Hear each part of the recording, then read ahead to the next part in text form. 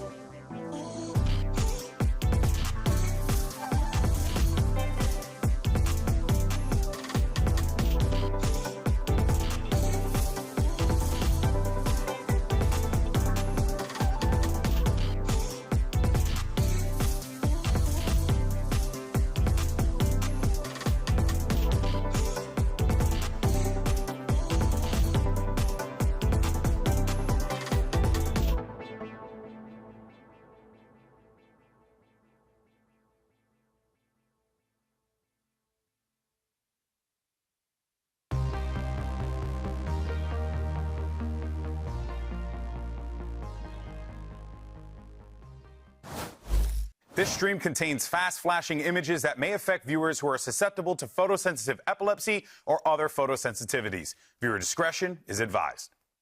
Everyone wonders, ¿cuál es el secreto de las Américas?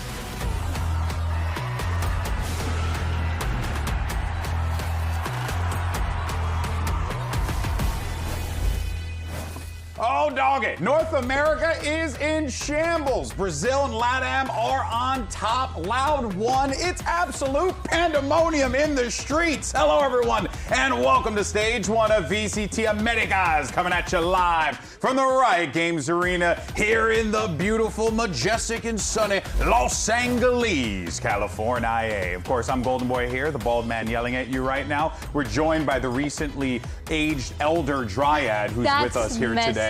And then we have Myrna from the block joining us here today. How you feeling? I feel pretty from the block. You weren't ready for that one, Yeah, absolutely. I was not ready. I was feeling good, and then what do you mean? You're wiser. And now ruined I everything. You're just a wise man. You know, just a wise 80-year-old man. All right, now here we go. So, folks, if you missed week one, boy, you missed a bit of a doozy because the current standings might seem like a little bit of a practical joke. North America went 1-6, so absolute dumpster region. Obviously, goes without saying. No, but really, when we look at what's happening here, coming into today, we've got some great matches. Hey, NA's going to win no matter what, because Cloud9's playing against Envy. So, yeah, look at that. That sounds like we get a win. opium from you. Yeah. And then, of course, later on, we have FURIA taking on Evil Geniuses. But, folks, good teams, they lose. It happens, okay? Every now and then you're gonna drop a game, all right? But for a few of our squads, taking one more loss might seriously put their chances at making playoffs in jeopardy, which is really, really scary. So let's take a look at some of those teams who are at a bit of a blender right now. First up, it's G2. Now, this is a squad that has never lost a match back-to-back, but they could very well end that today when they face off against Leviatán. Yeah, I think it's kind of insane seeing how G2, they've almost never been able to play badly in Americas. It feels like they had the idea of how to win and the formula down to a key. But they're struggling. That last game, it looked a little bit rough. We saw a little bit of a weird role situation with Valen on the Harbor. And then today they're playing against Lev, which we saw last week. They're insane fragging power. And so it's going to be kind of interesting to see what their next matchup is. And if they go 0-2, it's a little bit of a struggle because, yes, their strength of schedule might be good for them. But, like, where do you stand as, like, the team? I mean, you never know. It's okay. I feel like things are changing right now. Loud fragging power, Lev fragging power. I think Envy and Cloud9, they might be able to get over, but I think they need to lock in. It's a toughie for sure. Well, let's continue this forward, right? Because they're not the only ones that need to lock in, right? Our world champions, NRG, they also have a difficult road that is going to be ahead of them here. Mata and the boys, Dan, need a lot to happen here. And I think, though, that the pathway here could be feasible for them, given who is next on, who's on the docket down the line. But those first two matches are going to be so pivotal for this NRG lineup. And I think NRG, they should be fine. They have Crew, they have 100 Thieves next, and even though we've seen them in close series between them, I just feel like NRG, they had a great game. It was just FURIA that was simply superior in that week one, but I think NRG, they usually have this. They have this slow start where we start to question, are they going to be the same energy? Yeah, they is it going to be different? Things out and they improve, they change, they fix everything that was going wrong, and I think they should be good. And they're also one of the teams, too. We talked about it extensively about meta changes and whatnot. They're one of the teams I think for sure benefited from it, but how that, kind of comes to fruition, I think is going to be a thing. I actually think they didn't do that good of a job adapting to that. No, adapting to it, sure. It's a little bit of a struggle, Yeah, no, for sure.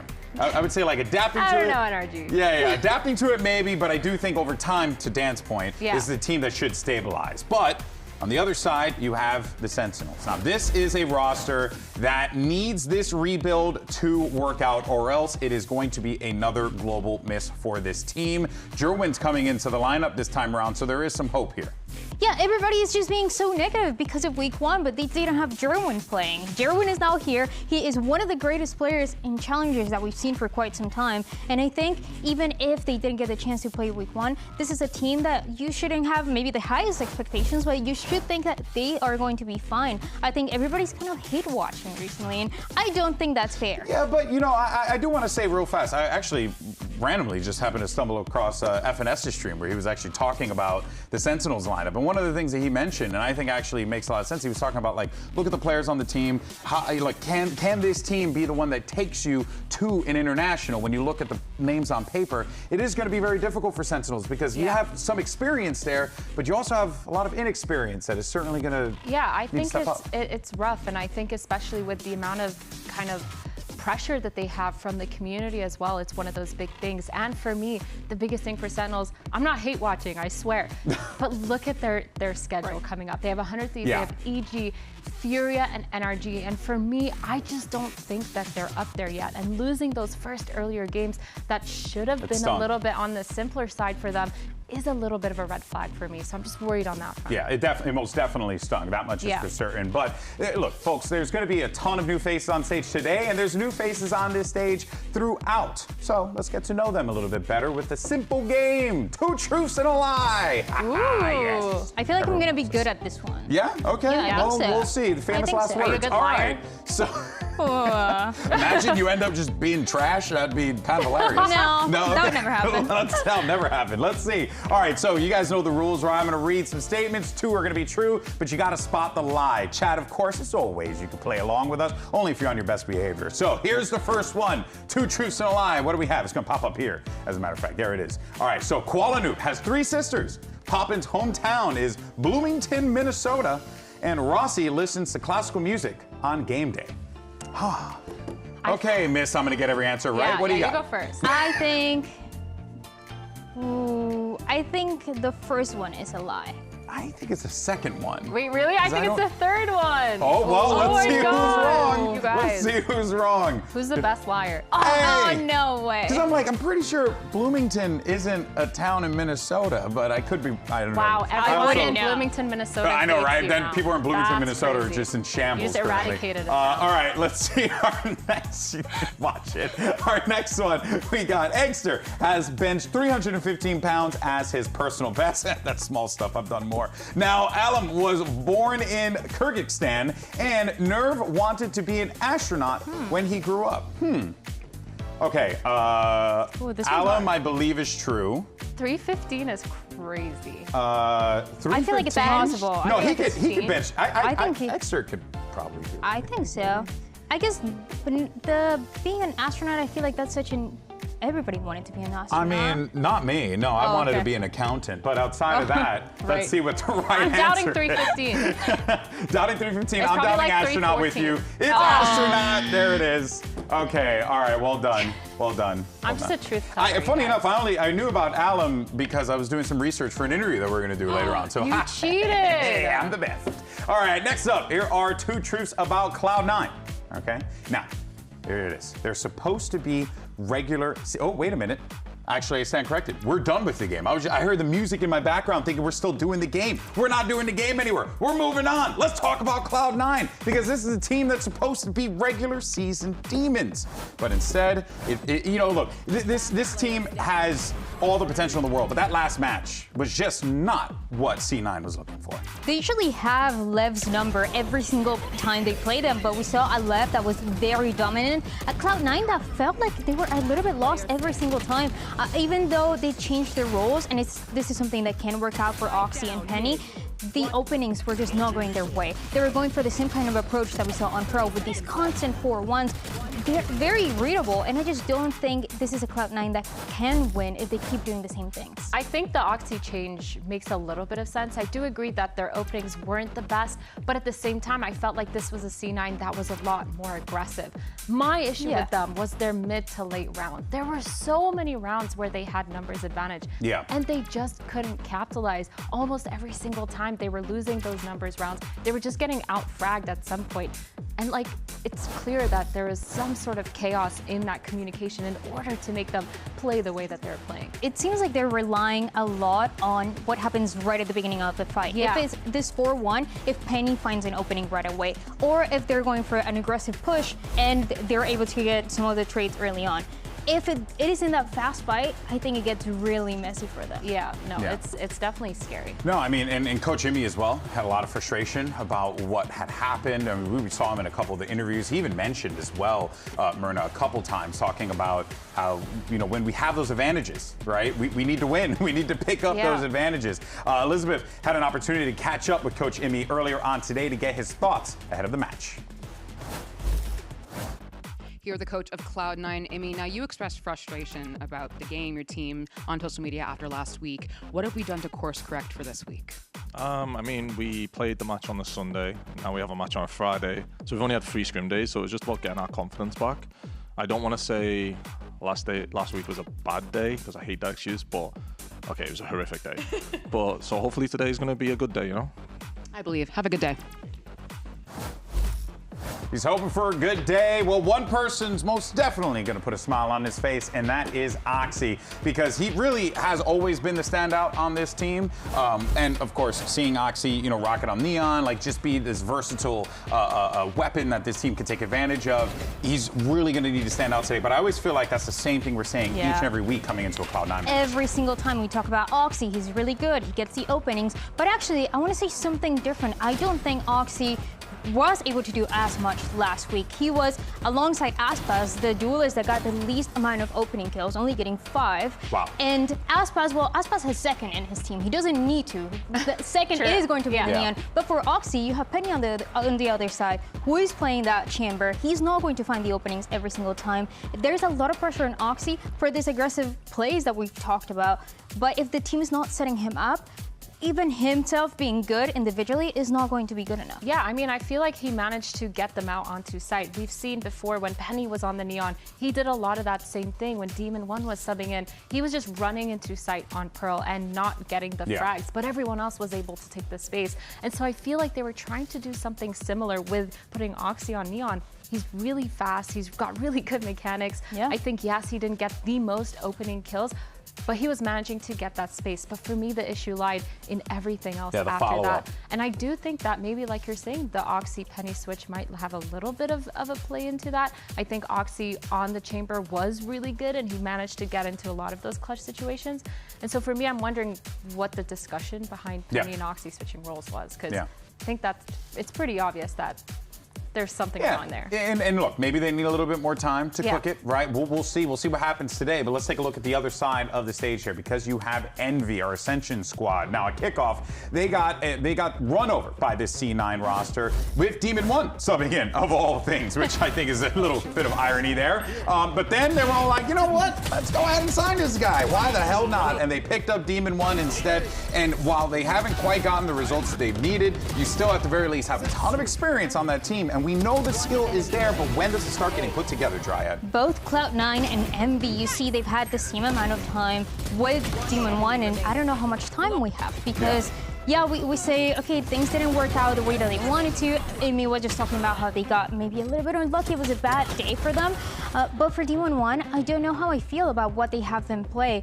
Demon 1 was incredible when he was playing for Cloud9, because they had him on the chamber, on the Jet. But now they have him a little bit more on the Astra, on the Viper. And even though he can play whatever he wants, and he's going to frag out, his playstyle is very, I want to go in, I want to get the kills. 100%. And I think that just applies to Envy as a team as a whole, that they haven't found their kind of identity now that this Yoru switch is gone, now that we have this big hole in our kind of play style. It's so hard. And I feel like for C9, they did a good job of playing around Demon 1. But for Envy, now it's like they're trying to force Demon 1 into this role that they haven't really fleshed out yet. And you got to kind of call a spade here. You got a lot of just different personalities on this team. So now they're not even need to figure out how to make it to playoffs. They got to figure out how to work together, make this thing happen in a very short amount of time, Dan. And you have Rossi as well, who's IGLing, and that is not something that they made public right at the beginning. And that also makes you wonder how much did everything change, because when this team ascended, when they started doing good, when they were unstoppable in challengers, that was because Poppin was IGLing. They had a very specific style. Now that changes with Rossi IGLing, and I think it's a little... It's clear this is not the NV team that ascended. Not working out. Very different. There's something not working out. They're trying to change stuff, and they just aren't there yet. Well, and a big part of that, though, if we kind of keep the conversation going, you got to talk about Eggster, right? Because you know, he was the guy who, you know, this is the Yoru, like the guy who only played Yoru. But we are seeing how that one-trick style of approach, and not to you know, belittle him, but that is what it was. He was playing just one character. It is certainly coming to bite him in the butt right now. Last year, when he was playing for challengers, there were times where the double duelist wasn't meta, and he was still forcing that Yoru because he was just that good, and he was getting away with it. But this time around, he realizes, I really do have to change, but it is such a massive difference. Eggster has 4,081 rounds on Yoru, and the next agent that he has played the most is only 63 rounds. That's insane. It's just a slight difference. Just a little tiny difference between rounds. A little one trick. I get it. Tiny difference. Small numbers, really, when you think about it in the grand scheme of things. I mean, my goodness gracious. What a roller coaster this young man has been put through. But for now, though, we have an opportunity to catch up with Eggster. Elizabeth had a chance to catch up with him earlier on today. Here with Eggster from Envy. Now we've seen a lot less Yoru, especially last week. What are your thoughts on the current state of the agent? Is he playable? In ranked, 100%. Love playing Yoru in ranked, but in matches it's a lot different. Well, in the future, this stage or even stage 2, can we expect to see you on Yoru at any time? It's hard to say, honestly. It's not really my decision, but who knows? Anything could happen. Anything could happen. Best of luck today.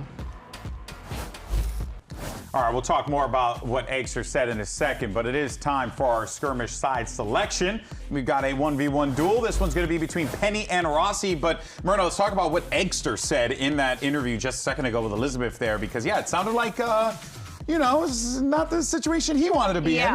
Yeah, I think you can definitely tell that he's trying to find his own identity in that. And I'm just going to speak over Rossi. Oh my God, they're so funny. But I think that the biggest thing for me is them putting him on the harbor, on the veto. Yeah. I want to see him on like an aggressive KO, Asuna style, using that flash to kind of support the rest of the team, but get a lot of those picks. Think so? Yeah, I agree. There's a lot to it. I think something a long range. And that guy right there, Rossi, is going to need to find a way to kind of extract that out of Eggster when the game happens. So far, so good though for him. Looking pretty okay, able to get a kill on that one. Rossi's a yapper. That's one thing I noticed. Oh, he is. He just said I have my phone in my pocket, said debuff. There's no way. He is a yapper. The whole time they were recording this, we were literally hearing everything he was saying. It was just great. Oh my God, bro, we're whiffing bad. I like that he reacts every time. I love it. No, honestly, it's me. You can tell he streams because. Jesus. I feel like I'm all over you too. I feel like I'm hitting you, but I'm not. Me in every ranked game ever. Yeah. Sometimes I think I'm shooting cotton candy in hopes and Win by dreams, 2? and nothing's connecting. First of 5. Oh, clean. Rossi gets the win. Hey, come on. All right.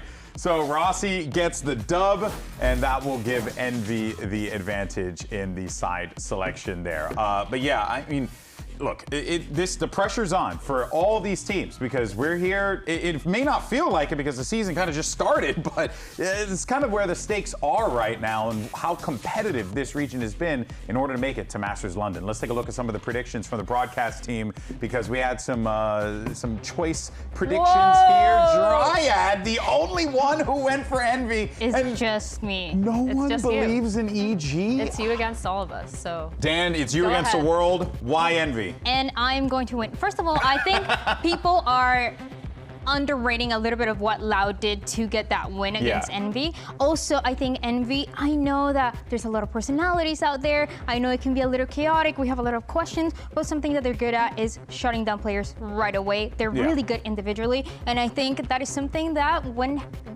there's a team like that goes against Cloud9, things get really messy. So I think, you know, Weren't you just saying that Demon Eggster won. needs to I didn't talk about Kesnet even won. Oh, okay. Talk about everything else. Everything else around it. No, we're No, good. but you know what though? I can see the perspective. I can see the perspective because I think like when you look at the players on Envy and when those guns get hot, like it will be very hard to stop them, you know. But you need that to happen. C9 just lost because of fragging power. Yes. It feels like, and Envy does have that. For me, Yes. I'm just thinking. Oh, so now you guys No, are I said don't believe a word roles. you're saying. I never said there's a problem with fragging In power. my world, you're gosh darn liar. But I think C9, they do a really good job of adapting and knowing where they went wrong. And I saw Emir earlier, he looked pissed. Like he yelled at everyone for sure. So they're back in shape. Yeah, They're it was fine. the yelling that really got everyone back in order there. Now you can tell Myrna as a coach, ooh, watch out for her. Just all the yelling. No, seriously, folks, we have a great show lined up for y'all today. Cloud9 and Envy are ready to take the stage, so VCT America starts right now.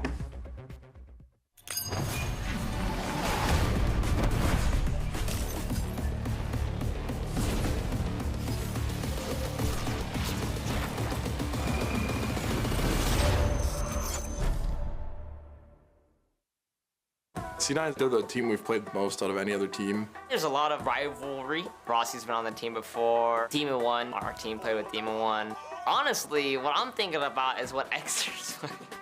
I want to know what Exer's playing. It feels like we're pretty scrappy and kind of like still on the run it down wave. C9 is like pretty scrappy too. Like we're two like really scrappy teams.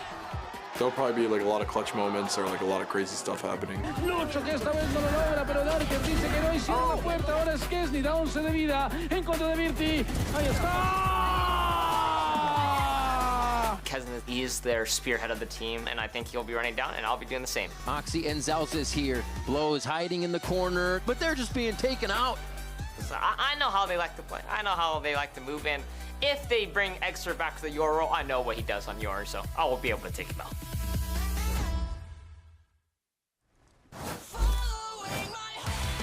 All right, let's go ahead and welcome your first team to the stage. Put your hands together for Cloud9. Cloud9, they have so much to prove that last week. They say it might have been a bad day. I talked a lot about them losing numbers, but this is a team that prides themselves on being able to be structured, but also be able to be scrappy like we just saw in that video. They are so good at getting a lot of these roles down. They have so many of these flexible players that are able to play every single role. But C9, they're known for being good in this stage of the competition. So they really need to step it back in and make sure they get that title unlocked. And of course, Coach Emmy, he's going to be there to try and keep the boys in line. Look for Zelsis as well to be that motivational leader in the server. But now let's bring out their opponents. Here is Envy. Envy, they're just one of those teams that have a lot of potential when you look at the players individually, but they haven't been able to show up on stage. I think today is going to be that day where everything changes. It's a team that you have a Demon 1 that already knows the other side of Cloud9, not only how they call, but also how they play. He's going to have a read on that. We know the history as well between Rossi and Cloud9, and on top of that, you have a Kesnet that individually has always been incredible and was incredible in that series against Loud. I feel like it's a lot of small mistakes that they could have fixed in the past couple of days for an Envy to take the win today. Yeah, both teams are in a very similar spot. You even heard Extra talk about it in the hype video leading into this, right? We're both scrappy teams. We're both going to try and make it work, right? You know, and I think like one thing I will say is I'm fine giving Envy a little bit of that grace there because, you know, they're figuring it out, kind of building the plane in the air as they go.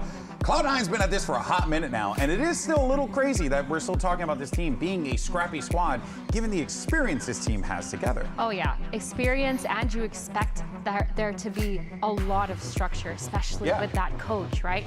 But, I mean, they picked split C9. I think this makes a lot of sense. They have a 100% win rate on this map so far this year. They've played this so many times. It's their bread and butter, so I think this makes sense. If they lose this map, then they have no excuse to say that last week was a bad day because their split has been really good. Their mid-round reads have been so good, inserting people into ropes, into mail, and just being super annoying, and not only focusing on executes. But also, last time they played it, it was against Envy, and it was when Demon1 was part of the team. So part of that success on Split that we've seen this year is because of that, Demon1 that is going to be on the other side. It's also a map that we haven't seen for any of the two squads, and I'm wondering what is going to happen with Penny and Noxy, as we talked about.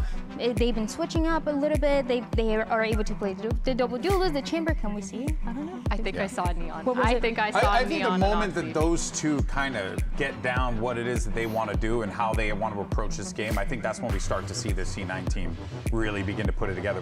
But again, it just boils back to that same question where it's like kind of wild that we're still having this conversation. Yeah. Granted, major patch came out, so it did throw a lot of things for a loop. That's the reason why a lot of these teams are still in this scrappy perspective. I think the meta change is the biggest reason for a little bit of their struggles, and also they have a lot of flexible players, and so does Envy. But I think for C9, they're so flexible that it makes sense for them to be able to rotate through these. But Oxy back on the Neon, and like you said, Zeppa on Sky. This was one of the players that when we were talking about the meta change, we were like, it's gotta work. It's gotta work for Zeppa. Zeppa He's and so Ethan. back. He's so back. He was dropping 30s on Sky before the buff. And I like that composition as well. Yeah. I like the Verizon play too. I mean, interesting double duelist though.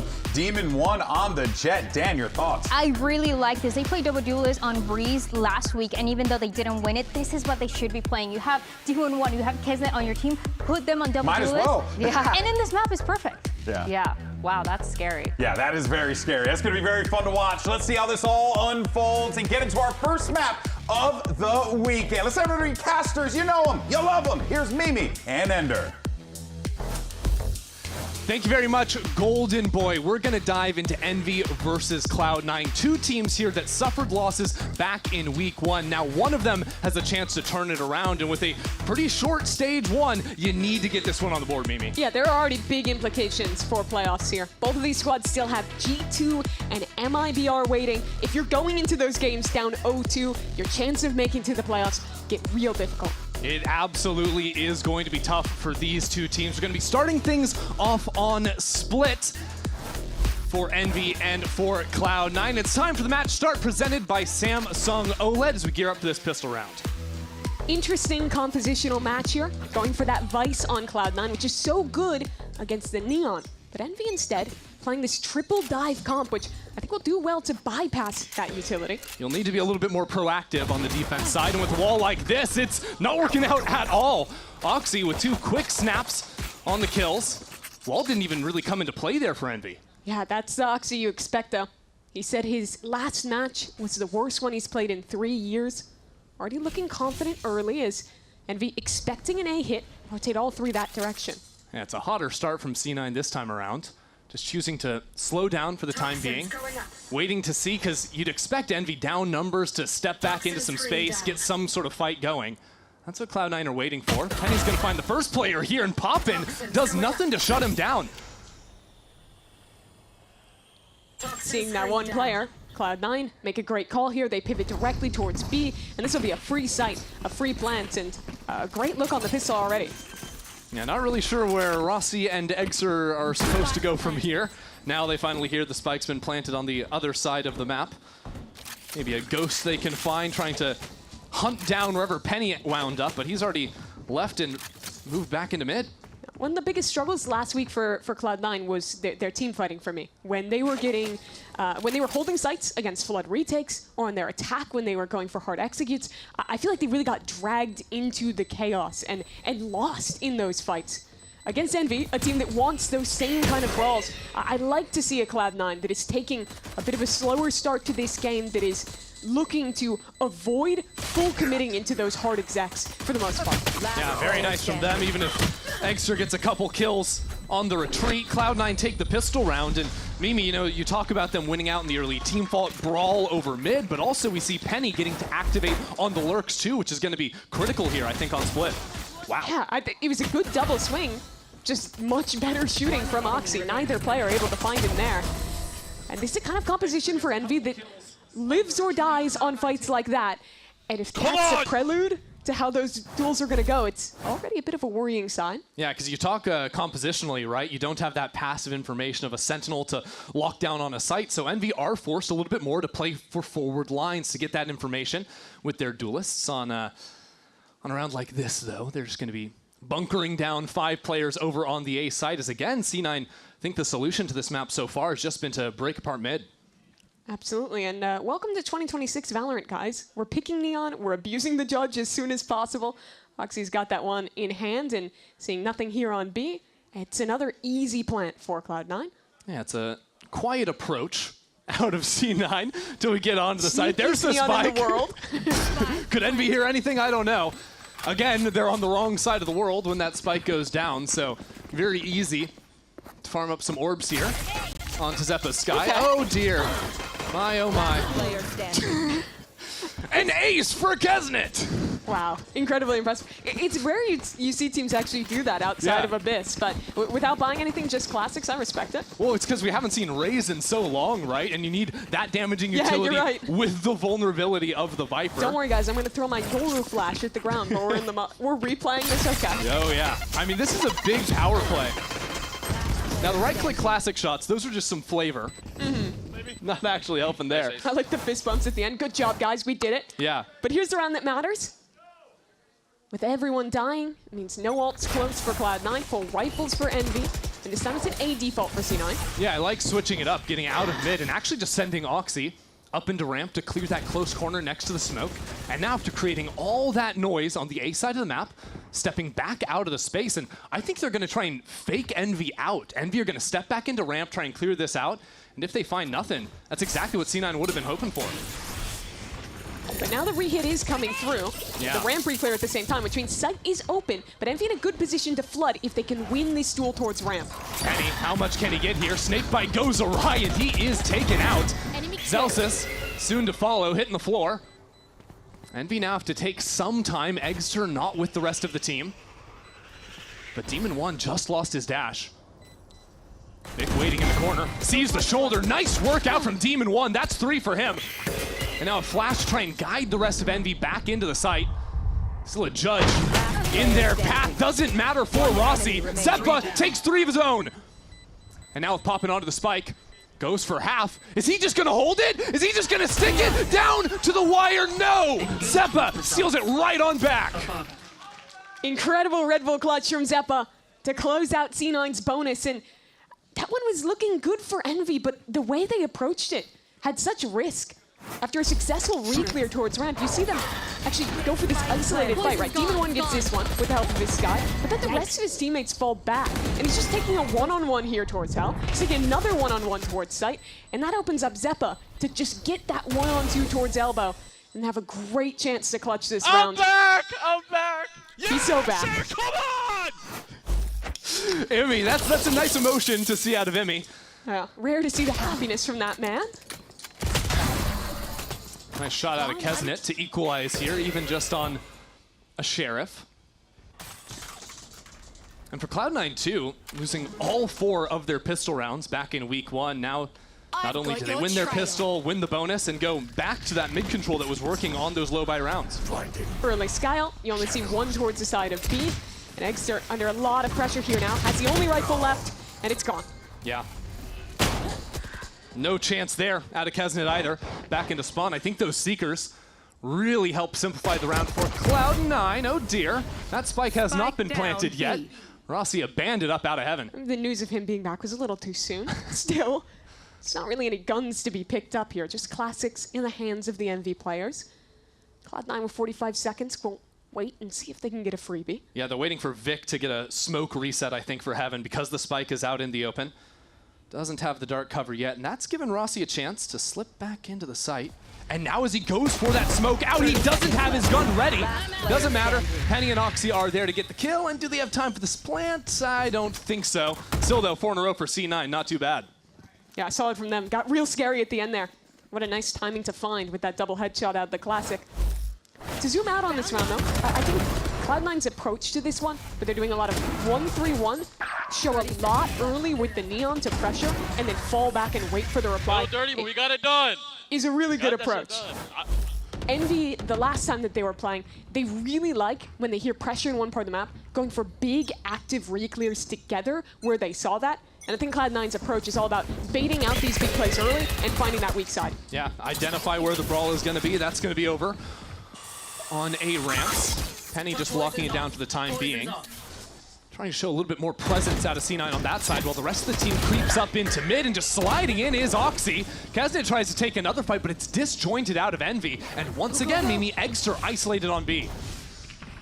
Getting a kill or two here is the only way to make this round possible. It's tough. On the other side of the smoke, Eggster somehow gets it done, but there's still going to be some shots to trade him back down. Now Poppin making a mad dash to secure this kill. No chance for him either, and this was the buy round from Envy, instantly taken apart.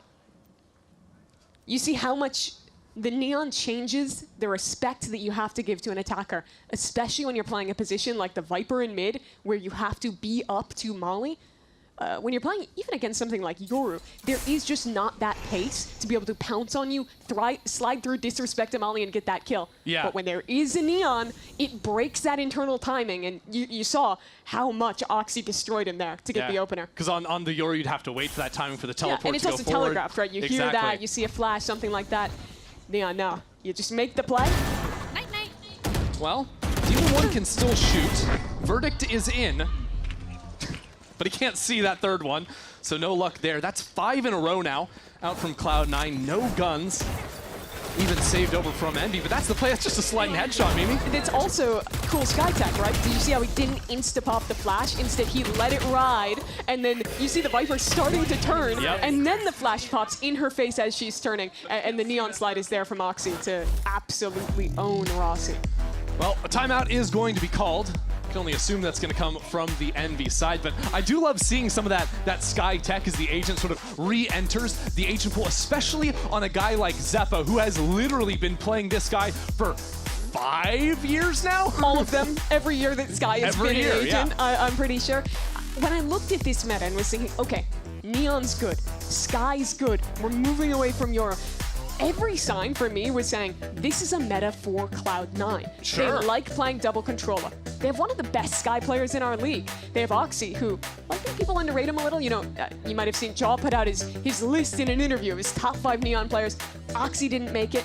I'd put him in my top 3, honestly. I think he's up there, at least in terms of America's players on the roll. So disappointing to see how they played week 1, but already here, this is looking more like what we were promised. I mean, this is just excellent. Smacking down Envy at the start. We'll see how Envy can react, because it's a very different story for Envy trying to react to the nerfs and changes that came through. Eggster now piloting that Omen, for example. Good news, with the loss bonus and Bladestorm this time, Demon 1 is all but guaranteed to get an AWP in his hands next round. It's going to be late, but that will be a factor. Wow! 2,079 days, not since 2020, that Envy and C9 have done battle here. See how Envy react to this fast B hit. First time we get a look like that, and Kaznit is on site with the judge. Already gives up his position. Eggster out from heaven, look at that! Envy trying to tear Cloud9 apart. Oxy left in the 1 on 2. Eggster shows his face and will lead to Envy's round win. Nearly gave a way back in there for Cloud9, but Envy shored up in the end. I want to see these kills from Eggster. I think it's just classic Envy, full disrespecting that smoke. Here he is, just holding towards heaven. Has that high-low with the floating jet above, which makes it so tough to pick a target. I also think right before that drop came in, right before the drop comes in, Kaznit's making a lot of noise on site. So I think a lot of the Cloud9 players are more worried about that than the flood out from heaven. Bad news for Cloud9 as their momentum is at least momentarily halted. Strong mid setup for Envy. Interesting read that Oxy's going for the Outlaw purchase. Maybe something out from the timeout. You can see that Envy actually have 3 heavy armors under that. Could have been something where Emmy's saying, hey, if we keep winning rounds and Envy are forcing up buys, it's going to be a lot of light armors, but maybe not the payoff in a round like this for C9. Envy expected something fast towards mid. They've re-cleared B main, so now this A play is telegraphed. But their Sky has tucked into sight, and there's no one to help. This is a man alone. Good luck popping.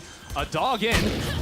And now he is just completely gone. That was one of the players with light armor taken out of the equation. But as Rossi approaches on the flank, C9 don't have any space outside of the site. They're trapped in here like fish in a barrel. So that outlaw could do work. That's 140 damage on Kesnet. Envy taking their time. Last time rushed into this A retake. No flash to get past his scope. Paint shells came in, but maybe a little late. No impact there. Envy have 3 players all isolated on separate parts of the map, and systematically, they have been destroyed by Cloud9. No issues there for C9. That round, you're seeing how the compromises of this composition really start to hurt you.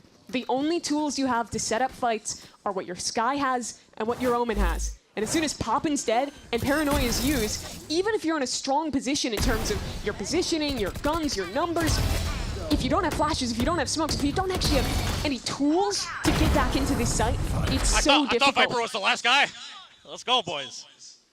And that used to get assuaged when you were playing with the Yoru every map and you had flashes and you didn't have to worry about that. With a comp like this, it gets difficult. And that's a money shot for Envy. They get 1 round, their loss bonus goes down, and they have to eco. Yeah, full reset on that. So what's the plan from C9? Right now, just taking it very measured. I think with how quickly Rossi came in on the flank in the previous round, C9 are taking their time and making sure no flank business is going down into mid. And don't know quite if that dog got the spot out on Rossi, but does clear away that space. Penny's been here alone pretty much every round. Hello. I do like Envy's positioning, though. 2 players up in heaven, and that being the Raze and the Viper. I was going to say they could util combo, but there's no snake bite available. They're just going to blitz on into the site. Still gets a kill with those paint shells, as backside is a bit of a conundrum right now for C9. Still not convinced that Kesnet has left the space. Finally, they clear that away. Once again, it seems Envy will have to take their time and wait for teammates to approach before they can do anything here on B. The kills are great, but none of these weapons can actually get picked up. And again, limited tools to actually break into the site. Kesnet already ripped the showstopper. Not long for this world. Reserved hold from C9 too. Not giving any early challenges to that Envy squad. Takes things up 7-1. The way Oxy's playing this Neon is diabolical. If you watch his entry that round, he has a judge. He goes into a smoke and he's swapping to a shorty secondary. Throw his double pump entry here. There it is. Didn't get a kill in this round. But it may be whimsical, but it's also just so strong with those shotguns. Can do right now. 10-5 for him. A 6-round deficit for Envy. I think C9 might just like their chances on a B rip here. Zelsis has that steel guard in ready to go. They are going to be halted by a pit in main. Reconsider their options. As Penny finds a very early Skydog. He's been playing this extremity very well, though. He's never far enough up that they can actually catch him, even with the scaling from the Jet and the Raze. It has meant that orb control has basically always gone to Envy, but let's watch this fight. Very nicely done. Just barely challenging. Now that Steel Garden onto the B site. Oxy layers down a stun, puts down the fast lane too. There's players in front of him. It'll be a challenge to rip into this site, but not if Zelsis is cutting them down in main. That pinch comes in, and C9 get 2 kills for nothing. Hard to say what Envy's going to do from here. Seekers have already been thrown down. Kesnet layering down some fire. Pins the Zeppa into the corner, and now Demon 1 and Poppin have arrived. That corner player dealt with. Pressure onto the spike.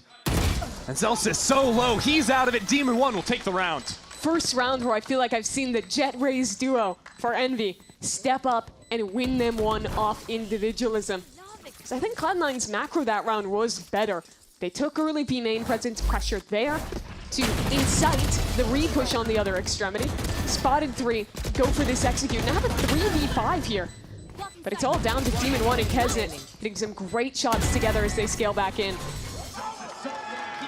It was really spam kill out from Kesnet too. I think just broke the crossfire C9 had going for themselves. Hold on, guys. The spike is all the way back in base. Hey, at least it's on the map. Yep, Zephy's got that in his hands. It's all good. No worries there. The spike seems to be the only thing that could slow down C9 on this attack half so far. Back to the 1-3-1. I've noticed in a lot of these rounds, Poppin is using very early utility. So Already a much. flash, a dog gone with 20 seconds in the round. Part of the reason I think their late round retakes have been so difficult because they are dumping that kit pretty early on. Yeah. Ends up meaning that they're, you know, usually going to... That's There's the another third Sky Flash, yeah. He won't have another until 8 seconds on the clock. Wow. Well, we'll see if it matters. It is just going to be a B-side defense out of Eggster. Good flash to sort of set him up for 2 kills on the board. It evens things out at 3 and 3 apiece. But remember the initiator utility. It's all gone. They don't have any tools to get back into this site Yeah, other than pure skill from Demon 1. You would love to have a dog right now. We'll see if Demon's got that. Right on the other side of the wall. Envy know they have some time to work with, but still worried about B main. Can't waste too much time on that. Stepping into the smoke, Poppin chooses not to use the flash. There it goes. Penny is still alive. Worried about above, and Rossi comes down for the kill. Still Zeppa alive. Has an angle here, gets that. With so little time left on the clock, Demon 1 needs to try and get that one to half. Does he have the time for it? I'm not sure. It's going to be down to the wire for Demon 1. Clock is ticking, and he has it with 0.2 of a second. So damn close. But Demon 1 clutches up for the team. An absolutely necessary round to win. And that is back-to-back for Demon 1 as well. Both on B retakes, both in man disadvantages. But he steps up for this team. Cloud9 know it. They had him sub in last season when Oxy had to be out. Knew the impact he could provide.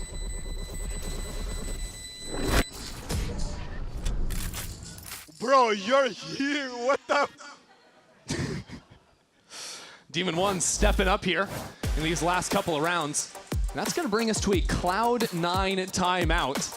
After winning the first 5 rounds in the row, Envy have started to put something together here on the defense. Yeah, the initial read was to go for a lot of these early 3-player pushes into mid. Pressure that space, get Rossi off the line, and then late go into split executes. In the last couple rounds, they found that weakness on B and have been spamming the executes about halfway through the round onto that site. I honestly just want to see them return back to the mid control, get that space, because I think one of the biggest issues when they're playing on the site, even when their opponent has no utility, is that they're never holding on to another piece of space, be that heaven control or something else to threaten a reflank, threaten another angle. Yeah, because it seems like C9 are at least in even numbers on those B post plants, or even ahead in numbers. There was a 5v3 it was a 5-on-3 and then a 3-on-3 these last 2 rounds. Exactly, so maybe late lurk through mid from a Penny perhaps, something like that could activate to have another element going at it. We'll see what the solve for C9 is going to be. It's not going to be meeting that A main aggression with a brawl like Envy have been going for round after round. Instead, maybe back to that 1-3-1. Yeah, I like to see it. Envy keeps using this util so early. There's a boombot already going on A main. That lets Penny walk up, and Rossi, this time he knows the threat of that Neon has to back far away. Ironically, it's this time that Oxy isn't going full speed ahead. I mean, look how little they've had to use to get so much space here. Oxy can just follow the Trailblazer. But really, C9 might have ideas to pivot back into A. Envy haven't over-rotated yet, but this fight into B Heaven might force some players away. Actually calls C9 back towards Heaven. Nice shot from Poppin. Just tears Oxy's head off.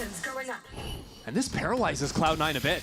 They wanted to do some fake action back and forth in mid, now fully committing back into vents. But 2 players on ramp and the judge here. It's not going to be easy. Poppin flashed off of the corner, but calls in some assistance. Here's Demon 1, layering it down. Brilliant shots out of the duelist. Demon 1 is looking good. That 2K is just incredible from him. And it's another round where Cloud9 is in a position where this could so easily go their way. And then it's Demon 1 individualism. The fadeaway. Yeah. I still like that early approach from Cloud9. I'd like to see them mirror that again with going into this mid space. Getting that pick on Rossi up towards B Heaven in the middle of that round should have been the death knell for Envy. Blade Storm out from Demon 1. And a lot of ultimates ready to be thrown into this final round of the half. From C9 in particular. Rossi having to use all of his gas there to get the cross, and it's quick from C9 into heaven. Kesnet was waiting for it, but it does not matter. Oxy now, lightning at the ready. And the rest of C9, considering their options, they're going all the way around the world. They're going back into the defender side spawn. What a round from C9. Poppin seems to have heard it, but with a judge in hand, and without C9 going into heaven, there's not anything he can do from this position. Just have the Seekers, a chance for a one-on-one against Oxy. Oh, this is madness. Judge v. Judge. Poppin knows he's under a lot of pressure. Again, Envy choosing to separate on the opposite sides of the map, but this time Penny was ready for the flank. And the rest of C9 are not going to be pushed out of here either. Oxy for 3, and C9 take a flawless finish for the first half. A bout of heroics make it doable for Envy. But have no doubt, this was a half that Cloud9 was firmly in control of. A pistol and a bonus win into some good calling throughout sets them in an excellent position heading to their defensive half. Fantastic start out from Cloud9. We love to see that from them bouncing back after tough week 1. We've got more on the other side of this break.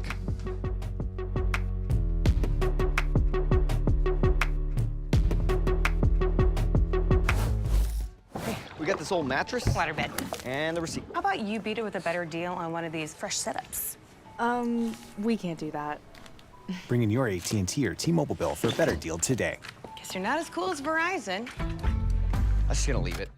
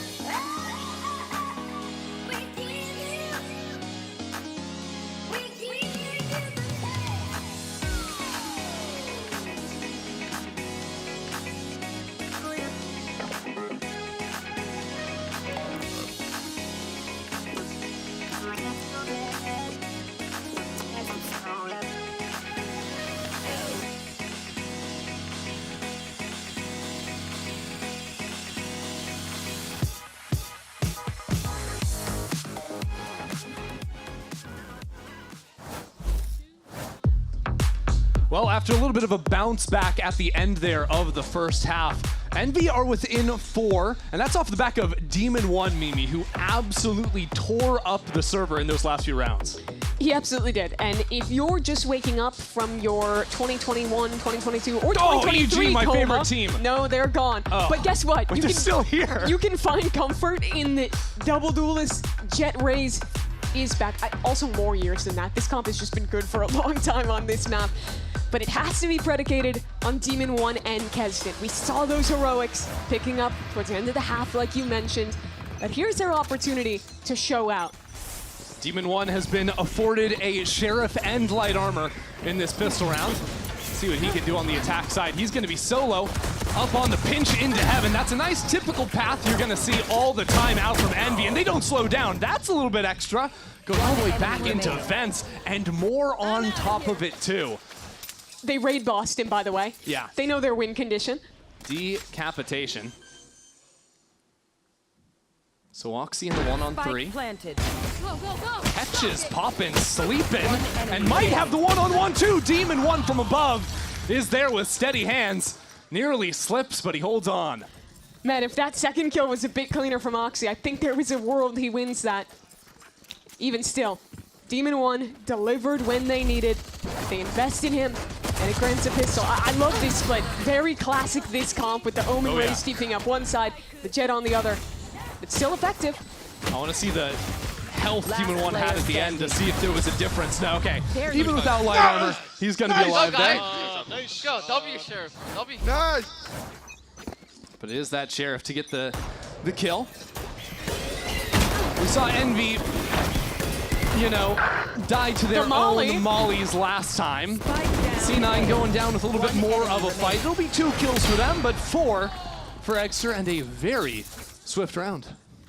Another couple seconds and they could have gotten a kill with that Molly. Either way, Envy cleaned it up, and they managed to maintain the rifles through. There's no harm in the end. You know, one thing I love with this game is the fact that we had Demon 1 subbing in for Oxy back during kickoff. We did. Now he's playing against C9, and it happens to be both him and Oxy neck and neck in the leaderboard going into a close second half. I do wonder what C9 would have been like if they had both of them at a time. Would have been interesting to see. Guess you get kind of an example like that with Kesnet and Demon 1 on the same team. It's true. Whole lot of talented duelists in this server. But as you say, NV1, they hit the brakes for just a moment. Dog finds nothing. So do they leave Kesnet and Demon 1 in mid? They're just waiting for someone on C9 to step back in. Dog re-clear towards A Heaven. Unlike similar rounds from Cloud9, Envy didn't leave an embed on the extremity, so they have to take quite a bit of time to go re-clear into B main, and they have to be worried about a long flank from A. This just feels like vintage Kesnet, still hanging out on the lurk, on the solo play, but eventually Envy will regroup, as said. C9 have a little 1-2 setup to lock down B main. Could interrupt the timings. Kesnet was already inside of the smoke. Bad step forward, and again, Kesnet will secure another. That leaves Vic hopelessly alone in backside. I don't know if C9 will play this one out, Mimi. I don't think so. Man, Penny got caught lacking there. He turned just at the wrong time, and I think his view model covered Kesnet as he dropped. Great double entry from him. I like Envy taking that freeze in the mid-round before committing to the re-hit. I think we saw them rush into a lot of plays in their last match they played. For C9, this is big implications. You went from, at one point, a 7-1 game to now the deficit only being 1. That is alarming, especially considering that so much of that success from C9 was right at the start of the game, right? They were in this same position where they won the first 3 rounds, then 4, then 5. Now Envy has secured their own bonus in retaliation and might even get these guns ripped out of C9's hands. Kesnet already got a couple this round, but all the utility that's been saved the entire length of the round comes in clutch to carry those 2 rifles over.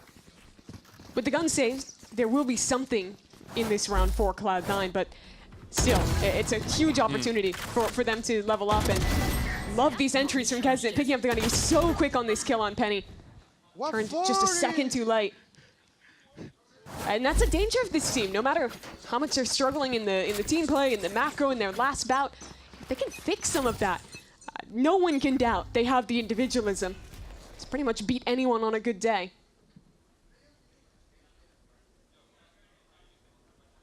So C9 head into this one. Sent a couple of Buckies forward. Now into A main. Dog from the defense side, and now some utility to follow, but Envy were waiting for it. 1 for 1, I suppose, but doesn't look like C9 are able to recover anything from that. Still, I think he'll take it on an eco round. It'll be very slow here. Again, just waiting for some kind of reaggression. They don't actually have much presence on the rest of the map.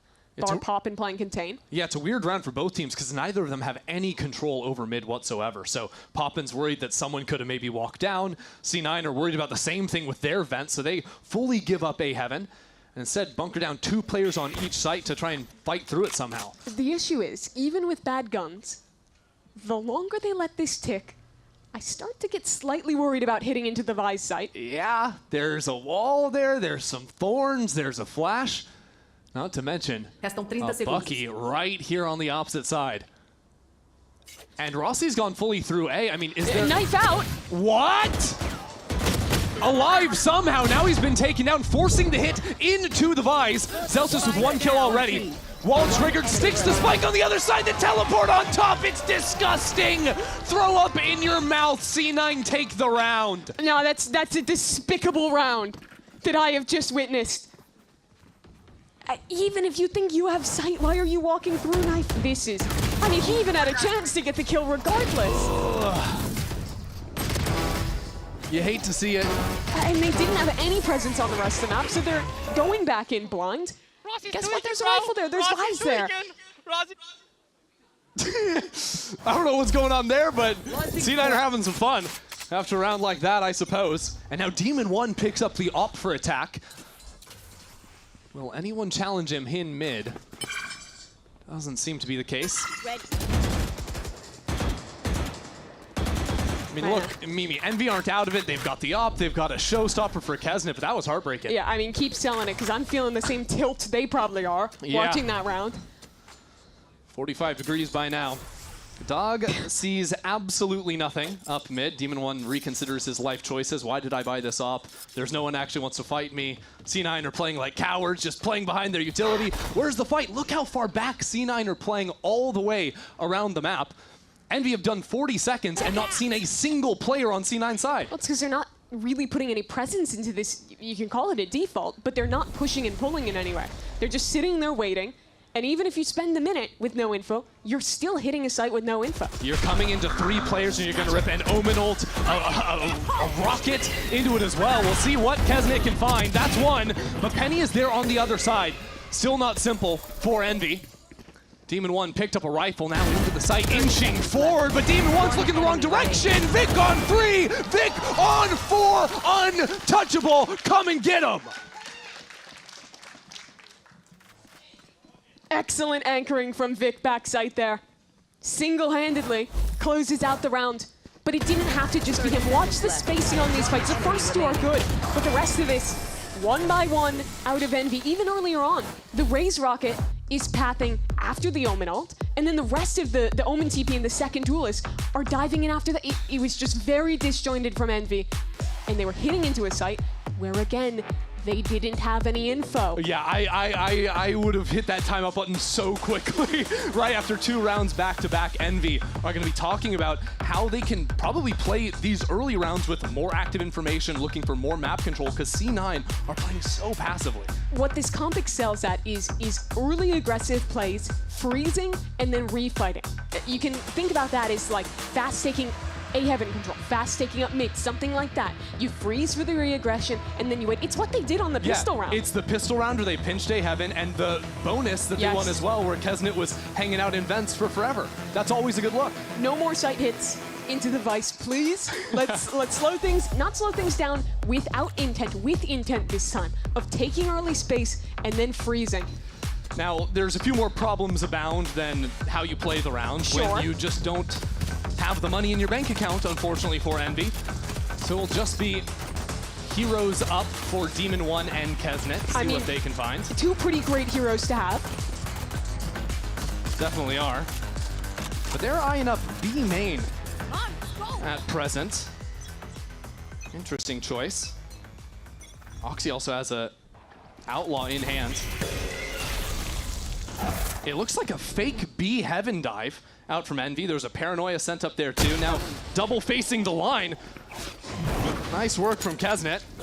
Those rifles very nearly could be the thing to get them back into the game. Egster with just a classic gets 1 kill, and C9 are kind of going at this one by one. Zeppa now into the site. And notice, I mean, this is a disaster from C9. Kesnet tore it open on the entry. And now Zelsis finds himself facing down 3 members. 2 are low, but Seekers confirm his position. If you just stack up together, it'll be tough for him to win this. And see how Envy have taken 2 players up into B heaven as well. Great positions to work from. Well, now just 1. But Rossi's good for it. There you have it. Thrifty round from Envy. And, well, they can fully reset. Yeah. And now you have to look to C9 for some of the criticism in how that one went down. Looking back on it, I mean, credit to Envy, they hit some really nice shots. This opener on Oxy especially. But then how they actually played the flood, I think was a little misguided. You saw people coming out kind of one by one, and they were flooding into a site where they no longer had any anchor to actually go into. I think part of it, too, with that first fight that went down is Oxy has a misread on how Envy are buying armor. Envy actually forced 2 rifles from other teammates so their duelists could buy heavy armor. So Oxy hits a shot, but it's not a kill that time around, and that's a big difference. So 1-3-1 for Envy. C9 haven't played very aggressively in mid, but this time Penny has tucked away in male. And good for it too, causing some distraction. Penny finds a couple, and now with neither duelist available from Envy, where do you go from here, Mimi? It's so tough to get any space. You don't have an embed on the other side that could have activated off that pressure. And wow. Sorry, I just saw back from spawn, Sky hits those Seekers, and with only 3 alive, that gives you perfect information. Yep, 2 mid, 1 A main. And that triggers a B main repush. Yeah.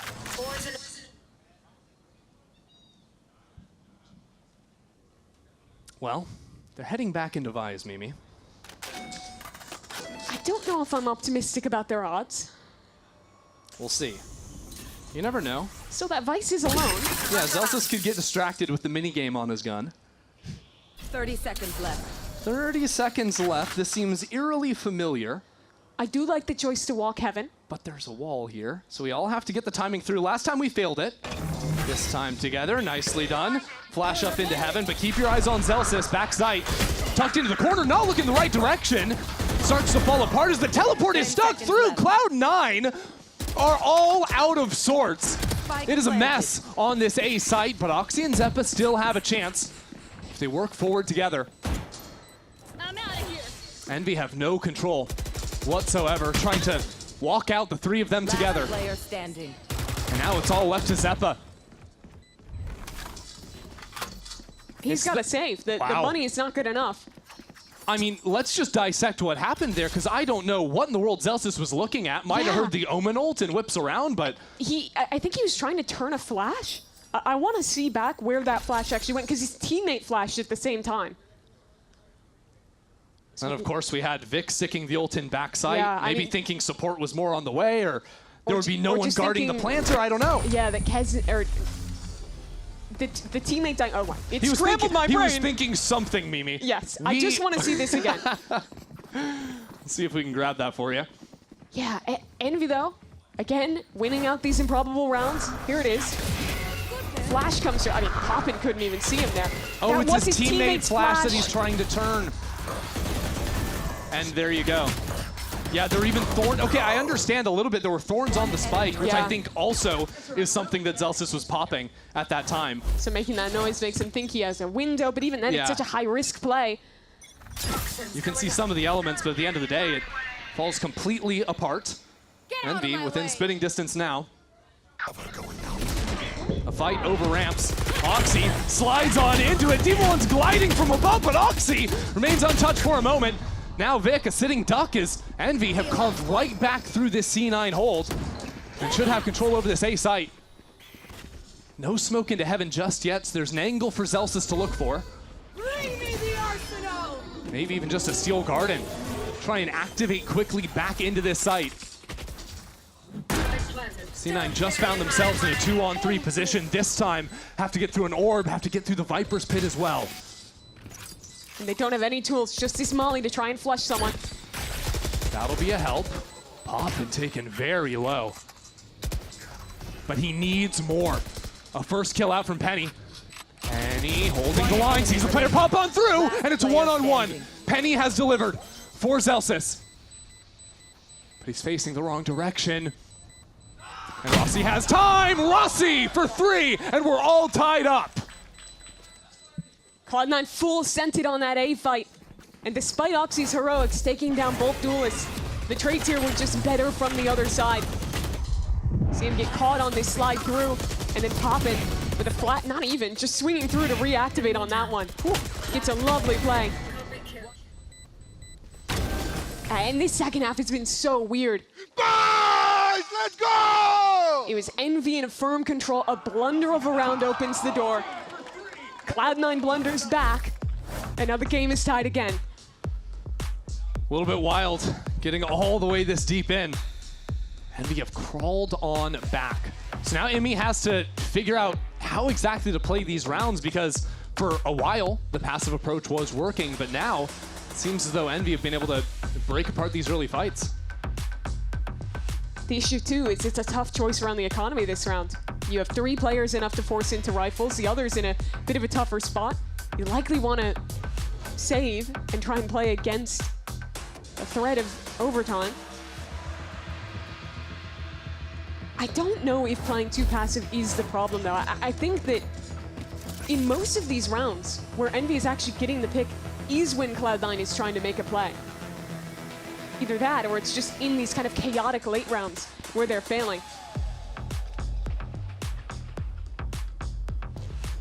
Well, C9, they're still going to keep putting Oxy over on this A side for now. A little bit less punch behind that, as Vic has moved back onto B. Maybe some ideas to play around to mid as well. But ultimately, it is just going to be a half buy from them, putting together what they can, giving Envy a chance to take the lead for the first time all game. Slower approach from Envy, contacting towards the smoke in mid instead. It's an early dog, gives some freedom for Oxy to rotate away. This is good, though, from Envy, right? Last time they got thriftied, it was around they didn't play with any mid control, no space on the map. Yes. And they've given up A and B main, but that might not be the world's worst problem. The key piece of info they're still missing is which side the Vise is on. They haven't figured that out yet, but hearing the sky flashes, seeing that pressure in mid. I think they've got to have an idea. That's enough for them to make a read. Definitely. And it's a good one so far. Zeppa just has a bulldog on screens, and even now he's given up the angle. So again, this round will fall to a retake. This time 5-on-5, as Exter has to cancel away. Oh, hello. I'll be making my way out. Don't mind me. I think the difference, though, is that Cloud9 have maintained Heaven control. They don't need to invest huge resources to refight for that. So they have pretty much all the tools they'd want to actually fight back into the site proper. Well, that's their Sky Flash gone. Headshot through the box, too, so now the paranoia comes in, the stun as well. Oxy is true and welly here. That's 2 kills now, but still Rossi. A problem for Cloud9. Rossi getting so active, that is wild. Trying to catch this timing, I think, with Poppin swinging onto the line. But now things get a little bit more uncomfortable. Rocket popped. So much writing on this round from Kesnet. Has to deliver, has to find it, and he will. Envy take the lead. It has been a story of heroes for Envy. Their 2 superstars, the new additions this year in Demon1 and Kesnet, have stepped up. This time, Kesnet with this Red Bull clutch. I thought this refight towards ramp was going to be the end for Envy. Oxy getting those 2 picks, and then Rossi making this decision that I disagree with to re-swing. None of that matters, though, when Kesnet plays that so masterfully around the sign. Right back into it. C9 now feeling the pressure truly for the first time. And Zelsis has switched his setup. He's playing a little more isolated toward this A side. Can call in some reinforcements with Penny. When this wall goes down, it is trouble.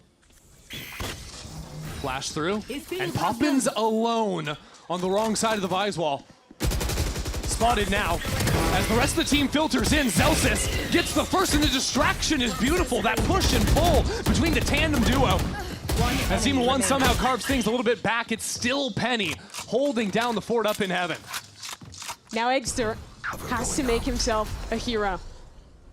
The man who struggled more than anyone else on this Envy roster since their ascension.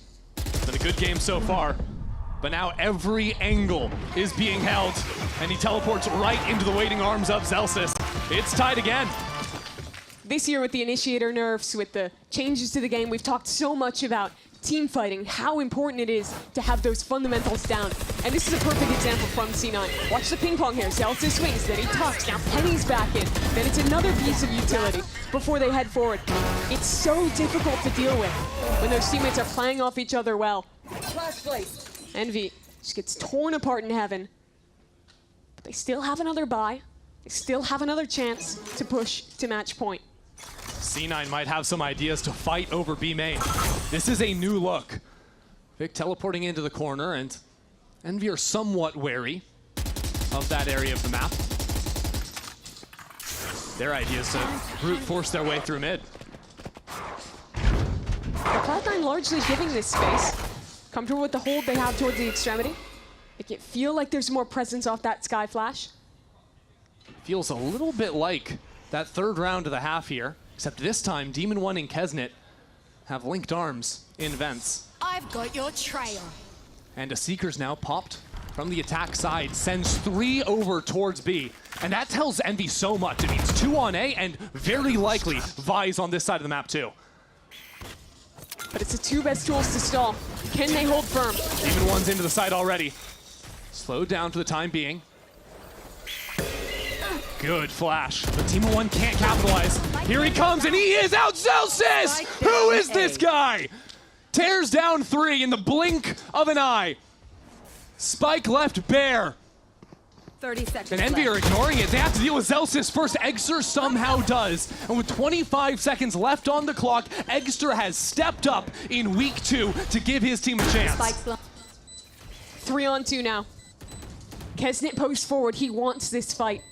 Confident alongside his teammate. Eggster is in the prime position if C9 commit out from heaven. And yet they're taking their time. Doing it diligently. But time begins to affect them. Now a crossfire setup. Kesnet into the smoke. Everyone's blind. It's only Eggster. 1. Not anymore. C9 will take this round. They move to match point. And that is the round that Cloud9 needed. That is the recovery for this squad. And it doesn't come from the hands of Oxy. It doesn't come from a hero like that. Instead, it is Celsius holding it down. The stall util here, the thorns, everything was perfect. And that spray down, just too clean out of him. Eggster gave his team a chance. Nice, boys! Let's go, Penny. Let's go. Bro, I think both of them. Way to claim the credit, Penny. Okay. Trying to take that one away from Celsius. Celsius just the man like locking down in these late rounds, always locking down the site. But now, Envy tried to challenge for OT. It's quick into A this time around. Kesnet is just Goomba stomping on Oxy. Just a 1-for-1 for the time being. Zeppa stuck backside is in. Comes Celsius once more into the fray. Celsius closes in and C9 take split. 13-11 for them. Both teams had chances. Both teams made big mistakes in this game. But at the end of the day, it matters how you recover. It matters how you step up after the fact. And no one did that more than Celsius. The final 2 rounds, he delivers for Cloud9. And a map up in this series. I mean, his defensive holds were just brilliant on that side. And it really started with that B site anchor. Yes. Where he gets those 3 kills in that disaster round that stopped all the momentum from Envy. It was him to stop the gas both times critically and keep this game for C9. What a weird match, though. Bonus rounds 1 for both teams. This was a 7-1 lead at a time for Cloud9. Only for Envy to do some great work to recover and make this a hell of a map. Eggster certainly gave it a shot there towards the end as well. Definitely stepped up in that first one. We'll see if he can continue, but that's the round I was talking about out from Celsius. Brilliant work out from him. And from the rest of C9, we're gonna have more of this series coming up in just a moment, so don't you go anywhere.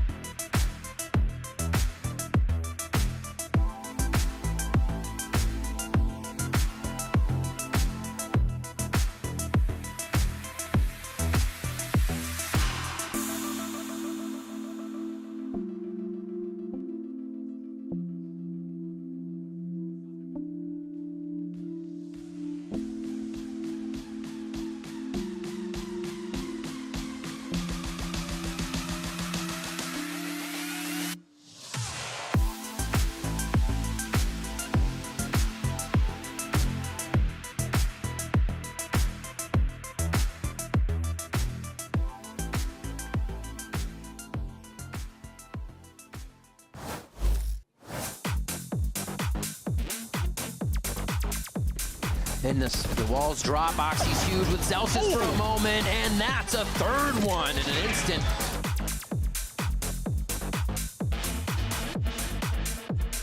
The cards, Luke Show ready for it. Demon 1 dropped and traded. Kesnet!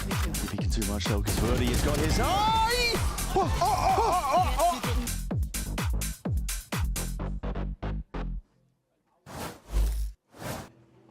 Here with the coach of Cloud9, Emmy. Now that's what we're looking for from Cloud9, a map win on Split. Talk to me, what did you like about what you saw there from your team? Just the communication was insane. Like Penny's giving big comms, Jordan's taking control of everything. Like the communication was really, really on point, and we simplified things and just made it easy for us to win. Should have been a lot cleaner, but you know, we'll take it right now. Would you say that communication was different from last week? Oh, completely. That's a whole different team. It's a whole different team. Whole different team. Well, best of luck on map 2. Cloud9 pick up the win, and Dan, the Penguin just got mollywopped. All right, well, hey, that kind of felt like the beginning of that game there for Envy at the very least, because on the defensive side, it wasn't looking pretty. But then things started to stabilize a little bit. But I think it's safe to say, though, Myrna, both teams really struggling on the defensive side of the map, and you can definitely see that coming in multiple rounds. Yeah, it was crazy. I mean, C9 was up, 7-1? And I think the main reason was we saw that Envy was just struggling on a lot of their retakes, just running through one by one, not being able to get a lot of those trades, and when they're playing on those sites, not being in those tradable positions. And then when they flipped over, we saw C9 having almost the exact same struggles. A lot of the time on their retakes, they're just flooding in, but it's not a really fast flood with the rest of your team. What does that indicate? I'm not sure. I think maybe that C9 previously had a plan that they were going to flood in, make sure that they get those retakes on time, but it just didn't work out with spacing and timing. And I mean, Emmy said the comms were really good, so for me, I'm like wondering, is it just spacing? Is it just a player was like, oh, I thought you're right behind me or something? Because it felt really messy. So I think it's a little bit surprising that we heard that from him. The defense, it wasn't clean. It was going one by one as well. Sometimes it was the wrong read, but it just ends up working at the end because everything is so chaotic. This is still not the clean Cloud9 that we want to see. I think Ender had a phrase, what was it, throw up in my mouth, I think was one of the phrases. No, that. I think that could actually give me a really good explanation as to what that was about, because it was sloppy. It was a little nasty at times. But there was one standout, and you know, we talked about him before as being one of the individuals to watch out because of the character that he'd be playing, Sky, and it was Zeppa, who did have a great attack side. Wasn't necessarily the best of circumstances. Obviously, the whole team kind of floundered on the defensive side, but we're really seeing this guy on Sky, and it's good. I mean, it just felt like his util was always on point for me. Watching his flashes, they were so good. Everyone on the other team was constantly either having to look away or already blind. And on top of that, his mechanics are insane. He got so many multi-frags in that first half. I felt like he was the main reason why they were in so many of those rounds. When we flipped the side, again, like he was still on top of it, but we saw other players come out on top too. Yeah, you see after that, you see Vic a little bit more.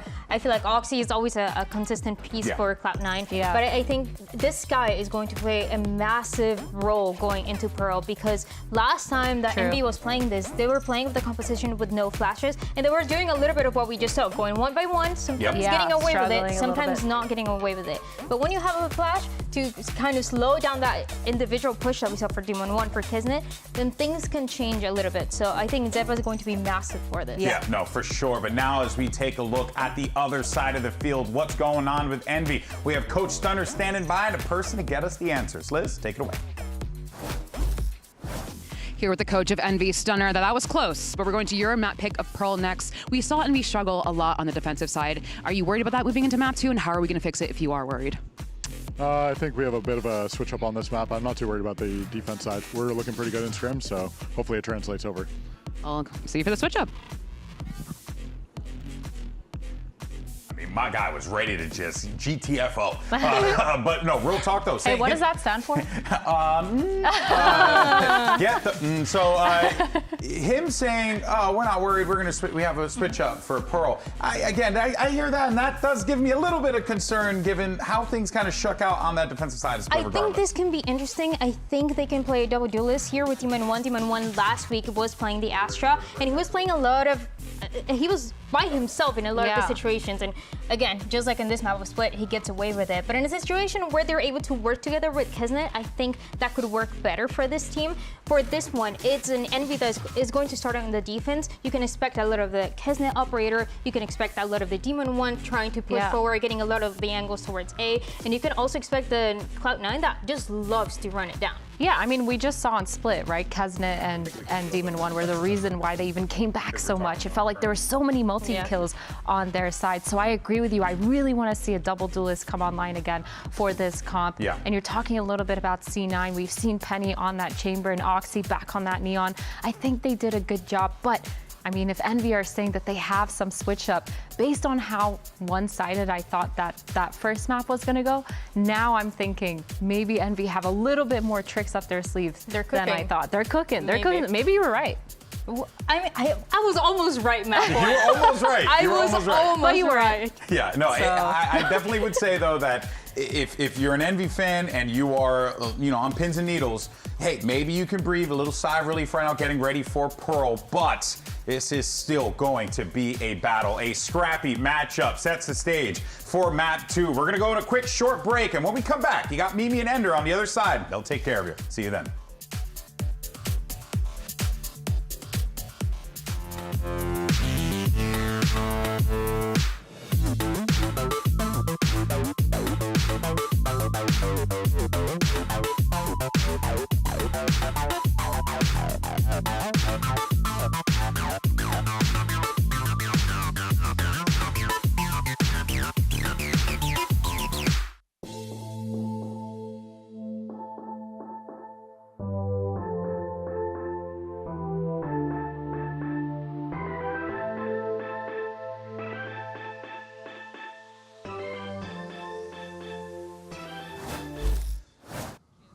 Welcome back for map number 2 here. We're going to be heading into Pearl in just a moment once we get our agents all sorted for you. But honestly, Mimi, that first map ended up being a lot closer than expected, with Envy putting up a good run at the end. Yeah, it looked like it should have been a dominant game for C9, but a couple Demon One rounds, and the second half made it close. Let's talk about comps. Big change for Envy, and this is what I was begging to see.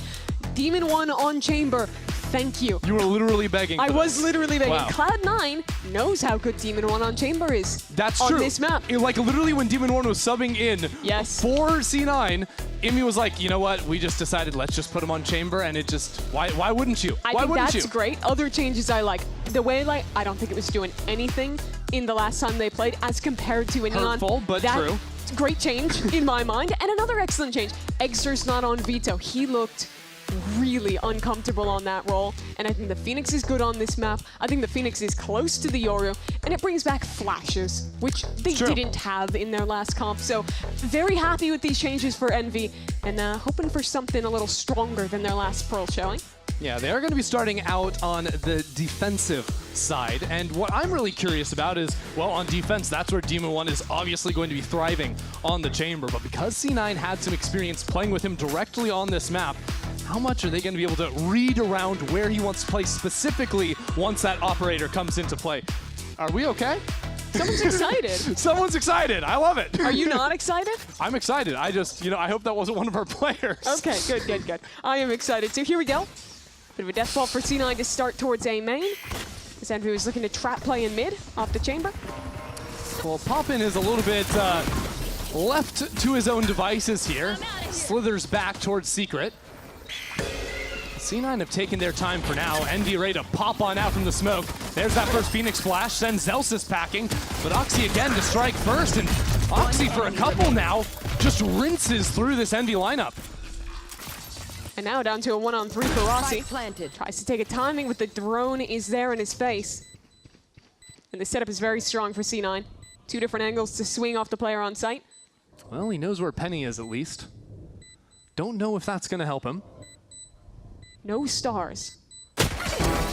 That's a decent enough start, but immediately the counter flash, and C9 take a back-to-back opening pistol. Yeah, real nice from them. I'm interested to see if there was some kind of util that stalled Envy out, swinging through the smoke. Because you see they do that volley of utility with the molly, with the flash, and then when they actually scale through the smoke, it ends up being much later. Imagine something was holding them up there, but I think what really wins the round for C9 is not only that stall, but Oxy making the choice to fight back site as a reaction to that volume of utility and getting a pick on an isolated player there. It was very nice. We'll see how C9 continue to play in these post plants. I think that was an angle where Envy were getting in to some round wins that even when they were down in numbers, just playing solid on the retakes. Zelsis this time waiting to punish the Phoenix Orb farm. He did his job though. Got the orb, died. That's all you could hope for. Could hope for maybe a little bit more if you had a... Nope, that's all you could hope for. He got 2 orbs, that's his job. Your imagination is weak. I'm not He gonna said 3 lie. out of 6, that's pretty good. That's true. Hey, do we get in our allotted? Wow, Phoenix has so few orbs to get his ult online. That's one of the reasons you pick him. You just fulfilled the allotment. There we go. I promise not to say that again. I might. Last time Cloud9 played against the Phoenix, on their defense especially, I thought that one of the highlights of what was overall, I think, a pretty rough map from them was having good ideas of how to set up trap plays for the Phoenix grabbing the orb, right? Throwing in Teo utility and refighting off of hearing that orb tap. Something I'm looking to see them play around in this one as well. But it's also something that I imagine Envy was looking at in their prep. And You're one of those demons, aren't you? what? Boo. I think that's a Demon 1 joke. I don't know. What are we doing out there? See if C9 can lock in and win another bonus. Oxy's got that judge in hand still, and he's just been sent over to make a noise on his own. That's the do not get the orb volley of utility. And now they'll look back towards mid. Breaking this chamber trip will be a priority of pretty much every slower round from Cloud9. This time C9 chose to just hear it and focus their attention somewhere else for now. Other things of note is Poppin did go ahead and get the round 3 Odin. That's holding down the line over on A. Well, Demon 1 actually steps down into B long. That's great space to take, especially right when the trigger is popped on street. Need that back. A lot of space for Cloud9 in street, but they don't really have another direction to go. You're either walking back towards the chamber or you're walking into Exter. That's a free one for him. Or you're running and you're jumping and you're just getting mowed down. Great shots out from Exter. It's been a big turnaround from him, and that's a flawless way to shut down C9. It's really good to see him playing like this. I think that he was one of the most hyped players coming into 2026, and I do think it's fair to say that he was the biggest disappointment at kickoff. It was a really brutal tournament for him. But this is him playing to the level you know he can hit, the level you saw in Ascension. I think Envy's success in this stage is really going to rely on him finding this form and keeping it. Certainly will. Has that ult online now. And C9 go back into that A showing. Have some bodies here if they wanted to fight, but take their time. Careful for Demon 1. Last round, they broke his tripwire, so this time he plays in front of it. How wary will C9 be? He's out of TP range here. Whoa, we are just sending it up into main. That is crazy. Kesnet delivers a kill, and Demon 1 the same in mid. This really boxes C9 onto the right-hand side of the map. So few options left to play with no other space taken on the map. I love Demon 1 being willing to make that play off the presence from his teammates on the other side. And I also like to see them wasting no time with the Phoenix ult. That is a tool that you should be using the round you get it. You want to be refreshing that as much as possible. Get 2-3 of those in the half, probably. If you're getting 3, that's good. If you're doing really good, there's a world you can even get more. Can't say that on any other character. Are C9 gonna actually go for anything? Because there's no smokes to play with. 30 seconds left. They need to just face up one of these lines and get a kill, but that's gonna be against Demon 1, which Celsius enjoys. Molly comes down though, and that keeps C9 at bay. So 15 seconds, it's a dash over towards the B side. I like this from Rossi, repositioning towards long. Really tough angle to root him out of. Taking his time. Spike planted. A good angle for Rossi. No one to shut him down. It's actually Kesnet. Spike down B. To clear away Zeppa, and that spike not to be planted and no guns to be carried over. You see, this round, one of the reasons why I was so perplexed by them choosing Waylay in their last Pearl game. I think that the value she provides on defense of being able to break rotation timings and be there faster than any other agent in the game is just so valuable to have. Not sure. So it's a nice one though from Envy. I like the aggressive push-pull, making plays on multiple parts of the map. That kind of proactivity, that aggression is, it seems always really been known for, but I think he's failed to channel so far in Tier 1. Some success now, but it'll be a very early timeout sent in by Emmy. Not enough money to really play into this next round, but clearly he has some ideas now at dealing with what they just got faced down with. It's the A main fight, right? Yeah. And then, of course, that Demon 1, where is he going to be walking? They need to be absolutely diligent because while they might have one more rifle round out of Demon 1, it's going to start being Op City once he gets the Op online. And once this econ starts building, because that's 2 rounds maybe that NBA won, where the first was a flawless, and the last one, they lost a player. The money's going to be good, suffice it to say. And it's a tough task for C9, because you want to contest extremities early to deny Phoenix farming orbs. But the issue is, the amount of resources you have to put into pushing him off angles means you're conceding angles either on the other extremity or in mid to the chamber. It's what makes this composition so tough to play against. So you have to make intentional choices about what space you're actually fighting for and knowing what you're giving up as a result. That's the balance C9 will have to strike here. With just a bunch of stingers in hand. And a Bucky for Oxy. This time, working quickly into Art. Oxy going all the way. Popin's like, really? I don't know about that one. Yeah, NT, I suppose. And so it comes to a screeching halt. No neon, no gas, no speed, no way to really advance forward. Especially with, that's a drone being sent out from defense spawn. And it doesn't quite have the juice to spot these 2 players, filling in right behind it. You're perfectly happy to play mid this way when you have rifles. Just for these longer angles, contain. It's fine, we'll give that space. We keep the sights. Yeah, I like how C9 have been able to work up here. A little bit more cautiously off of the util. And some missiles primed for backside 2. Forces Rossi out into the open, but no one swinging him from long. And, well, with Exodus holding the line right there, it is lights out. The challenge from Vic finally delivers something from Cloud9, but in 3 rounds, Mimi, Envy have lost 2 players. Brutal stuff. They are cooking them right now. Looking confident in the fight, reacting really well to where C9's going. This one was a bit bold, just trying to get a gimmick kill with the shotgun. Late round anchoring is nice from Envy. Playing a lot more discipline this map. Not giving these fights in the mid round once they have an advantage. Hit 80, hit 80, hit 80. So this is now the round that the timeout was focused on. How do they find solutions? They haven't explored B yet. Luckily for them, Demon 1 has not been able to get an op up yet. Show that attention over into A main, but we're gonna have to listen in and see how C9 deconstruct this round when we get a chance for that. So far, C9 have lost full control over A main. Might need to go back into that, but Demon 1 has stepped all the way up into A lobby. This is perfect information now from Envy. C9 really being choked out for much control at all. So it'll be up to Oxy to find a way back into that. It's a good setup for a split on B, though. And now we do get that listen in. Not by the box. Bread, insert, hard fighting it. Spike down A. I got the bomb. One street. They might just repush. Can we just hold for a bit? Oh, he's smoked it. One street, so you guys just selfie. No. One B. I'm going back B, man. I'm going back B.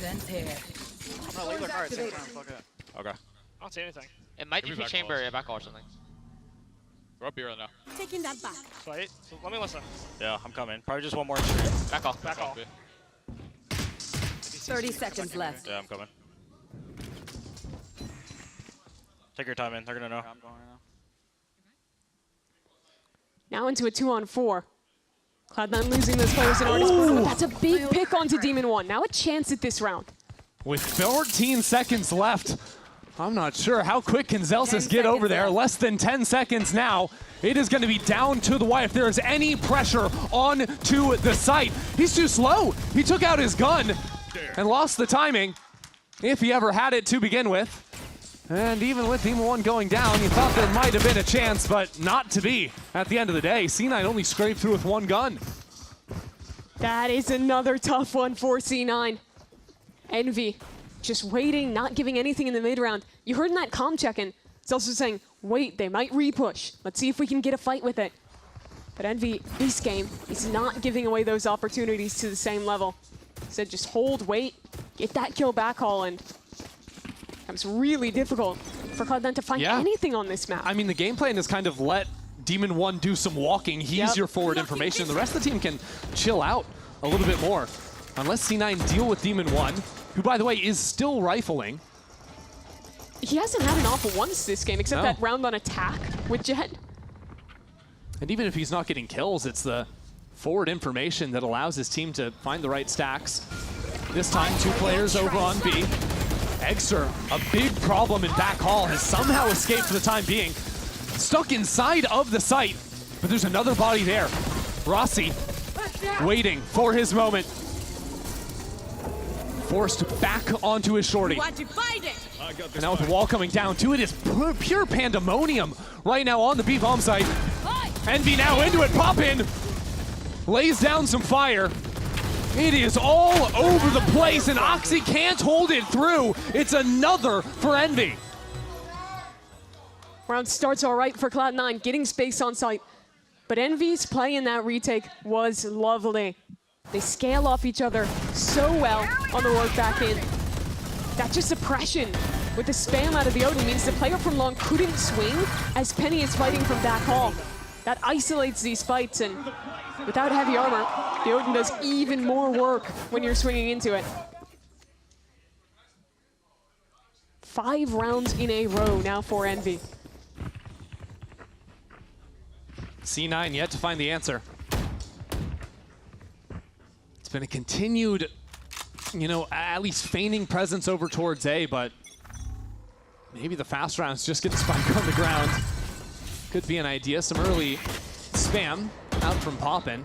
The issue is you're pretty likely to get a spike blind, but the retake with this comp is pretty good. Having Neon, having Phoenix, you have a lot of tools to really pressure. And because Demon 1 is always on a forward line, that means this Neon feels comfortable over-rotating every round. Exactly. The test this round, though, is on Demon 1. As long as he can teleport away here, that speed up into A is not going to be so simple for C9. So he doesn't even take the fight, knowing if he stays alive, his teammates come on in, they can hold down that choke, and C9 recognize it too. They can't really advance from here. Envy, now high-low, hold this space on site. Again, they're so willing to leave a sole player on an extremity. Retrieving flash. There's 4 people postured towards A. It's a gamble over into A. Envy hard reading this re-hit. And it's a good one too, but the utility is tough to deal with. Missiles bombarding Demon 1. Penny spots one on the approach, but Kesnit's still inside of this smoke. And more players behind him from Envy. They've got a wall underway. And with 30 seconds, C9 tried to plant just on the other side. They get it down, but at what cost? Egster finds 2. Now running it back for another. It'll be Demon 1 to capitalize. And Zeppa in a brutal spot. Looking the wrong way, Rossi cleans it up. A 6th on the board for Envy. I'm so impressed that Envy win that brawl. After the Cosmic Divide came up, their players ended up a bit separated. There's one solo towards Art ahead of the wall, and Kesnit playing forward in this smoke. You see Zeppa catching him there. Despite that, though, the final 3 in this man disadvantage just play it so well. Egster on the off angle for 2. Nice!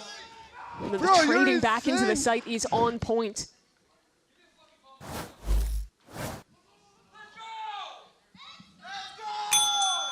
Rossi getting vocal down there on the stage as C9 will call their 2nd timeout of the half.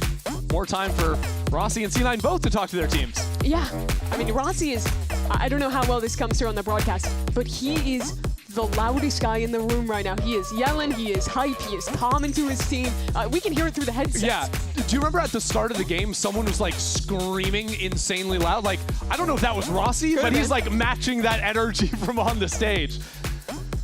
While being at that 45-degree angle.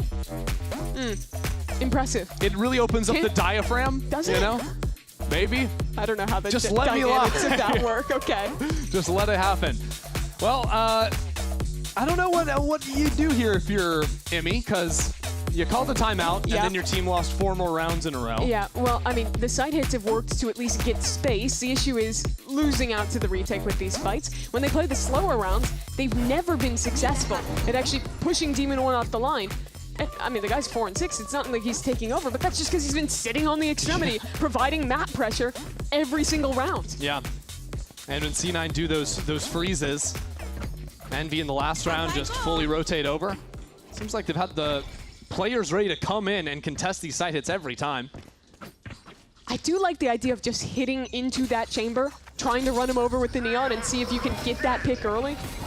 But it's still scary with the Tour de Force in hand. Round 9, our first time seeing Demon 1 op. And it's not even a real op.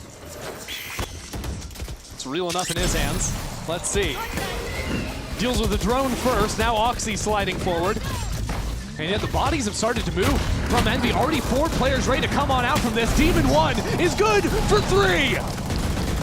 No chance for C9 whatsoever. Man, it's just vintage from Demon 1. The first time he gets a scope in his hands this game, and that's what he does to him. I feel like when you come into a game versus Demon 1, a lot of it, especially here on Pearl, is going to be, okay, how do we play around the op? So then you're frustrated after you don't see any of that op play early on. And then you call your second time out of the half and you're worried about a million other different things.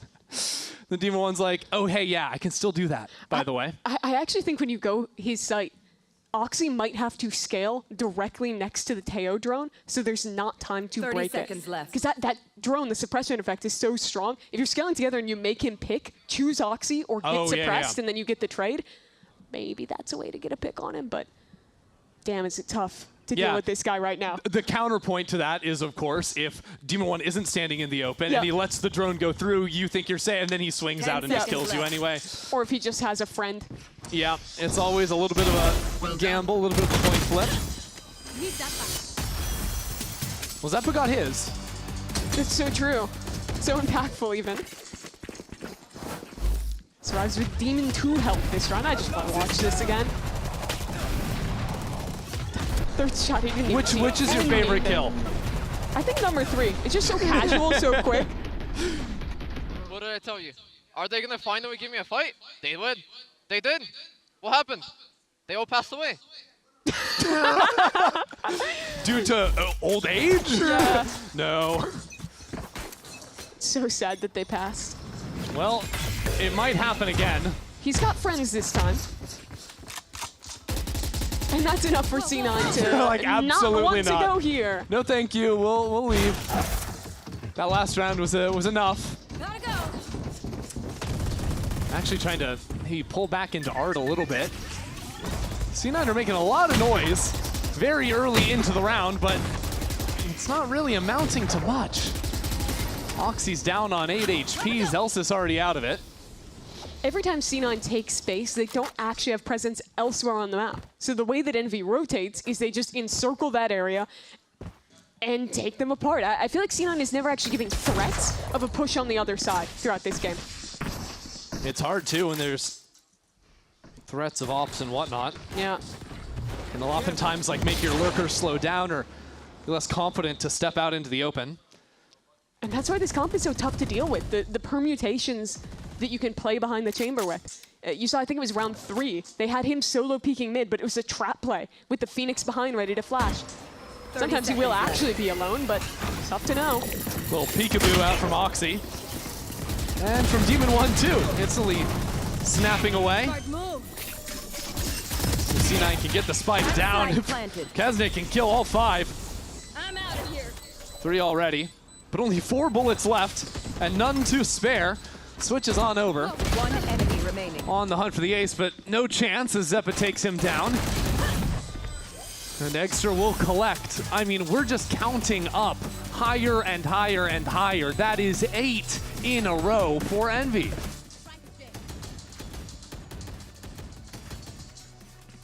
It feels like a different team than the one I watched last week when they were on Pearl. I mean, to be fair, it is the most different comp you could get. Yes, but it is so much better. The value that Extra is getting on this Phoenix, the map presence that Demon One has on the Chamber, how comfortable Keston is as an individual on the Neon as well. That's Amy's how it having a feels to great play time. against. It's like, I wish I could hit that timeout button. Maybe I don't. Maybe we just go next. I'm not sure. Yeah, that is tough. He just has to watch and suffer for the rest of this map. Well, for 2 more rounds at least. At halftime, he can ask what on earth is going on. No kills to be found. Some chip damage onto Vic on the way out. Well, guess what? Demon One's mid this time. Here he goes, and Oxy's ready for it. It's a good punish. Yeah, C9 wasting no time at all. Moving up into street. That puts Rossi in a tough spot. Stuck on backside, but already Keston is so quick to come over. He's going to be here in just a matter of seconds, and he is. 1 kill in and out. A highway bandit. As Eggster is sent packing. 1 more chance for him. Still that spike not comfortably planted yet. Oxy for 3. And Envy just keep going 1 by 1. And C9's waiting arms. Cloud9 finally shut down this momentum and take a round. It's feeling like game 1 again, where one team comes out to a huge lead, is in dominant control of the map, and then it's a couple rounds of heroics. It's we finally killed Demon One on the TP. It's Oxy getting this beautiful, by the way, entry on the slide. And now suddenly there's a chance. If they 8-4 win a pistol, this game is far from over for Cloud9. Now, last round started by shutting down Demon One. Yeah, well, he finally, you know, an op on the server, you'd think, oh, it's going to be Chamber, right? No, my Sova has it. Lovely. Well, if it's just Sova on A, surely C9 should have no troubles hitting this site. Now, we'll see about that one. They take their own turn at orb farming. Got that orb. Someone just got an ultimate. Yeah, Oxy, Penny, and Vic now with theirs on the board. Scout destroyed. So now A main, there's no chamber. Art, there's no chamber. Well, he's been playing Street a whole lot. So maybe an idea of faking out at the B hit and pivoting back into A is exactly what C9 need.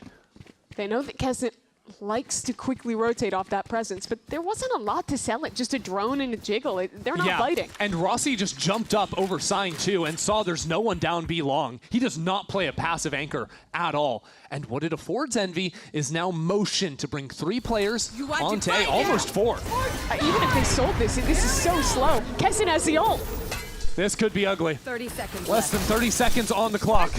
Keston trying to take some timings through the wall. Slow C9 down. We are getting down to the wire. 20 seconds now. C9 must go in. And they have some room to play with behind this wall. Envy waiting for a moment to slide on through. That'll be Keston at first. And Zeppa for 3. Out of nowhere. Cleans up this round with ease. First time one of those team fights has gone the way of Cloud9. And now Rossi, his job has been to hold B, to play these late retakes. Faced with a 1v4. C9 not allowing him a chance. They're looking for the 8-4, and they will find it. And so when all is said and done, with Envy winning 8 rounds in a row, we've got the reverse of map number 1, 8-4 this half, Mimi. Such similar scenarios where we get here in both games. Credit to Cloud9 for piecing these rounds together. Take us home, Francis, for this one. Zeppa gives him a round. Is it enough for a comeback? We'll find out after this.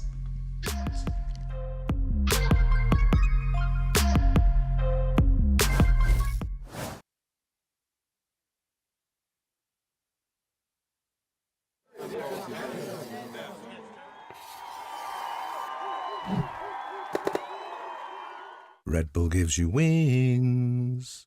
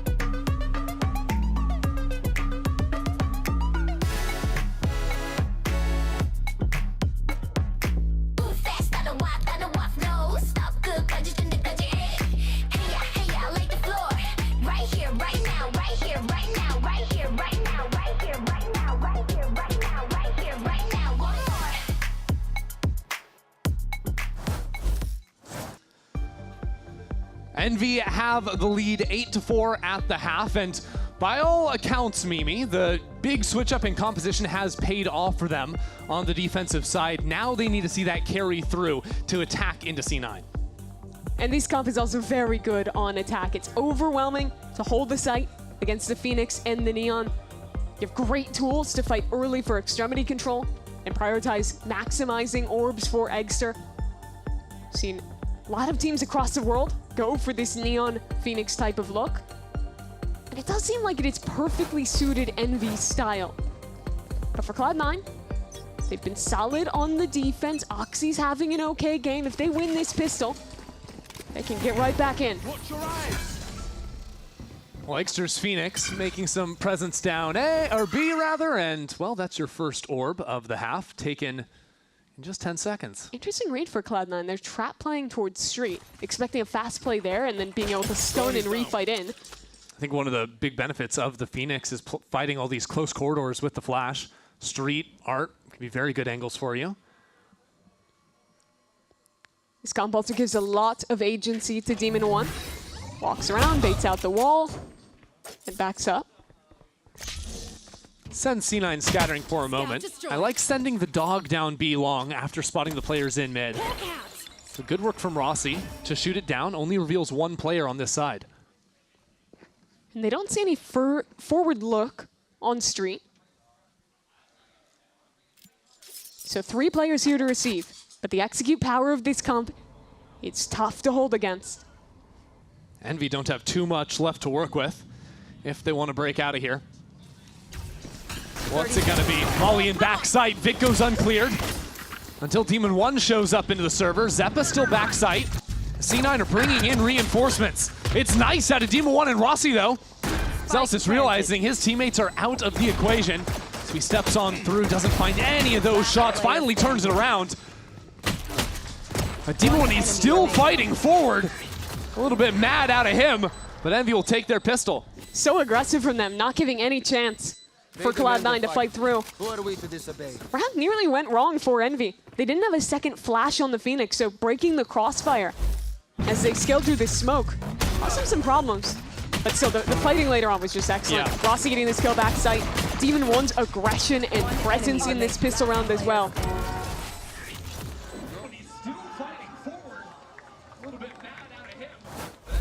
So C9, even with 3 players stacked over there, couldn't find the right ways to sync up and shut down that hit. Nothing spent by them on this second round, just gambling 4 players onto B this time. Interesting to see too that Envy aren't, going for any sort of round 2 saves. It's all in on these medium cost guns. You also see them buying 5 sets of full armor, fearing the possibility of an Oxy Force with an Outlaw or a Bandit getting picked up. Yeah. Even just having less max HP for a Bucky or something of the like can sometimes be the difference maker. Clearly they don't want this one to slip away. No.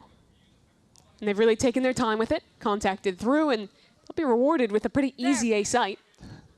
Pinging all the spots where C9 could be hiding if the stack was on this side of the map, because at this point, you've seen and heard nothing.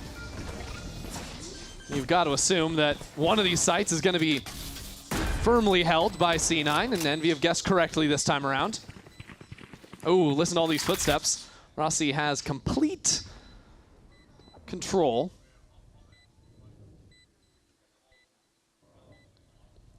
C9, something tells me they'll just wait here. Let the spike take him in 30 or so seconds. Yeah, you have about, I'd say with the time between rounds, you've got 45 seconds to go grab a snack, people. Okay. But only 45 seconds. Well, if you Envy is speeding that timeline up. Come back quick. I was going to say, if you like eco frags too, you can stick around, and that's exactly what Envy are going to give us. 10-4 now, the lead. Yeah, with that full buy, everyone on armor, it actually means you're going to be down to a couple pistols likely on this round. Doesn't matter too much in the end. You're up 10-4, in a great position. And now this is the round, the absolute must-win for C9. On the pistol, it was all about Envy. They took every bit of space they wanted. A solo Phoenix takes B, walking back into Street, Chamber taking Art alone. I want to see a Cloud9 that is more proactive at punishing those kinds of plays. C9 will be starting the fight in A lobby this time around. And Envy just waiting to fight back for that space immediately. They give up the orb. And now walk on in.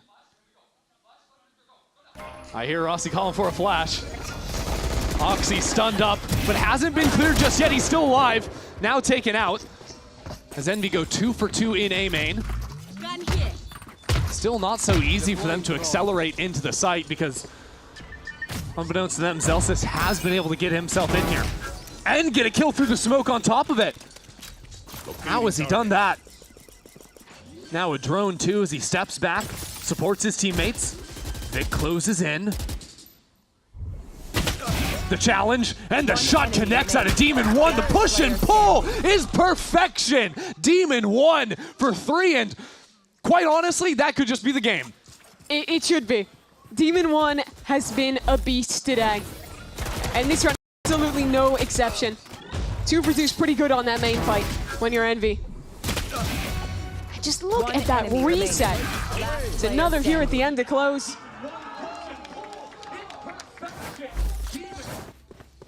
That works. C9 know they got to force up. Another run at the judge in Oxy's hands.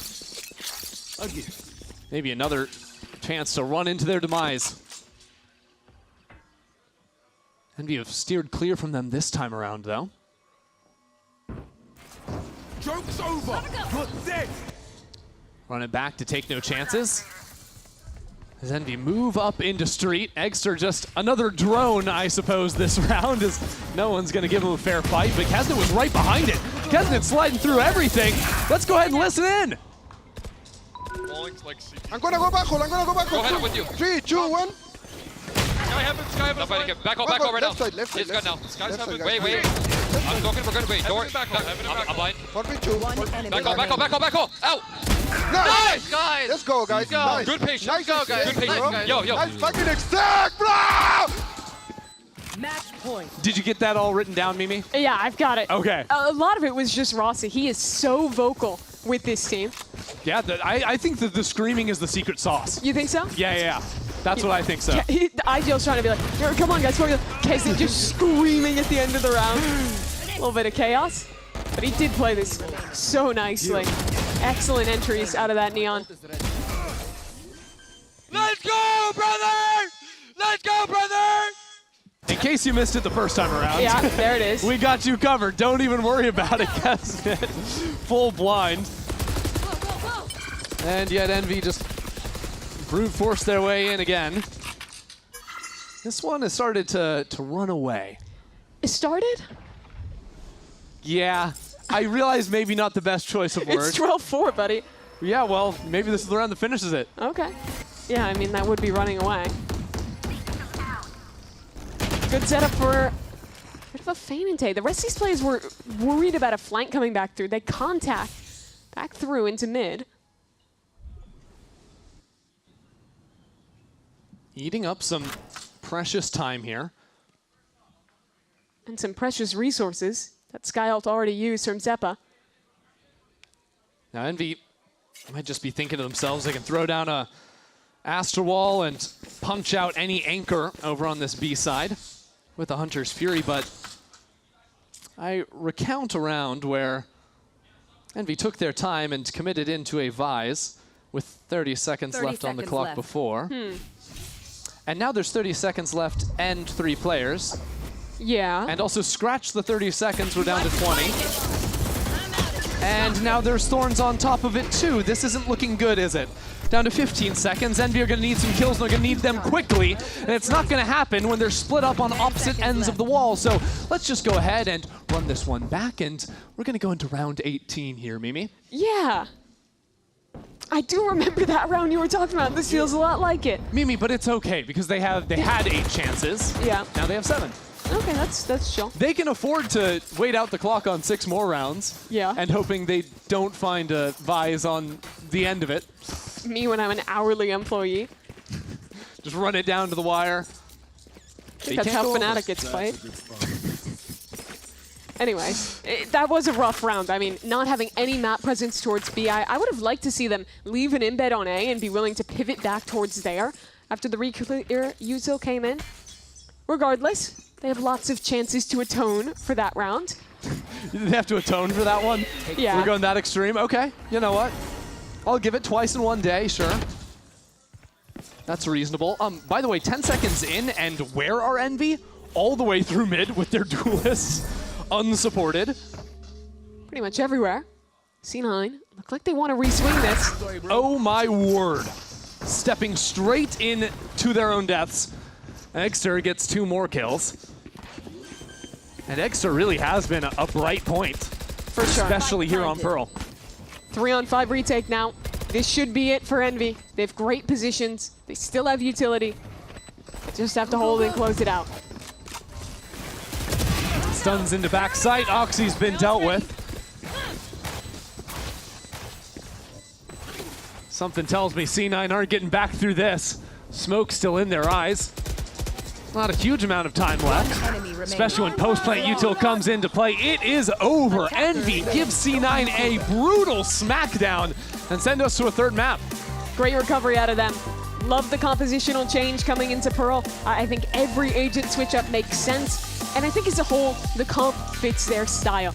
They're a team that likes to be proactive, likes to fight, and who wants to invest resources to let their star players have moments. I think this composition hits all of those keys, and I'd honestly love to see them play something similar on more maps. Yeah, well, we've got Haven coming up after this to decide. That's a map some people are locking into Phoenix. We'll see. We'll see what ends up coming through from it, because C9 are going to have to make some big adjustments themselves. That was rough. It really was.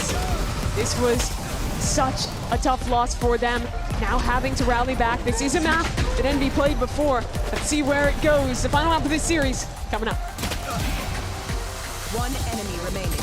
Last player.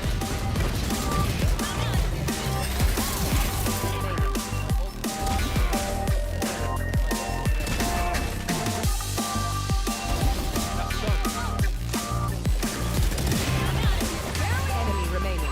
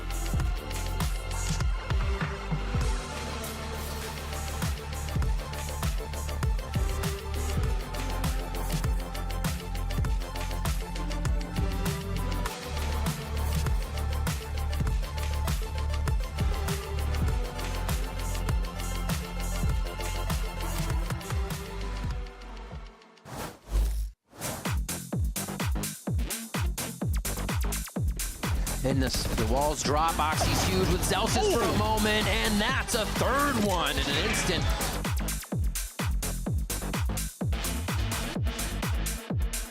On the cards, Lucio ready for it. Demon 1 dropped and traded. Kesnet! Peeking too much though, because Verdi has got his eye!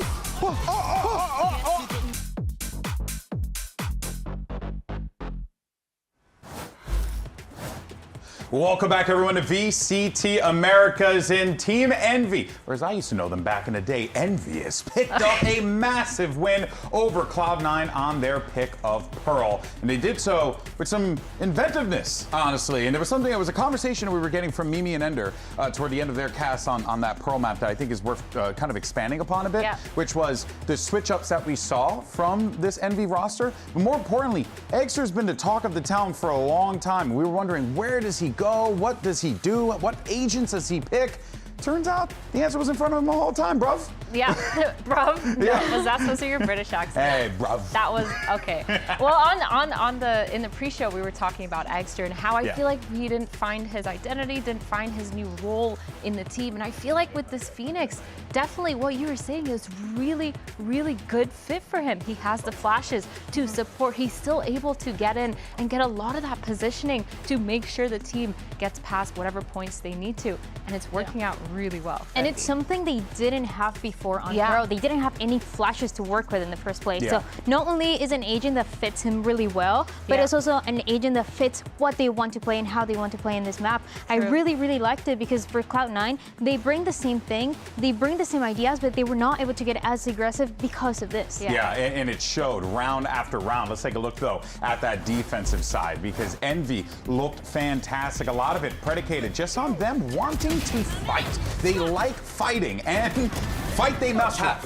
I mean, one of the winning conditions for C9 with this comp is being able to play post-plant. So much util to delay that spike defusal. But Envy, they caught that right off the bat. They knew that they had to deny them getting into post-plant, which means denying their executes, denying them getting any of that map control and being able to fall back. And they did such a good job at it. They were so good at flooding in, so good at holding those crossfires and just being aggressive when they needed to be.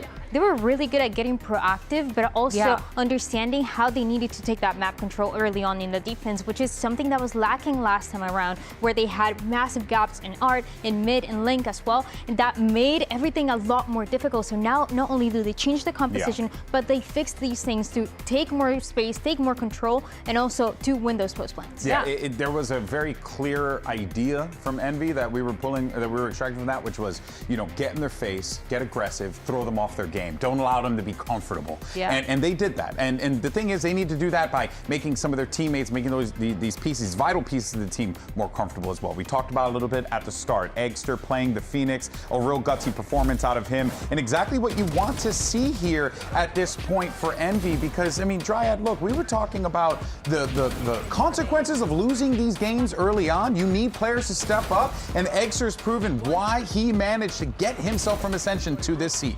He was doing it right from the beginning of this map. This is the Exter that we wanted to see, especially when he's not going to play the Yoru. We were thinking about it, and even last week, they were talking about how he wanted to play the Omen, for example. He was willing to try something else, but you can try different things. You might just be better at one agent over the other, and I feel like it has to be this Phoenix. I mean, today has been Exter's best performance so far, arguably, in all of their time in Americas. Since his debut in Americas, at least. He has done phenomenal. Even on his Omen and Split, he was doing a pretty good job. He was anchoring his site. It was just a matter of those retakes, which they've now fixed on Pearl. He's able to be aggressive. He's using his flashes to support and get the entry picks. It's like he's back home. But, I mean, going into this next map of Haven, do they pull out the Phoenix again? Well, and I was going to say, Mimi was talking about that. Do they just keep running the same thing? Honestly, might not be a bad idea. I think so. Envy had this map of Haven permaban for forever. They haven't played it this year at all. So we don't really know what to expect coming into this map. I think this Phoenix makes sense. But also, if they want to go for that approach they had in that map 1 of Split and also in Breeze last week with the double duelist with Demon 1 and Kesnet, I think that's also a possibility. Yeah, I mean, Demon 1, Kesnet have both been on fire all series too, so I think for sure it's so nice for Envy to have this flexibility, to be able to play double duelist, to also be able to get Demon 1 on the chamber, to be able to just get him in any op position at all. He could be on controller and opping for all we care. And I still think he would be doing really, really well.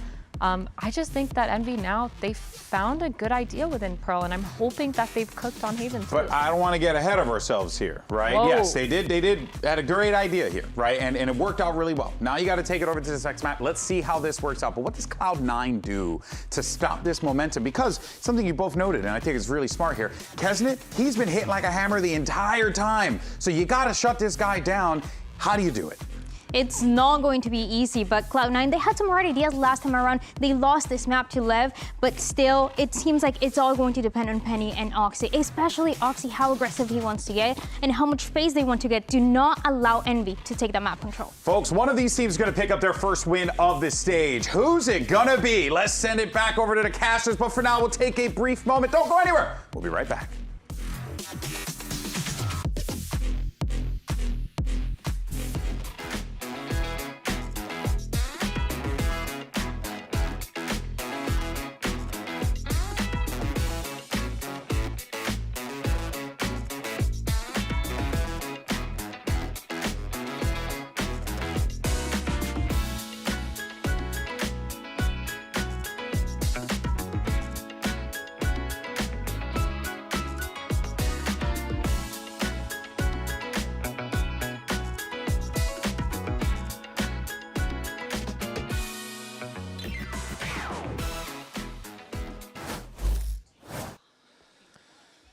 We are heading into our third map as Envy versus Cloud9 truly goes the distance here after Envy obliterated Cloud9 just moments ago.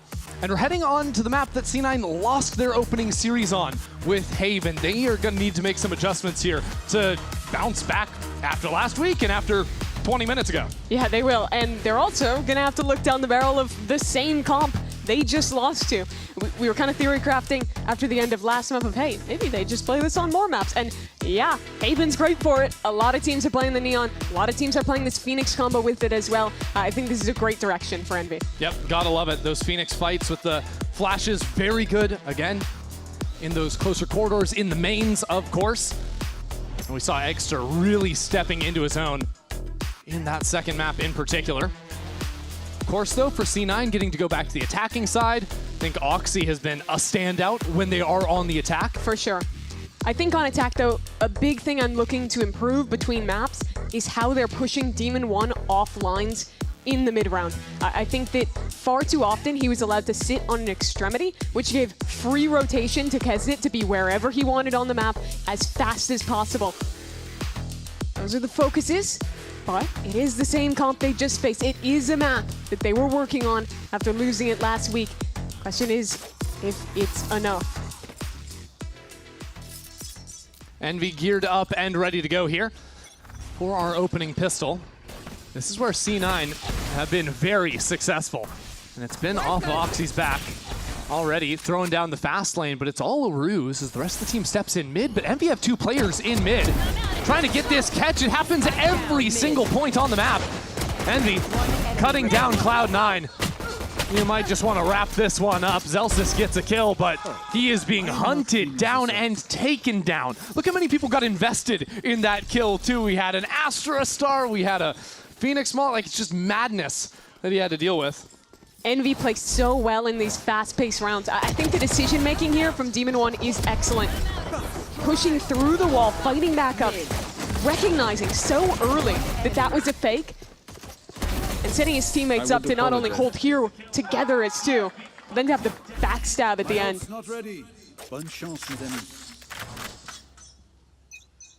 Tough way for things to start for C9 after the blowout. And it might get even tougher. This is a judge, people. This is a judge! And it has been passed flawless in about 5 seconds there. We're wasting no time. That was 2 rounds done in like 2 minutes. I respect that. Yeah. You know, just run it down, get it over with. Oh, and Kesnet is probably going to have his ult for the bonus round. That's not concerning at all. Kesnet's 6-1. Yes. For any of those counting. Poppin is wondering when his team is going to ask him to show up. He's like, no deaths, no kills, no assists. Like, he's just living his life, his little Sova life on Haven, throwing the dart down A lobby. That's not been where C9 have attacked so far. Envy's comp excels at fighting out of Garage with the Phoenix Flash. So with Chamber, You get free contact and then a reswing. I really like that.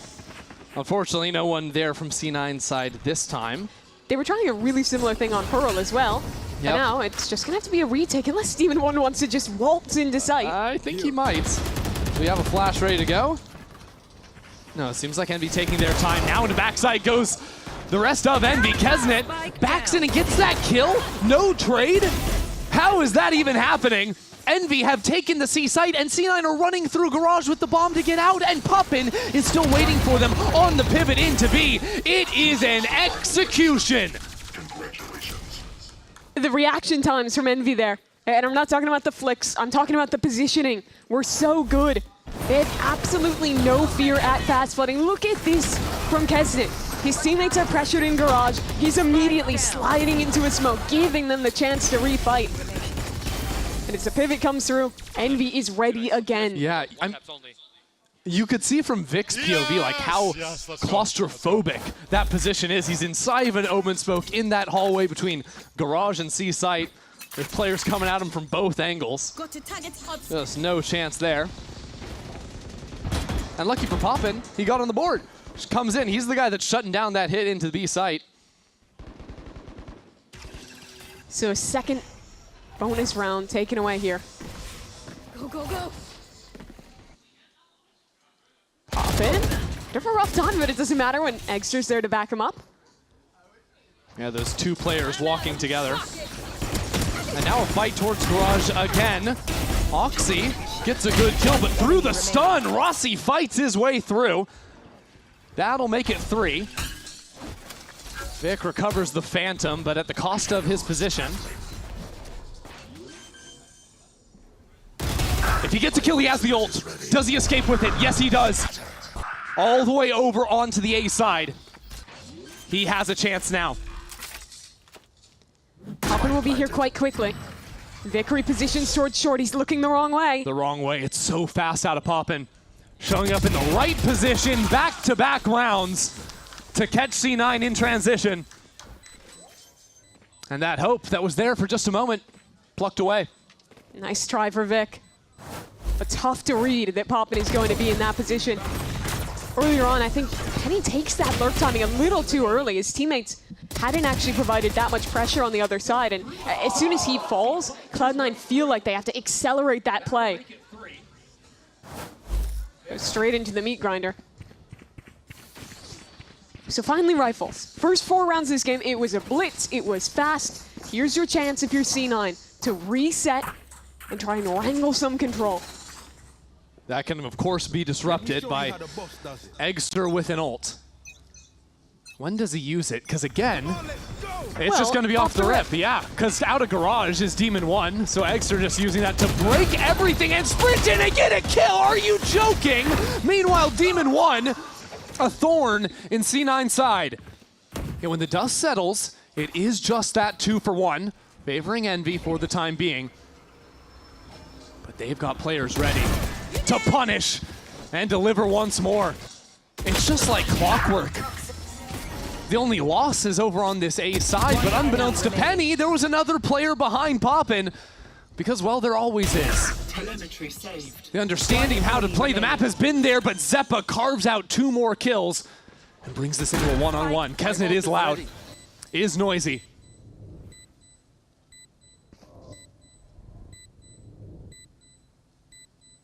Zeppa is primed and ready. And in Kesnet's eyes, he could be anywhere now. But he chooses the close fight. He chooses and comes up with nothing. Kesnet is unstoppable, and Envy have their 5th. The rumors of Ranker's death may have been overstated. Hell yeah, they're fighting you at the beginning of the round. They're running at you after that. They're almost throwing a 3v1 and then hitting the nicest shot possible to win it. I mean, this is the Envy that got promised to us when they ascended, and sure, it's with different players, it's with different agents, but this is them delivering on that conceit. Just this joy sapped out of the C9 camp after a 13-5 map 2 and now a 5-0 start to the decider map here. And we talked about it before the series began, Mimi, but with both these teams dropping 0-1 initially, and with a lot of talent in this group, this is kind of a make or break match when it comes down to it, because very likely your match opponent here is going to be, that head-to-head is going to matter if you're trying to break through in the standings, or you're going to be forced to beat teams that are punching down on you. Yeah, you have G2 and MIBR to go in this group for both of these teams, and I don't think either of them would be favored in those matchups. To say this is important for playoffs, I think is really an understatement. Cloud9 know that. They've always been the team that are the group stage demons. Their story has been choking in playoffs, not making it to globals.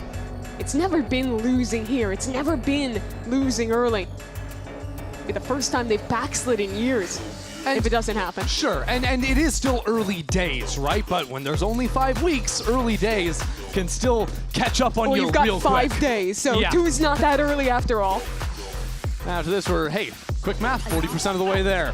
Wow. A+? Yeah, No. I'll give it to you. Well, C9 have yet to turn in their homework in this third map yet. But maybe this will be the difference of a round. Zeppa has Hunter's Fury in the back pocket. It's so interesting to me that Demon 1 is playing the Chamber so often now, and it's basically never offing. Just going for the brawly fights, this time trying to step in front of it. Does get tagged. And his TP revealed. How does Zeppa track this one? He doesn't quite catch it, and even Rossi is getting a kill on Oxy. I think that just spammed through the smoke. In mid, I guess there's something now found from Zeppa, but this round is awkward to say the least from C9. The pick into B gives a chance for C9, but they've lost the A extremity. The rest of Envy is rotated back over as well. But that is a big kill onto Demon 1, and another from Zelsis. Well, Zelsis was the hero that kept the game in C9's favor back on split. That's a 3K out from him. But look at the positions Envy have trickled into now. Esnit on the flank. Now a lockdown to try and secure this one. Zeppa's got to be careful. There's players on all fronts, but he has somehow slipped the net here and come back around. Finds himself in exactly the right position. And doubtful that Rossi has much of a chance at all here outside of playing for the exit, which he can't even find. Through the heroics of Zelsis, C9 get themselves on the board. Really nice from Zelsis. Envy's gotten away with murder so far this game at being able to fast rotate and flood into sites without much utility and straight up win the duels. Here, as they're going for pretty much the same play, with this flood back in, he gets stat pick onto Eggster, and then this crucial trade onto Demon 1 as well. C9 were tasked to come up with a creative solution there after losing their duelist so early on. And I do think that's the approach. You have to pressure, wait for the re-aggression, and then shut it down. Well, well, well. C9 might need to wait for this here. I won't wait long. As the drone sees Kesnet, and he runs on out of there. Still, C9 are like, okay, we don't have a drone to step back into mid. That's a little bit more challenging. But the issue is you push him off once. Look, they're going to swing right back in. There's a trap play with the flash in garage. I mean, coming back into this is a huge risk, and it doesn't pay off at all. Tried to go for the double face. Zelsis, not much support there outside garage. And, you know, C9, it's great that you have the A site, but guys, your spike is in mid right now. You're going to have to go all the way back to recover that. The question is, can Zelsis get the backstab? He chooses not to go to B, instead finding this player on C, but still the spike is there. Thank God there's tiles, but even then he's mowed down through them. Oxy makes the sprint down over towards C, and he should be able to plant this spike, but it is not comfortable by any means. Eggster still has flashes, tools, but Zelsis. It's going to come down to Zelsis once again. Instead, Envy choose not to go to garage, going all the way down long. Both players from Cloud9 are isolated. Oxy holding the angle towards long. He's low too. You need perfection out of Oxy. That's the first. Off to a crisp start. And primes the ultimate too. Envy taking their sweet time, and it's gonna be punished. Oxy already with 3 there into the round. Just an absolutely mental round that, again, C9 have to get a little creative, and they find their way through it. It's a 3-on-5 win, though. Absolutely wild stuff. A good clear towards mid, and then they just swing back in and die. The difference here is, again, capitalizing on that chaos. You saw the lurk from Zelsis. You saw a lurk in from Oxy on the other side towards A. Yep. This time, they saw them overfighting, they took the space they needed, and they were rewarded. C9 never get this C site without Zelsis finding that timing. Nice, baby. Let's go. And so for the first time all map, Envy will not have the full buy. Still can muster up something with some ultimates. And the chamber up. Demon 1 finds himself in a great position to get in front of the Viper wall. Shut down this forward line. Now a drone comes in, and he'll be forced to retreat. Cloud9 don't scale off of pushing him off of the line. Instead, they work back towards mid. Have to take this one in steps. Envy really moving around on the map right now. Caught a little bit in transition with only one player over here on C. It's Kesnet. And what can he do? He is stuck out in the open and he is left hanging. C9 now have the site. Can set up for the post. If Poppin gives them a chance, he is charging in with a Bucky. And the rest of his team goes in one after another. It falls apart. Zoxy finds himself with 4 kills into the round. And yearns for a little bit more. Dive and dashing around, but shut out of it. Extra won't give him a chance. Trying to play the spoiler now.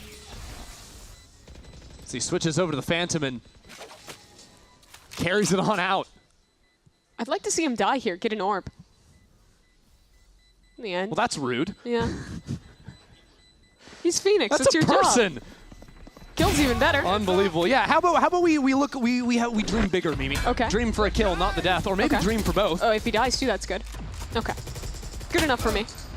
Wow, he's really looking for it. Okay, Mimi, you have to dream bigger, right? If you doubt him, if you set those expectations low, he's gonna have to exceed them. Well, I'm happy for him. I think that's beautiful. Are you? You were just asking him for him to die 30 seconds ago.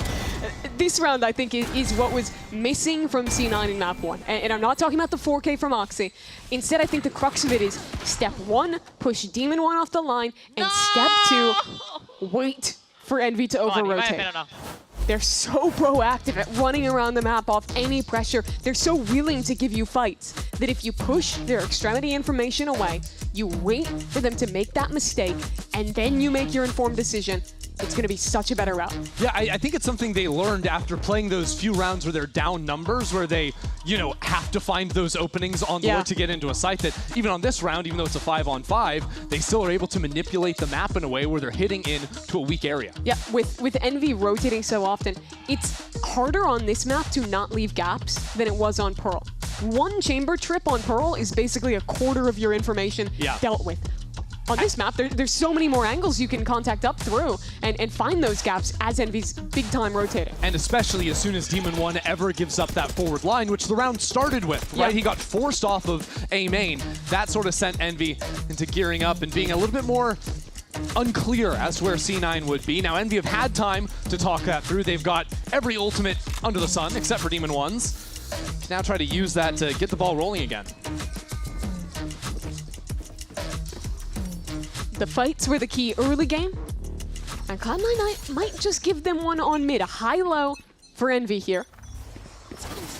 What have we got? Oxy slides on through. That was clean. C9 lost that same position a moment ago, but this time have full control of the B site. And you know what? Don't worry about playing the slow map. Don't worry about finding the gaps, finding the weak side. Nah, C9 just take the fight to him.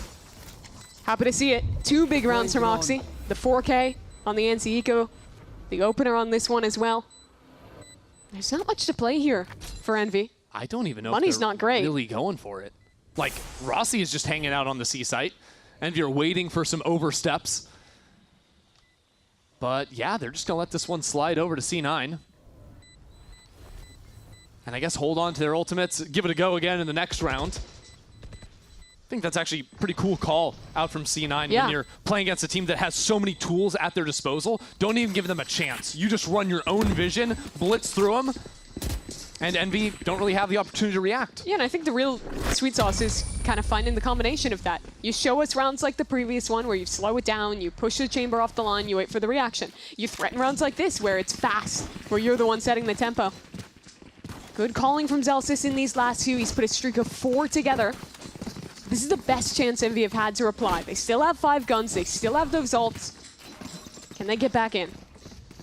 So the question from Envy is, how do you combat this when they're finding the gaps? Do you play more forward to control more of the map and have less confusion? That's what C9's intentions are. Or do you just make sure every line is held down?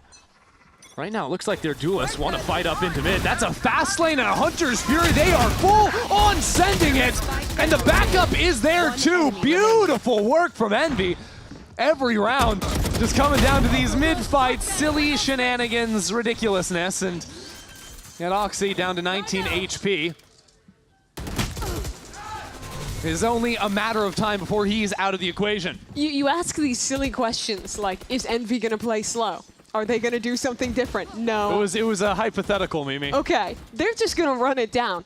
And they look their best when they're doing so. Second time they've run a play similar to this one, and well, second time it's been effective. That run it back just gives you so much agency. Being able to have a sacrificial lamb for free. Egster even getting 2 kills in his ult that round, and the chaos the run it back creates when you have someone who doesn't have to care at all about their life. Gives so much space for Kesnet to do his work. Oh, we're moving the fight to A lobby. Both teams shake hands and agree to all in there. Poppin trying to escape as he calls in for some support. Now the Hunter's Fury is coming out of the C9 camp. That's 1 out from Zeppa. No tag to follow, but Demon 1 has crept all the way through A short. And C9 are looking the wrong direction. 2 players were holding it, but Penny is out in the open. Good God, man. Egster just takes care of him with ease. What do you even say to that? It's the second round in a row where Envy just wants to brawl. And they look so good in these team fights. Yeah, maybe we can all take a collective deep breath before the last round of the half, because something tells me this could just happen again. That is tough for C9. You mentioned it, they had 2 players watching that angle, but 1 just walks back in. Here, Rossi calling them readable there. Does he have to read for this round 12? Well, it's not that fast look. As a matter of fact, Kesnet has an operator down C long. Demon 1 refuses to op, despite playing Chamber. You know what? I respect it. Why not? Okay. Yeah, that's why. Why not? Oh! Okay. All right. Demon 1 just going to do that for us. Put on a show. These rounds are over within 15 seconds. How long has this half been? Can't be long at all. Zellsis unfortunate position now. The Shark circling. Over under 1. Okay, it's over 1. I thought it was Demon 1, so we just weren't going to get anything. No, no, no. Don't go 1 by 1. The spike is still in mid window. There's a high-low setup. It's just not possible, and thankfully Kesnet will put that final cherry on top. So the third 8-4 half of this series, and this time just all about Envy's aggression. This was just, I mean, just sit and admire. Which was your favorite kill? Second for me. Really? Not tracking through the wall? The tracking through the wall was crazy, but being able to like reset and stay so disciplined to tap. Very few players aim like Demon 1. Very few players ADS the amount he does. He is a special player. His team's up 8-4. We'll see how this series ends.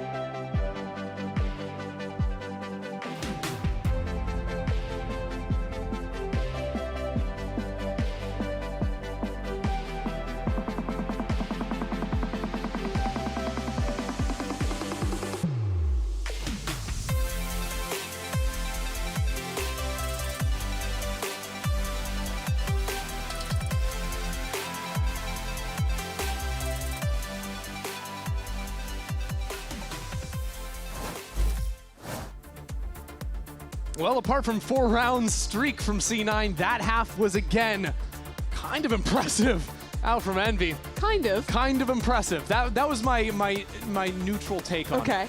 I would say it was very impressive. I don't know why I said kind of. We're just going to sail on past that. Yeah, well, as C9 wish they could sail past that first half. Yeah, it was pretty rough for them. Envy ran back the comp from last map, and it honestly looked just as good. I love the fast plays that they were showing, the way that Kesnet and Egster were playing together as a duo. I know we keep saying it this series, but it just feels good to watch Envy play like Envy. To run double duelists, to fight together, to set the tempo. That's what we've been waiting for. Are you ready for a little bit more? Yeah. Because we've got a whole half. I'm looking forward to it. Potentially a whole half. We'll see. We'll see how envy-ish they can play this one. I don't know if that's a word. Envy-ish. With the properties of envy. see. They walk calmly into garage. This is not envy-ish. Getting a little bit better. Stepping on forward. Oh, Kesnet going up into window. I like that. And the stun too. Penny dodging out from that. Oh, Penny trying to track him. You just can't do it. His poor ankles, man. Oh my God, his ankles and his neck too. Snapped. The whiplash. Get him a chiropractor. And by the way, Demon 1 is still here. So you better run into that C-site quickly or beat him on the challenge, which they what do. The hell is happening? Has utility in his hand. Rossi now taking his time. When's that challenge going to come in? This pistol round could just define the half if Oxy can find his way in. Rossi into the 1-on-2. These players have full HP. He has the pull. Zeppa holds for Zelsis. That was clean. Excellent work from the C9 duo. That'll get them right back in this. Goes to show how important it is to practice that body block and get it down. It's easy to mess up. You see pros do it a lot, but that was very well executed from them. And secures the round. It was really chaotic. This should have been a free win for Envy after this. But I think that the way that they... Oh my God, poor Penny. This was weird though. Exter thought he had a timing to fight, but I would have much rather seen them just hold back on site instead of trying to make another play when they're already up a man. I wonder how loud the comms were in that moment. Because I can imagine Envy screaming and shouting, getting ready for that fight. A little bit go, go, go. Does bring them down onto pistols, but that orb secured all the same onto Egster. The classic, we have a Phoenix round of around the world, see how many orbs we can get. Except this time Oxy with the Outlaw down long. But look how Egster's all the way in the back. He'll be the last one to take a contact here to guarantee it. Oxy only gets 2 shots, and only one of them is going to count. With the speed, Kesnet's going into the site with the spike nonetheless. Actually gives Envy a chance to play out a post. Yeah, the plant is nice. Doing damage wouldn't hurt for the judge here. Stepping right into Penny. That'll be 3 in the blink of an eye. And the round is a wrap. Quadruples these kills with the judge in garage. All according to plan. And so C9 very much back in this game. Now a gap of only 2. And the mistakes of that pistol round might start to bite Envy if anything more comes of this. We've seen an almost shocking amount of success from teams converting their bonus rounds so far today. From C9 all the way back on the split, Envy on the previous map, and on this one too. C9 can tap into that again, but set themselves up beautifully. They don't exactly have optimal weaponry, and that is going to be full heavy armors on Envy's side. So Oxy fighting against the current this round. Seeing someone break that dart probably makes you suspicious that there is that scope there. So they walk back towards mid. Oh, Penny. This is a strong hold. Yeah, Penny's gonna love it if they come in here. Have to come through the Viper wall. Has support. And the judge waiting. That's a good drone. Is anyone gonna break it? Is anyone gonna come to support? Doesn't seem so. Demon 1 was holding for it. And while there has been enough delay to dissuade Envy from continuing in, that sort of gives up the plan from C9. Envy don't have any map control though. They didn't actually take any presence off that opening volley of utility into A. Yeah, but neither did they take any damage either, so that Outlaw still a bit of a dud in Oxy's hands. Still, I'm thinking of some rounds where they've late hit into center utility. Previous in this series. Sure. Bit of a different story. They are heading into one molly here in Garage, and the turret is there for some extra layers of information. Time is going to be the problem. Vic will have some ideas to get into sight, but C9 aren't actually stopping them. All things considered, Vic's trying to come in, but it's a little bit late, and he's trying to put down utility. It's all over the place from Cloud9. Caught between two separate ideas. Do we actually hold this? Do we wait and play with the group? And they are punished for it. There was a real chance for C9 there. With the alarm bot, with the stall off the molly, there was a moment where they could have rotated in, and it looked like they wanted to play retake, but just crossed the wires. And now this looks to be a flawless round for Envy.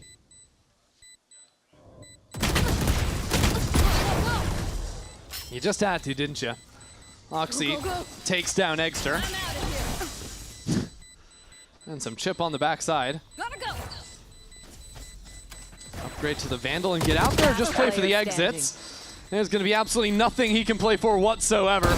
Penny goes for the same and manages to get his. That'll be a couple more. Why not?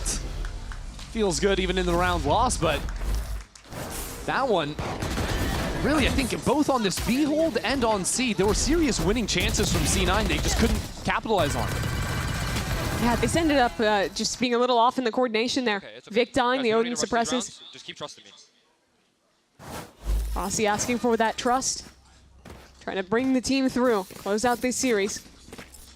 And a good chance, winning that round 15, having a slight weapon advantage in this round.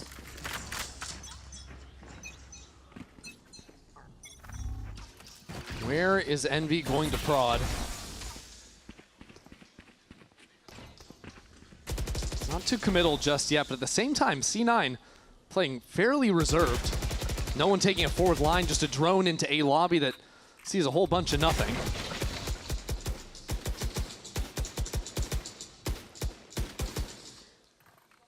Think they got it? Yeah. No, they didn't. There's still an alarm bot and a molly on the ground. They're going to get it. There's one. Still an alarm. But not much else happening on the map for Envy. They didn't have anyone in bed towards A, didn't have any presence towards C, so now they start to work back. Comfortable with Demon One's presence in mid. Is this just the tech? Bore Envy to death, don't give them any fights, and then hope it comes down to a time scramble? That might work some rounds, but I'm not sure about this one. Eggster just secured the orb down C long. I think that might have just been a misclick shooting. Yeah. Now they know there's a lurk here.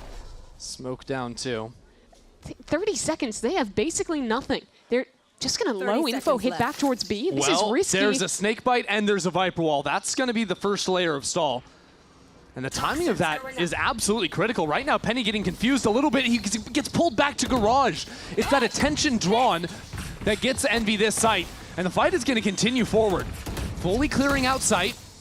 And now considering stepping forward into Cloud9. No, it's a self-stun! Good lord! It goes the wrong direction. C9 stay unpunished for the time being, and now Oxy gets right back into that fight. He's stepping up when it matters for. Can he find the ace? Celsius will take it. But from 0 to hero, C9 take the round. Self-stun into a 4K. Masterclass from Oxy. His impact there was outsized. Really nice counter utility from his team. Just look how many of these players were blind as he brawls back in. It's an actual jester move out of Oxy. He got a 4K, and you guys really have to show us that too. I think you have to. It paints the full picture. Sure. You know? A neutral journalist always shows both sides. As Bob Ross famously said, that was just a happy little accident. Okay. I'll give him that. Those are rounds you need, though, for Cloud9. Get them back in. But I do not love the way Envy called that attack round. Despite taking so much time down, they didn't put much pressure other than the spam towards Garage, which didn't actually ever get the alarm bot. And that late presence again in Garage. They were basically hitting blind. If Penny hadn't been diverted when he was, that could have went so wrong, even so much earlier into that round. Yeah, it is possible Envy just think that with the speed and distraction of the Neon and all the other, you know, pieces scaling in nicely, that even if there is a stack, they can fight through it, but... I just think David Compton has a lot of characters that really thrive at playing the extremities solo and wanting to fight. I think both Phoenix and Chamber, you can let them just do their thing. Maybe you put a little util early to get the Demon 1 embedded towards long, but then he can walk around, work his picks, and I'd like to see them playing more rounds where they're giving that agency. You know what I would love to see? Back off of that, I would love to see garage take from Envy into a garage embed, leave a guy hanging out there, Cinema, A short, do the same thing. Can play around the map a little bit more if they so desire. Right now, though, they're considering their options in the buy category. So force up from Kesnet and something from Eggster. Yeah, I would have liked to maybe see him be given a gun if he plans to ult this round. Especially when he has the run it back available. There you go. Layer 1 of garage take. Deal with the alarm bot. Actually, interesting setup out from Zelsis. He's had the alarm and the turret on C pretty frequently this game, but now keeping the alarm on C, he can also have that turret on A. It's interesting. Envy has basically never touched A in this attack half. Still pretty early days. Even on defense, it was all about mid-fighting too. They contact into garage. Demon wants to work towards mid. Oxy's not shying away from this angle. Chooses to step right back into the fight, and it pays off for him. And the rest of C9, a little running gun from Poppin. Poppin swing in tier 1, okay. Not too shabby. He's got the ult off that. This is a post fight. This gets a bit scary. And a gun now too. And if all of C9 come through these choke points, I mean, he's set up for high-low now. See how this fight comes down. Nice shot from him. The transfer! Poppin is elite! And it's given Demon 1 a chance to win this round. Out into the open, sitting and waiting. Demon 1 will take him down. What a beautiful round out from Poppin. That was disgusting. 1 HP in the high-low. Perfectly sprays down 2 in CT. And it starts like this. Escalation. Knocked down to 29, a classic kill. Gets the rifle. And just plays it so well. What a beautiful round out to win this and Amy will take a timeout off that one. Those C9 anchors again got flustered in the pace of the fighting. Had kills isolated. And it seems to be a bit of a theme this series where Cloud9 get their feet out under them, and then there's a round like that, and Envy take control. Yeah, what's boggling my mind a little bit is I thought that if you rewind your brain all the way to Split, what was like holding that second half, that defense half together from C9 was their site anchoring, right? Zelsis locking it down. The rest of the team, like, they were down numbers, 3-on-5s, 2-on-4s, etc., winning those out. And what I've seen in the limited round so far on this defense has been a little bit more out of sorts. People having util in hands, or not quite being there for the trades. It's interesting. They've been mostly playing that weaker side towards C with a solo anchor and then looking to flood in. And they've almost always had 2 people towards A or like a heavier presence towards mid, kind of worrying about another one of those Envy pops.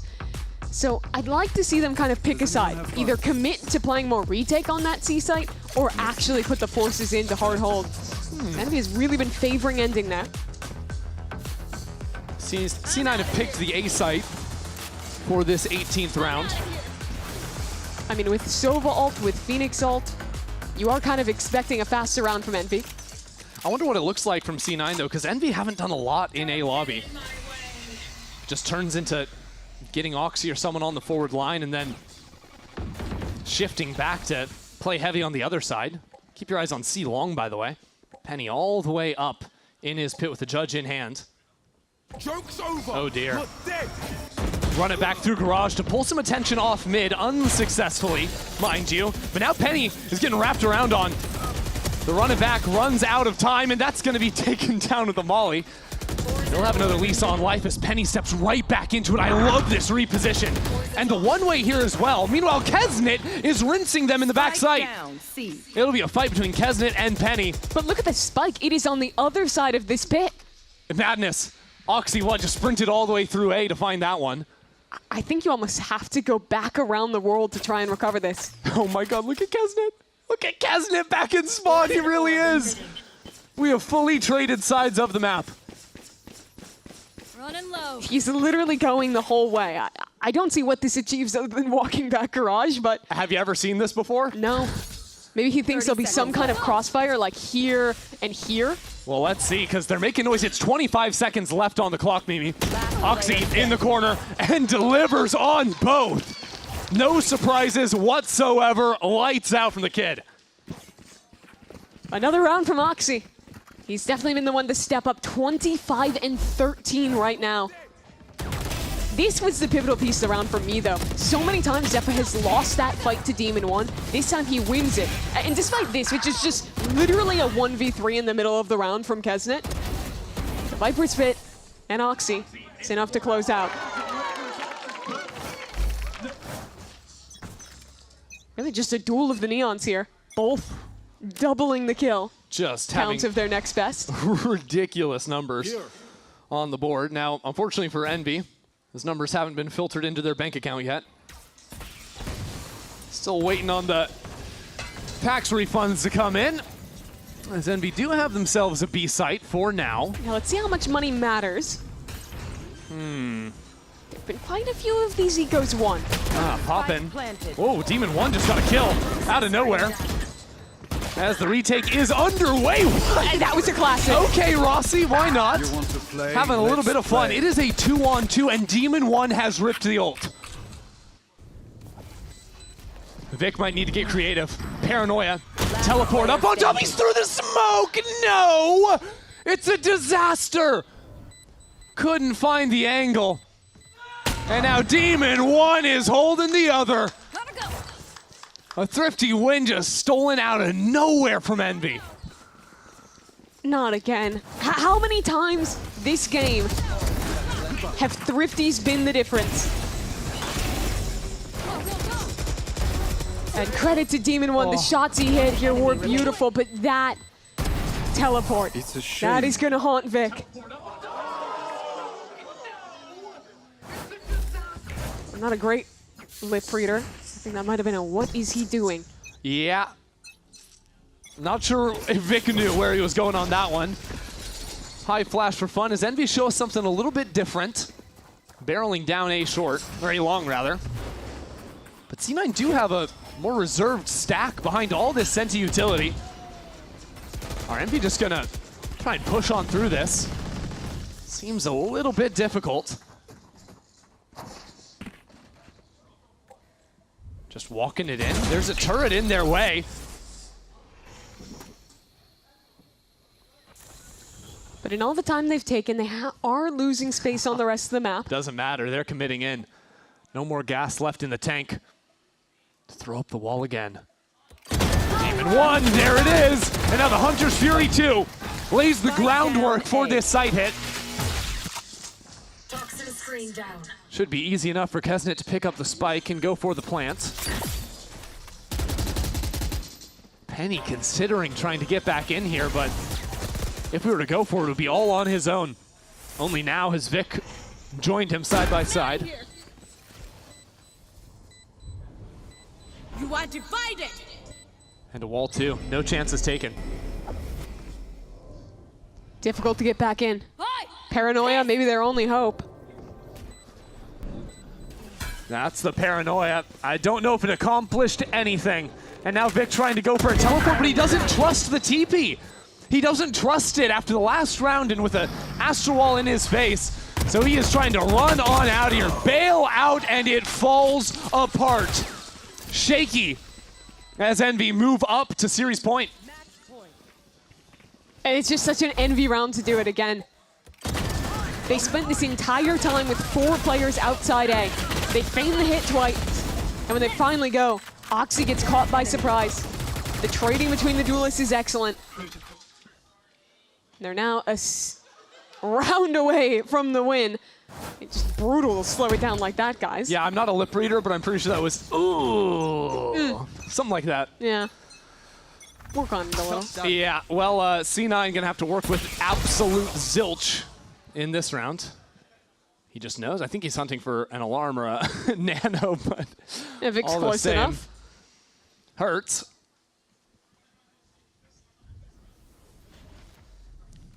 Much more spread approach from Envy. Spike drop. I mean, C9 are just bundled up 4 players in mid right now. Yeah, you see the Sova literally sitting in spawn, Yeah, waiting for that chance to ult. That's going to be their best chance because the best C9 have is 2 Guardians. They don't have a single real rifle at their disposal. The weakness is A. Wow. It's cool calling to see from Envy to find this A side a couple rounds in a row so late into the game too. Yeah, after basically ignoring it for all of the start of this half. And anticipating they're not going to double stack behind their Senti util 2 rounds in a row. That'd be ridiculous. And so, hey, what do you know? No one showed their face yet. Demon 1 might just have this site.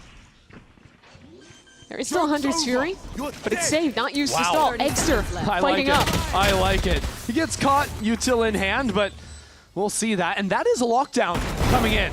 That's a little bit tough. Poppin completely red as he moves in. And now some support from afar. Zeppa lets it rip. Leads to 1 more kill. And C9 are sending everything into this retake. Can't even get onto the spike, though, for the half. Not simple just yet, but I like Penny's spot. Up in heaven, bringing them down. C9, not out yet. It's expensive. Took a lot of ults to win that round, but Cloud9 managed to pull it together. And this is the round where they had a pretty rough buy. Coming in with Guardians, with the Stinger, getting away with the win, and that kill is so pivotal. Reading the reflank is going to come for that lockdown. Shutting it down, and even earlier, getting the instant punish onto that run it back. Not letting him get ahead and punish that Killjoy.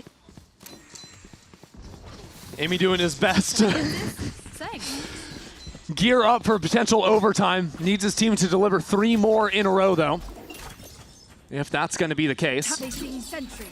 Interesting purchase. We're seeing Demon 1 go for a scoped buy. Basically the first time this series.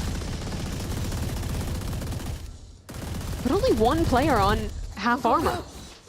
He's not going to get a huge amount of value with the weapon. Yeah. He didn't have a ton of money to spare, so it could just be he wants the heavy. That said, Envy putting that work in to clear away the utility in Garage, which has transferred back over onto this side of the map. C9 are keeping it fluid in how their Killjoy is setting up. Cloud9, again, they guard that alarm bot. Doesn't actually get broken. I really like that. What it does mean is that because Demon 1 is working this A side slowly, he calls the team back into him. C9 are just choosing to play full-on retake on A, which is a big gamble. The difference is that this time they don't have ultimates. Only that Omen ult for a reposition. Nothing to make this retake all that easy. Yeah, and not a whole lot of utility in terms of breaching back in.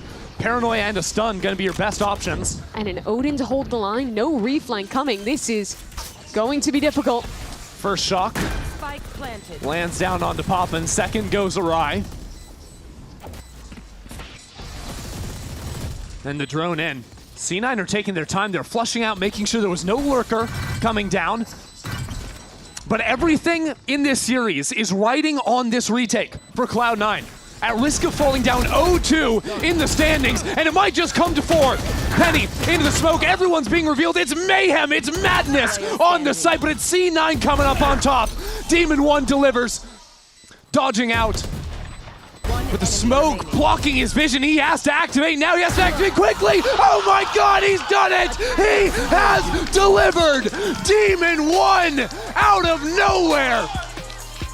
Takes away C9's hope with a Red Bull clutch. An absolutely incredible moment for Demon 1 to deliver. They saw his promise when he played against him when he was wearing that Cloud9 jersey. But now, on the other side of this battle, flips it the other way. That second shot, so good. Oh, all 3 bullets on that right-click connect. Needed it, and he got it. Brilliant stuff to close out the game. Demon 1 playing a strong one there. As Envy will get their win. Move up to 1-1 in the standings, and Demon 1 enjoying it, riding the high off of that clutch. Hitting that same post again. Rossi egging him onto it. This team had a rough week 1, but the changes, the work they did in the interim, the comp change on Pearl, the same comp shown here on Haven, it looked like the Envy we expected. It was an Envy living up to those expectations and really keeping their hopes of playoffs in a strong position. Promising stuff as well to see Eggs to really deliver today on top of it all. The compositional changes, everything. Gives a little bit more faith to the Envy hopefuls. As we take another look back at this one. I mean, it got off to a brilliant start out of the Envy camp. Kesnet loving it up there on the stage. And this wasn't the cleanest game in the world. This is back and forth. This was mistakes from both teams. But what really mattered is that, in the end, Envy was better in the way that they were fighting, in the way that they were brawling as a team, in the pressure that they apply. It's not necessarily perfect Valorant, but they have so much aggression. They are so unpredictable in the way they play, and they're just so confident with every single player. They are a tough team to deal with. Talent on this roster is undeniable. Definitely is. On the other side of things, though, really tough loss for C9. Now sitting in 0-2, and for Oxy in particular, who was playing a beautiful game, just was not enough at the end. The 1v3 antics from Demon 1 saw through. Yeah, it really was. Cloud9 now in a tough position as you look ahead towards the rest of the standings, but what matters today is Envy. And this game just gets me excited for the rest of what this team has to deliver. I want to see more maps, more comps, and just more of Demon 1 and Kesnet. Okay, yeah. I look at the amount of like 3Ks Demon 1 got, where it's just like instantaneous almost, just in a flick. Absolutely brilliant. But for us, that's going to be it. We're going to jump down with Elizabeth on the stage for the Verizon post-match interview, joined by Rossi. Thank you so much, Ender and Mimi. And yes, I have one of the winners of today's match, Rossi, here with me. Now, something I want to ask you, Rossi, is we're going to go back in time a little bit. Come with me on this journey. After last week, what was the conversation with the team after your loss last week? We were like, Extra, don't go -30 again, and we'll win. That is completely fair. I mean, going into today, you're facing Cloud9, who's also 0-1, trying to find their footing. Was there fear of, Cloud9 coming up with something that you wouldn't expect, or was it just kind of we're gonna play our game, if you will? I mean, we didn't do like any anti or anything like that. It's not like we don't respect them as opponents or anything like that. We just know the caliber of team we are, and what we should be. So that's just really all it is. So you didn't anti-strat them, you didn't VOD review them? Nothing, nothing. So how did you prep? We didn't. Understood. We heard your comms, you claimed they were very readable, on one round moving forward. Why do you think that was? Why do you think Cloud9 made it so easy for you to read them? Jordan's like a rookie IGL. Like mid-rounding is much different than pre-rounding, even though he's a very experienced player. And yeah, we also have Max who played with them, so we had a little bit of help with that. But for that specific round, that was just all me. That wasn't from any read. That's so all yeah, you. yeah. Well, Envy, I think, is having to find their new identity after Extra shouldn't be playing Yoru after the nerfs. How has that been? Kind of like finding Extra, who is so good at Yoru, not playing Yoru. How has that been? Kind of like working things out in scrims, finding different agent comps that work for you guys. Has it been frustrating at all, or has it been kind of a new adventure for all of you? I mean, in scrims, like, we have really good results. It was just, I think, first game is always a little rough. Like, when you're playing a new agent for Egg, we wouldn't have put him on the agent if he wasn't doing good. That's just that's just stupid. So, yeah, that's really it. So, I mean, we kept him on Omen for split, and he was doing really good. I was being a bot, so that's the only reason we lost, to be honest. And I was calling bad, to be honest. Well, he stepped up today. My last question for you is you'll be facing Leviatán next. How do you think kind of the Envy way is going to, or how will the Envy way take over Leviatán in next week's match? I mean, we ran their comps on the 2 maps we won, so let's just see who does it better. All right, well, guys, thank you so much. Everyone get up for Rossi, but stay right there because we have FURIA versus EG next. Yay!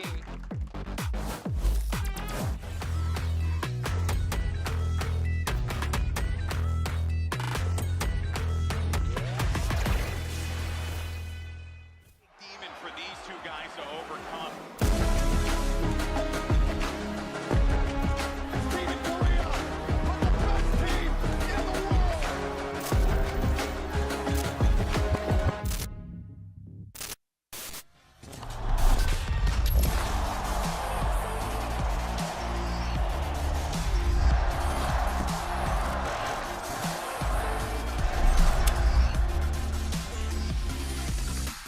human body was built to move. Not trapped at a desk in one singular posture for 12 hours a day. It's time your chair evolved. This is Secretlab Titan Evo. Ergonomically engineered for you, gamers, hybrid workers, artists, backing your every move.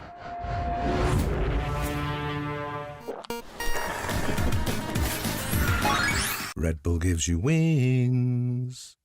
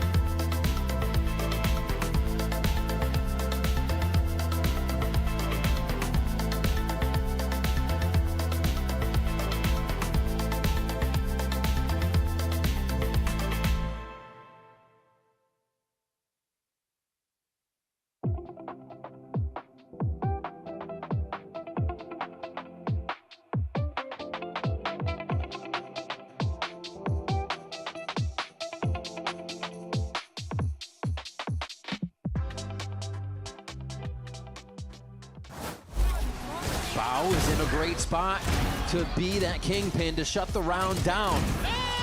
It's gonna be a fun match. Didn't play this new EG roster yet this year. I think Superman and Okeanos are really great players over there. Sometimes they're like the playmakers and they have a lot of like impact. Also, DG for me is the best player in that team. He's a really consistent duelist and he pretty much knows how to play with the scopes as well.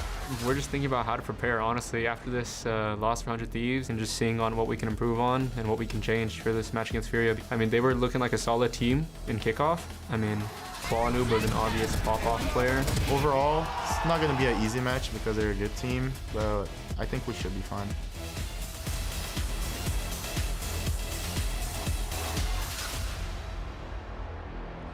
Thank you.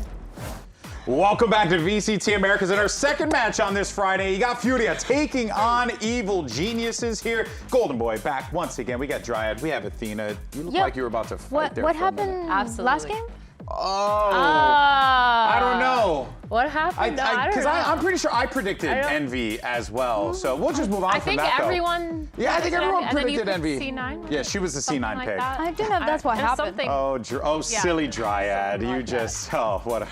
Okay, you were right, damn it. We'll talk about it later. Now, of course, last week, FURIA showed that kickoff was, in fact, no fluke because they managed, through the power of friendship, work together to take out the defending champions NRG. That's my line. Yeah, Power right? of friendship. It really felt like it at times, man. But there were a lot of things to take away from this game. I think more importantly, we were coming into this wondering what was going to be the level of play that we were going to get out of FURIA, especially after what happened in Santiago. But since then, I mean, really, this was just absolutely beautiful for them. In Santiago, they play Paper X, they play BBL, and they didn't really look very good. So we had our questions on what was going to happen, especially going against Energy, and they looked incredible. They looked like the best team that we have in Americas right now. They were really good at understanding who the passive and the active players should be in the post plans. They were really good as well at making it seem like they had some gaps in the map, and then immediately catching some of the players off guard on the side of Energy. It was so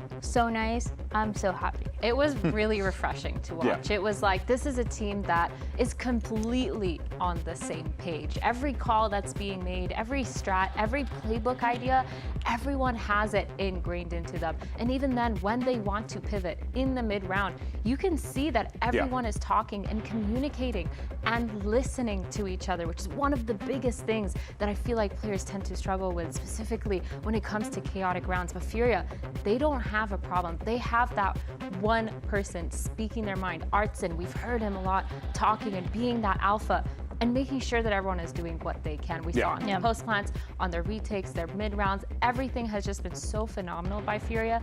I'm struggling to find fault in their look, gameplay. there are a lot of questions people had, right? They're wondering, is this FURIA? Was that win FURIA playing up to the tempo we expect them to, or we hope for them to? Was the energy maybe slowing down a little bit? There was one individual who had the same thought. Let's hear what he had to say.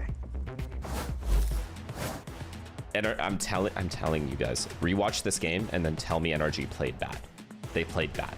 Say that to me. Like, they're playing the map badly, they're not rotating well. Tell me that. They didn't. They did not play bad. They played honestly above average, and FURIA were just really that good. Which is why I'm saying FURIA, I think, is clearly the most impressive team I've seen this split. Like, it's not close. He's probably watching right now, so hola, hello, hey buddy, good to see you. Yeah, some great perspectives on that though, that I think is worth talking about real fast before we go to the interview, because, you know, yeah, you could look at that and be like, Energy slipped up. Oh, that 13-10, Energy could have gotten that. But when you look at it, and you look at the game, FURIA were just playing exquisite Valorant. They were always one step ahead, it felt like, and that's what made the difference, because Energy, they had great ideas on how they wanted to retake, how they wanted to flood, but even with ultimates, knowing what ultimates were available for this set of FURIA, but then FURIA plays it one step ahead. Maybe they don't use the ultimate, maybe they use it after. I'm thinking of a lockdown that we saw in Pro, for example. That was exactly what happened, and I mean, it's so hard to predict. Yeah, it's insane. It's so hard to predict.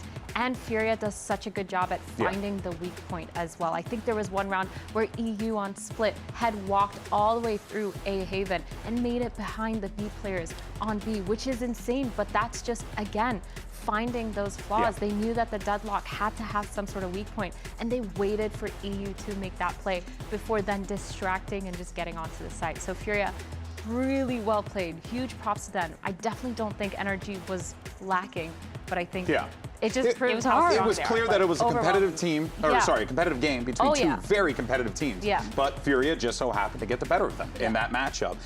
And I think, you know, you run the match back, it could be, you know, a trade out, right, each time, because they're both so freaking good. But FURIA have shown within a short amount of time that they have improved exponentially. One of those players as instrumental in all that, it's Alum. He had an opportunity to catch up with Elizabeth earlier today. Let's see what the rookie had to say.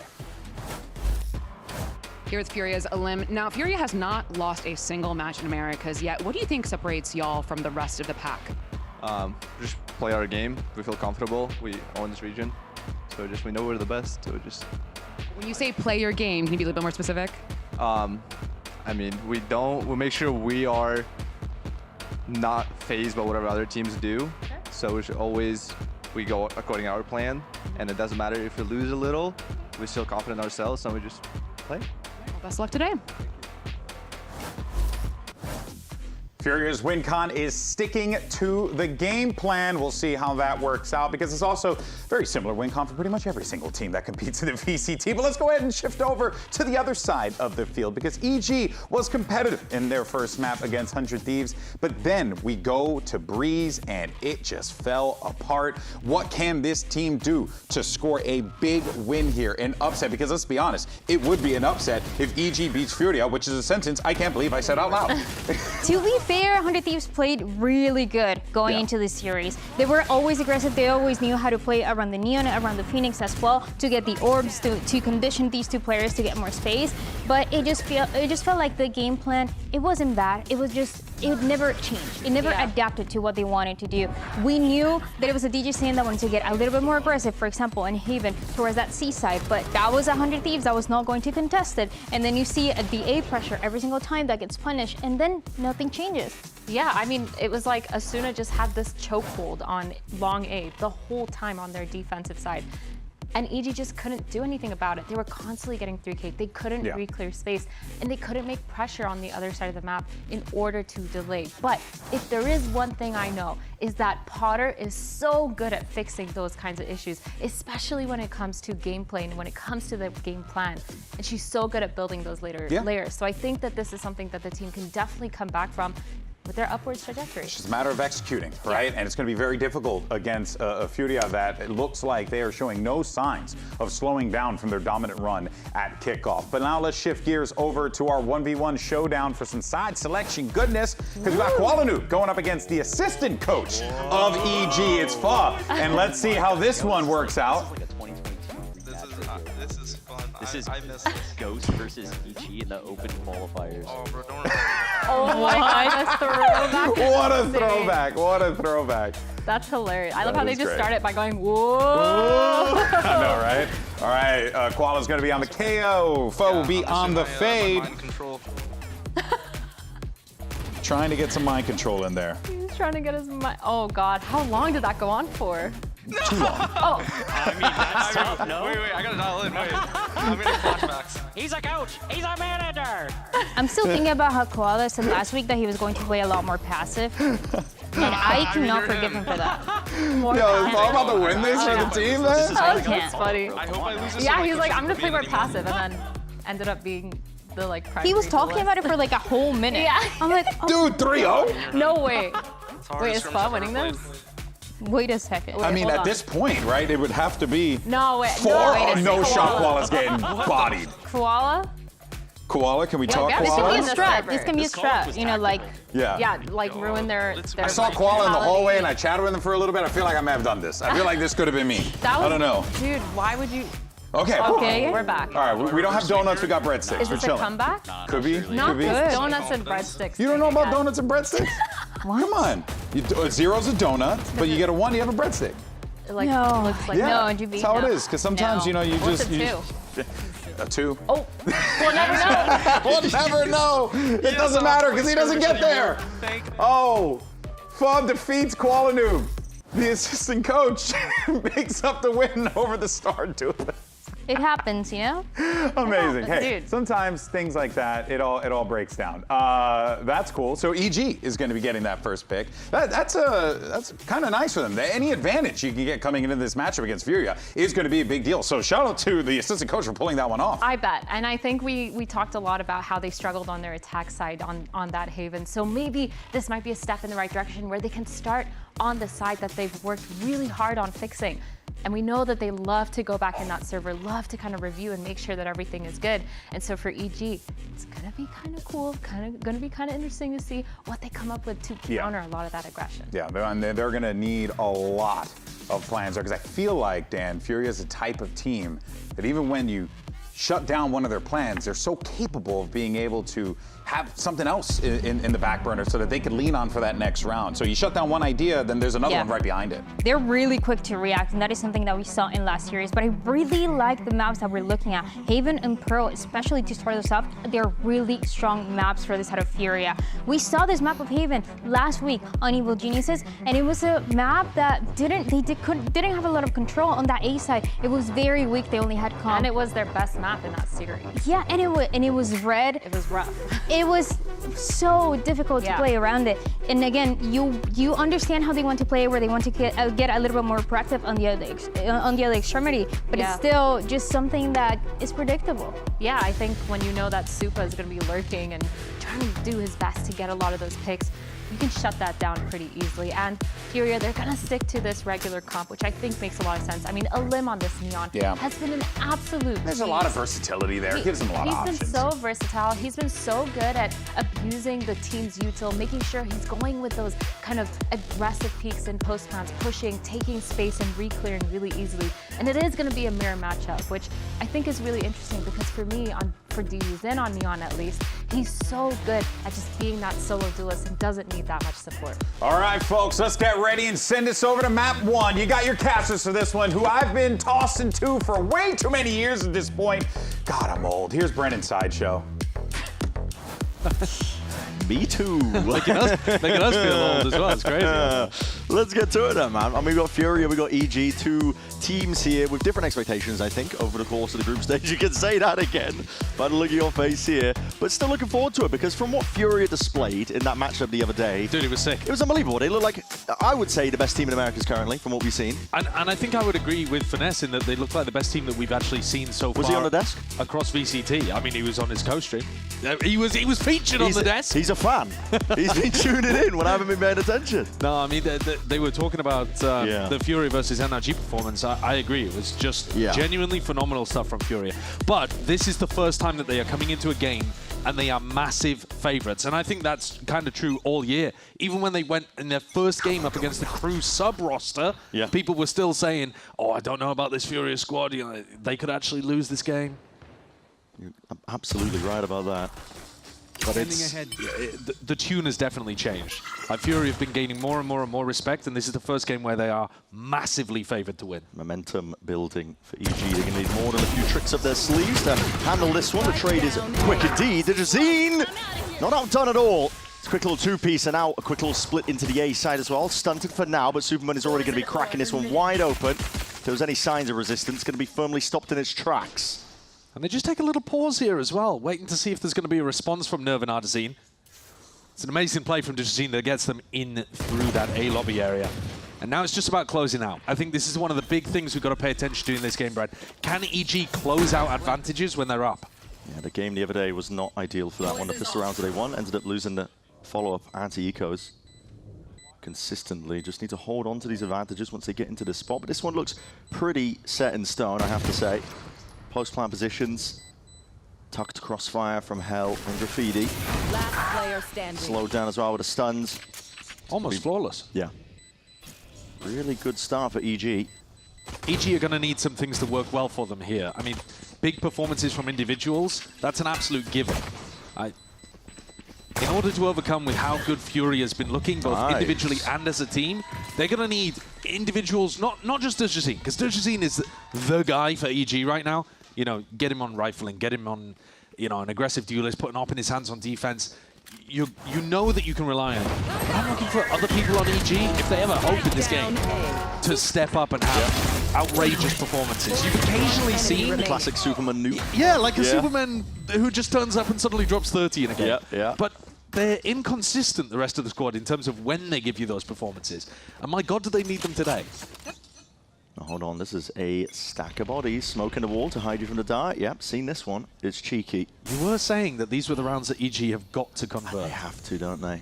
You get yourself into a winning position. Across the world, these are about average 90% conversion. Falling into the corner, though, facing with a multitude of bodies. They might just only have pistols and the better weaponry. Okay, it sings. The Jazeen and Com, safe hands. Yeah. Okay. A great beginning. A really solid beginning to this game here from EG. Com 2 away from getting Hunter's Fury online as well. So they might be able to come up with some strategy around that in, you know, round 4, something like this. A bit of damage on this bonus round, and then they can start putting the squeeze back onto Fury. It's a potent one for EG. You got, what, 2 big guns, big rifles being handed into the next Guardian and a Bulldog. Almost level in terms of the full buy that FURIA now enabled into. Definitely do some damage. We'll see though, it's all slow to begin. EG not really posturing anywhere, just looking for signs of life, seeing if FURIA will react, but they're going to take the first step forward, stealing up the orb over towards A. I like the defensive setup from FURIA. If it was going to be something fast on a bonus, they have 2 players ready to defend C, 3 players ready to defend the fight over towards A long, and you play retake B. Now that it's not a fast round, and they know that from EG, you see the defenders spread out a little bit more, and Koala9 picks up this middle of the map. Critically calm. They pick up the orb, so he's one away from an ult of his own. They've handed over the spike to him too, so it looks like that might be the goal. Drone forwards. Classic clearance. Yeah, classic garage fake into a B take here, I think.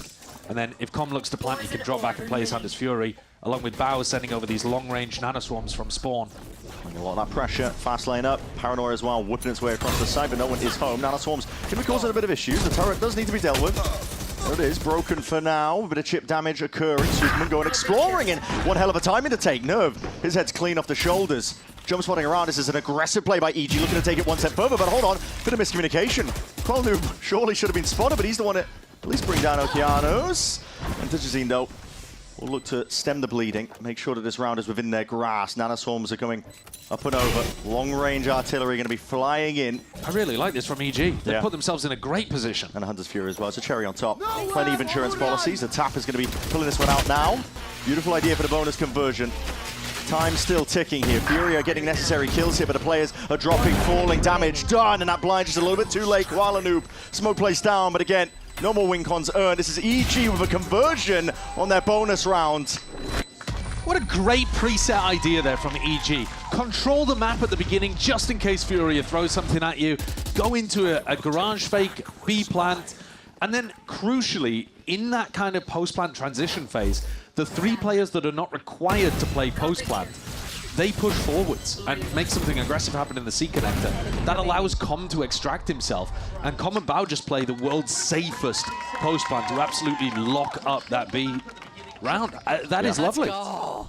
Let's stay. Let's go. Exactly to plan, and Furia found no opportunities to disrupt that plan. And I think that's really, you have to do that against EG. You can't allow them to run on the map. You've got to, I think if you're Furia, believe that you're the better team and start trying to look to contest them earlier.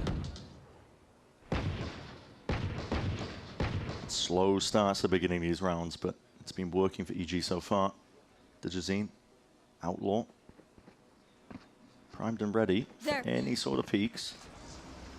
Now asking for a bit of a clearance. The drone's going to be committed there, just in case somebody has slipped into any sort of gaps in deep in A.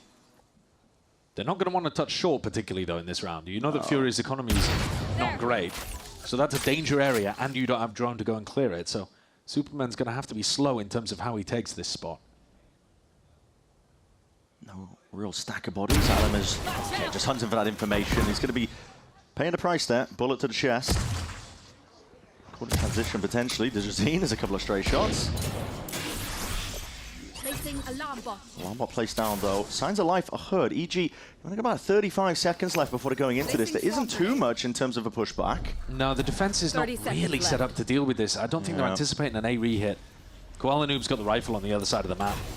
Should be fairly easy for EG to convert 20 here. seconds. Hudson slipped in. He's in the short smoke now, weaving in and out. Hold on. They're taking liberties. A bit of spam, though, does the job. 12 seconds remaining. Time can't get away from the Nerve.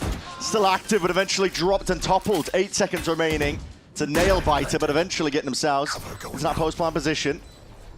Koala9, wide swing. He's got the rifle.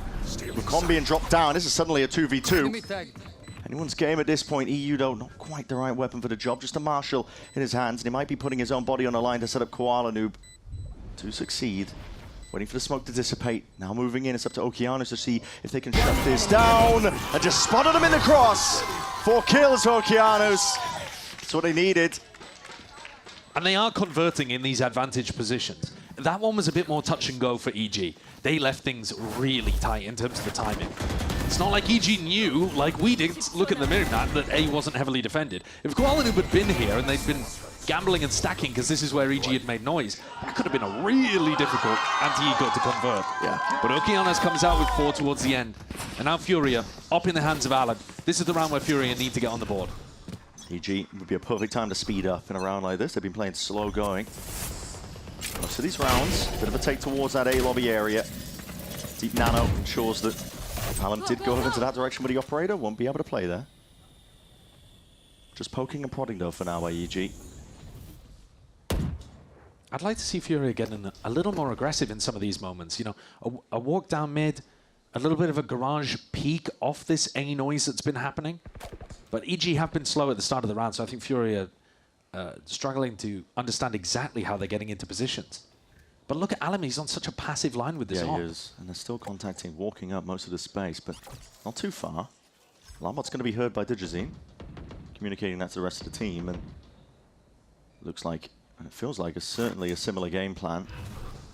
Have the A short space, you have the A long space, now you're going to start to feign like you're taking pressure towards garage. Yeah. Com's normally good at this. You know, he calls some nice feints in.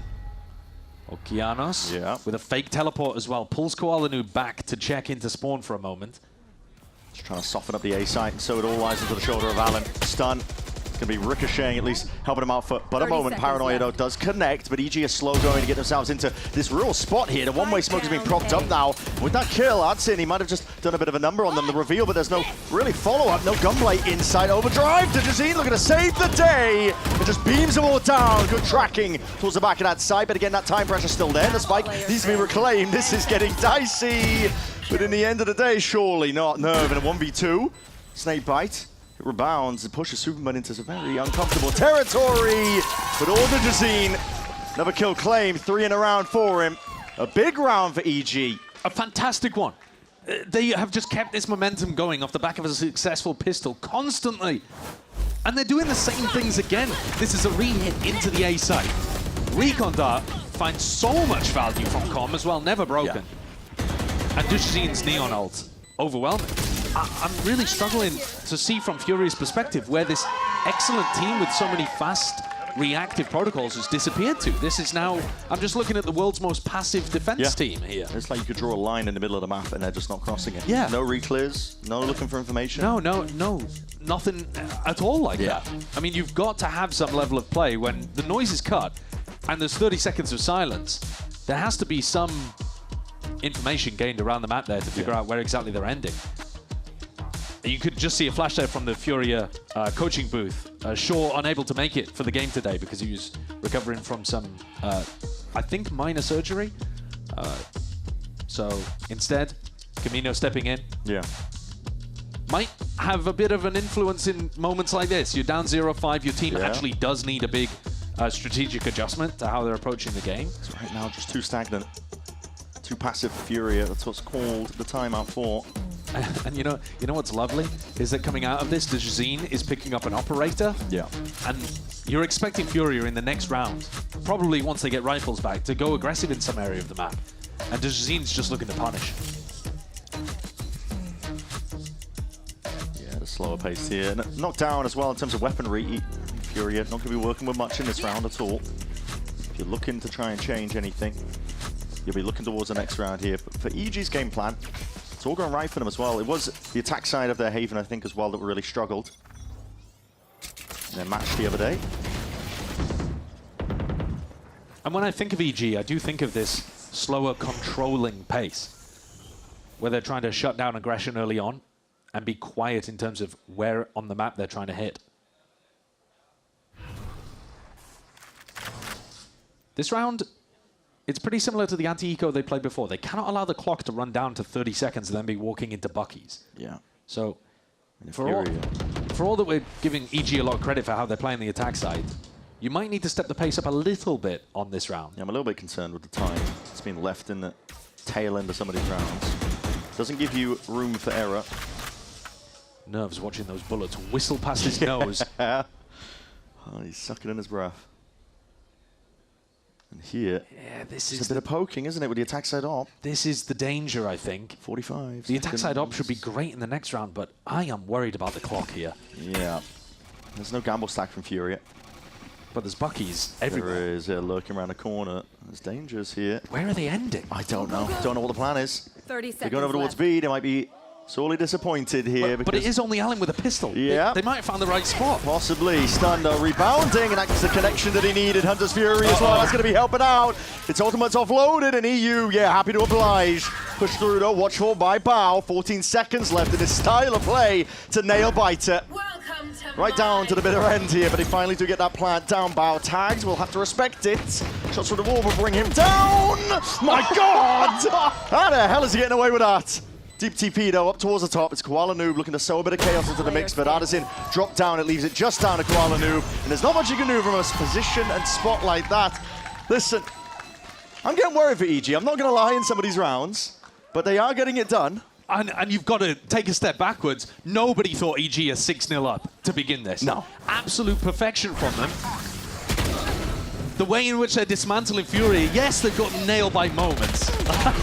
They are taking things to the very edge on the anti-ecos. But in general, this approach to the attack side is working perfectly. Now we have to see if FURIA's adjustment is good coming out of the tactical timeout. Because this is where they took the tac timeout to try to adjust things. And we wanted to see a bit more mid-round aggression. We'll have to see how EG deal with this adjustment. Yeah, absolutely. We'll be taking a listen in soon enough as well to see what's going on. It's all quiet early, though, for EG. Very similar kind of ideas. And again, that more passive look from FURIA. This time, though, getting in front of the smoke over towards bricks is a bit of a difference. Let's listen into EG. Yeah, listen, I'm gonna smoke short when you reach around, okay? Do it. Go. Smoking short now. You can walk through that maybe, Fop. Smoke a bit. I'm down for you to take the risk. Yeah, okay, but. Alright, listen, we're gonna fake C, we're gonna fake a C split, walk back to Unk. Okay. Take bomb bow. Yeah. Careful C long, careful C long, and then you'll go back. They have the Wait, let's just pick it together, fuck it. Ready? Douglas, I'm a blind. I'm not gonna blind. Walk back towards A now. Okay, I'm gonna smoke. Ready? Yeah, smoke. 1, 2. Peek. That's fine. Darting C. I didn't fight. Alright, let's start going towards A. Just wait. Come A, we're going fast. Come. That's 3. Fast, boys, fast. I'm coming to you, Unk.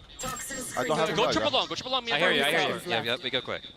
Go close, go for close. Yeah, I'm shocking for alarm bot. I'm smoking heaven in 5. I'm backside. On your backside, Douglas. Go right together, right. Graffiti right here on the left side, guys. Graffiti, neon. Dead. Oh, two spawn. Nice. Spawn as well. 10 seconds to the plan. Play. 10 seconds left. White spawn. Molly, Leno. Good. What happened? Drop. Nice. Don't worry about it. All good. They give me space, man. Absolutely out of pocket that they're calling Superman Unk in all of their clips to come back to him over towards A. This is the first round, though, that FURIA have been able to make it work, and I think massive credit actually to Alim. I didn't see that enormous strategic adjustment that I'm looking for, but instead Alim alone on the A site, because of that fake that you heard Con calling, a lot of his teammates have been pulled over towards B and C. He had to hold this alone, and he actually did a great job. Being able to pick a player off and survive. blind by my own omen! But yeah, FURIA finally get one on the board. Yeah. I don't mind the attack calling, though, from Con. No, It's still nice. I think that's clear, to be honest. Some of the most clear comms that we've actually seen, but I can see where the time pressure is coming in. Yeah. Because they are really taking their time to make sure that everything's cleared, there's no mistakes being made. Yeah. But then that adds seconds onto the, takes it away from you. It was also a 3-person fake on the C-split, Right. so Gotta sell it somehow. They were late getting in back towards Exactly, Superman. yeah. They were rushing around that 30-second mark. It's possible if they look at that they'll say, okay, next time we don't actually need Okeanos. He can just throw a long-range smoke. Similar kind of ideas again, though. They go over towards C, find the pit, take an alt orb, default. Yeah. Alim on a different line, though, with this op. This as well. It's EG. Oh my god, a lot of damage. Shredded.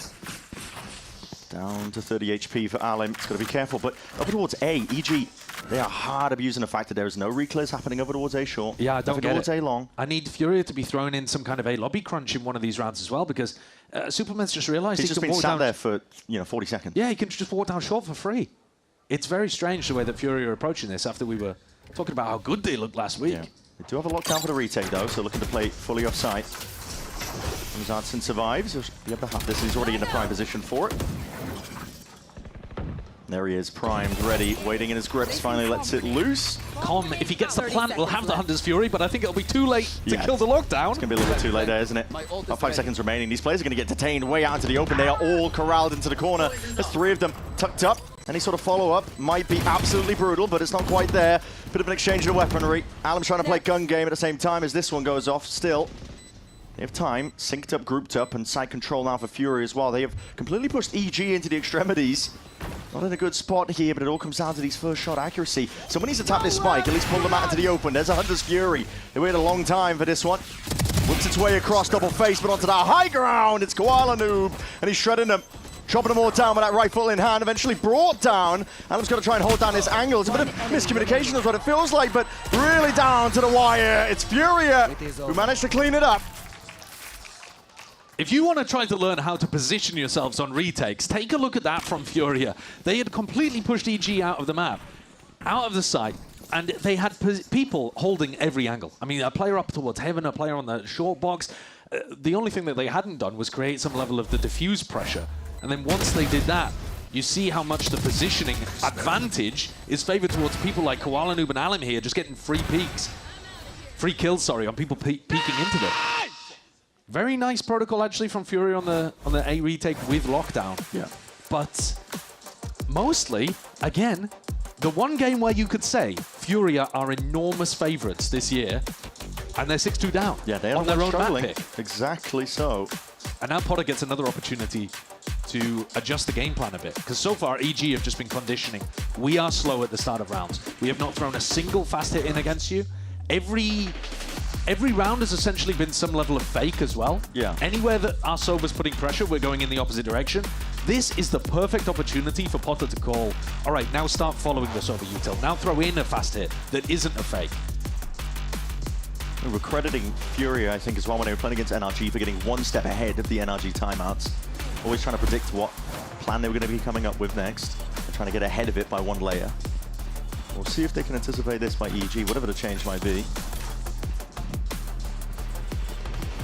It does seem to be the more obvious play of what you'd want to switch up if you're EG. Okay, now that they're adjusting for your slower pace, time to speed it up, but sometimes obvious can be good, sometimes simple is good too. I would like to see Furia try to punish A lobby at some point here. They must realize that EG are taking that space too easily. They're going to play passive on A again. Much deeper alarm bot position this time around, though. Maybe that's the adjustment. I think this double swing might be the adjustment. Yeah. Turret swinging through. It's a good play by Furia, immediately coming up with adjustments for what was missing. Yeah, it's a lovely trap. Yeah, gaps towards that A short, A long position. It's somewhere that Artisan's been running the turret before. They just haven't had the world's most aggressive reaction off the back of it. And Alam is constantly changing up where he's playing with the operator. Tried A for a lot of these early rounds. He's got deep.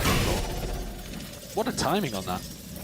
Yeah. Con was going to try to force this off a contact play. Oh, he was thinking about it. It's an empty A site, but he's going back over to his lurker. He wants to make noise. I think for Superman to potentially clean up. He is isolated, inserted here. A couple of shots. He's lucky to be alive there. The wall just saves him. Backs himself out. 60 HP. Another spot where Furia don't really know where this is ending. No. Is it B? Is it A? But the players are not looking to actually join up, hold hands, and go for an info reclear. I mean, the deep space by Alam surely has got to help. They can get the stack of it all day. They're playing just for the 4v3. Player advantage, A retake, but A is pretty tough to get going, especially when Koala Noob doesn't have smokes or paranoia to help you. Yeah, and I'm seeing double Nanoswarm ready in the back pocket of Al. They're really biding their time. Wait until there's about 14 seconds getting players in position before they even tap. Look at his first signs of life. Finally plant down, extension into the round. That swing by Superman is just insanity. Way ahead of most of his team there. The timing passed. The turret is going to be spoiling the party. Guns need to be out. Com asserts himself back onto the line, but he's got an operator who's going to be meeting his match there in terms of the firepower. Alam needs to be accounted for. Stun just missing, but a glide at a shorty finishes it off. Job done. Pow finish there. Third round for Furia. Furia seem very confident in their A retakes. There are a number of moments where I think a lot of teams would be trying to flood onto A or deny A, and instead they're playing for A retake. And to be fair to their credit, they're actually playing it really nicely. This round, I thought Superman might have had the opener too. He's having a game. Yeah. 12-5 currently, alongside Dejazine. He was the player that we were saying has to step up if EG want win conditions, but I think a lot of this has been carried by Com's calling as well, and just a better macro approach to Haven so far in this half. He's really trying to work the map. A slow squeeze on it, ensuring that garage control, big priority, running fakes.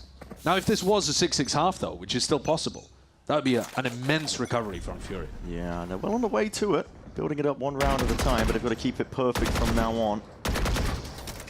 Stray shots and spam, and an adjustment into the setup too. The Sentinel Util this time making its way back over to B, over towards C, garage area.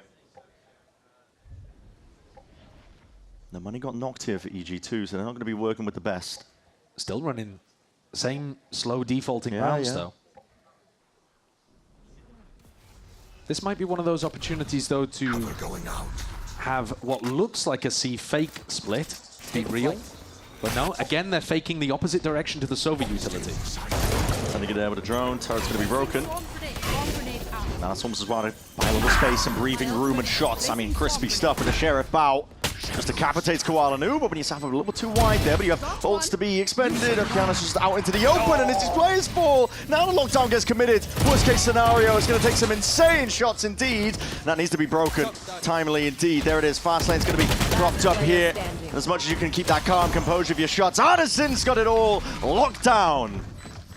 That's really tough for Bao. They're in a 5v4 when he thinks about putting the lockdown in. Yeah. And then just as he goes for the ultimate, 2 more players get dropped. Yeah. And suddenly, not only are you on an eco round investing in ult, but you're actually in a disadvantaged spot in terms of your players. That's tough for Okeanos too. He just gets caught in the teleport, TPing out in the open. But yeah, not too much of a mistake from Bao. I think it's just one of those circumstances where you think you've got a good play, it's worth the investment, and it turns out to go against you just in the final moments. No. All right, a 4-player stack here from FURIA on A. This is the A lobby pressure that I was talking about. It's looking different, but nobody is home. Yeah, funnily enough, this is the first round EG, a group to go fast C. Looks like that's what they got their eyes set on. Smoke up though initially. Yeah, using a C progression smoke to fake like they wouldn't be here. So still trying to obfuscate, not just going for a fast hit. Once this smoke drops, they'll go. There it is. It's going to be a turret waiting onto the other side of things, but it's not going to slow them down. Not one moment. Deep Tard as well. Due diligence with the utility, at least for now. And now Superman's got the pit. So it should be difficult to retake. Yeah. Completely denies that one main choke point, but guess what? FURIA are not going to be coming from that direction. What a nice adjustment from EG, just as they're expecting FURIA to make their own strategic change-up. Yeah. Bao is going to have a lot on his plate. Here's it, the rumble of the footsteps. That's a good, clean first kill, but Alim straight there, back again with the trade. Instantaneous at that. Sliding to the side, he's making himself a very difficult target to try and pin down here. Even with that back pit control. Oh, what a shot. Crazy shot. Oh, it just keeps going. Alim, he's a menace, man. Right now, he's dominating. Not slowing down from that momentum of prior. 4 kills, biding his time, waiting it out. That pit's still up. Finally removing him, but the trade intact. But no time. They don't have time on it. That is ridiculous. Wow, that was so well played on the retake for FURIA, but the clock works against them. I've got to be honest, I lost track of that in the midst of it all. I thought they'd pulled that off. What a big round from EG to end up recovering there, despite Alim's magic from the flank retake. Which, by the way, perfect decision to go for a heavy flank retake. 0 people retaking through that pit. I think the denial there from Superman getting the shorty kill onto Alim just before he got half, wins them the round. Yeah. You see it in the reaction. That is crazy stuff. It guarantees EG the lead at the half. Here we go. I said once more of what was working for EG. That A pressure, cutting noise, waiting it out, but this time there is resistance. FURIA once more here, but this time holding it with just the operator onto that angle. Koala-Nu disengaging. Doesn't want any piece of this when he hears all that sound pressure once more. Paranoia is good. He can't really see much, but still, my God, man. Lightning fast, straight into the back of the site. The Hunter's Fury to supplement and make sure that they keep them out of the picture once more. It's a good tag. Vulnerability applied, but it's not going to do them a lot of good. The plant is down. How do you win a 4v5 retake on A without the paranoia, without the smokes? Very tough. That is in. One away from the lockdown if he gets killed here, but he's not really in a prime position to really be using it. Smokes on smokes in your face. So damn difficult to chew through here. Alim just trying to light them up. The fast line gets them all the way in, down to that heaven angle. Bow! Activating. 2v1 now for them. Nerve. He's got so much to do in a spot like this. He's just being toyed with at this point. Bao knows he can play his life. The time pressure already ticking and mounting. The round is won, even if he didn't get a kill. 8-4 to half. That's exactly what we needed to see for EG. It's an amazing beginning to this match. I think 100% of the people on the English broadcast here predicted FURIA to win this game. Yeah. And I bet, I don't know, 90% of you at home probably did as well. And yet EG have come out with a great game plan. The players are actually on fire too. Superman, Bowers had some huge moments. And Comms call-ins look really good. There's some magic in the venue here today, absolutely, for EG. And now we're going to send it down to Liz. She's standing by with a very special guest. Thank you so much, gentlemen. And yes, part of that magic is EG's Chim Chim here, who you're usually with our friends over at the LCS, but you've joined us today on the side of VCT Americas. First off, welcome. We've seen your watch parties. You love Oki's trash talking, but now you are here in the building, able to hear that trash talking and everything else. What is it like being here? It's amazing. The crowd is very much alive. I feel like we got a lot of EG fans in here. Am I correct? Yes, ma'am. I also have a little question. These are y'all's champs? I'll talk to my stats guy. We'll get back to that. But now that you're here, you've seen the game, can you tell me, can we have any prediction on a scoreline, any prediction on how this is going to go? I know you're going to see EG 2-0, but like, I want to get nitty-gritty specific. 2 million to, what do they got right now, 6? 4? Yes, exactly, and that's exactly VALORANT. I mean, I know you have a couple goodies over here for the audience here, not at home. I'm so sorry, guys, but we have some goodies from Evil Geniuses to throw into the audience. So after you, madam. Oh, we have oh my goodness gracious! I know GB is usually the one giving out free stuff, but here we go. That's a whole jersey. That is a whole jersey. Wait, can I have that? No, it's okay. That's fine. Good catch. Madam, all right, what do we have next? What do you have next? Oh, those little clapper thingies. We love. Guys, you make some noise for Chim Chim if you want it. Come on. If you want EG to win, you better make some noise for the stuff you're getting from EG. I want to hear you one more time. Thank you. Good toss. Now, friends, I'm sending it over to Ren and Sidjo because we have a game to get back to. They're coming for your job, GB. They're coming for your job, I'm telling you now, man. Chim Chim was saying, are these your champions? Which it does bear reminding people, FURIA are undefeated against America's teams. Yeah. They ran through kickoff, no problems. #1 seed. Came back, beat NRG, who were the best performing team out of the America's teams at Santiago. FURIA did lose, obviously 0-2 in the playoffs at Santiago, but those were against, Paper X and BBL, not the Americas squads. Right now, EG looking like they got the better of them. Mm-hmm. What a world we're in today. It is topsy-turvy. We were talking about at the beginning. EG need to keep the momentum going when they get themselves into advantage spots with these pistol round wins. They got the back, really, the best beginning imaginable at the start of this map. Pistol round into the bonus conversion. Doesn't get much better than that. See what they can do here. Tapping away here in exchange of the bullets. A lot of damage done to Superman. Got the smoke, though, to reposition. 3 players still on the side of EG, going for a double contact re-clear for information on A. And Nerves holding this with the Sheriff. Go. Alan, primed here. Got that slide ready and waiting. My God, just locked onto the Ang. Wow, immediately finished off. Alan is playing a game today. Still, Superman, he's just going to be caught out to the open there. EU just finds some cracks in the defense. You're right, Alam is playing a game. Now, they've left the spike, though, completely in spawn. Not ideal. They might be worried that Okeanos is on top of it already. This is going to slow things down, but also, look at these inserts over towards C and B. Ridiculous Very space. difficult to play against if you're EG. Left. You don't know how much of FURIA, how much of the map FURIA have taken. You're going to be thinking to clear this area? I don't think so, and neither is Com. Can't blame him, biding his time. Oh, you're so greedy. Pure patience, yeah, it is a bit greedy.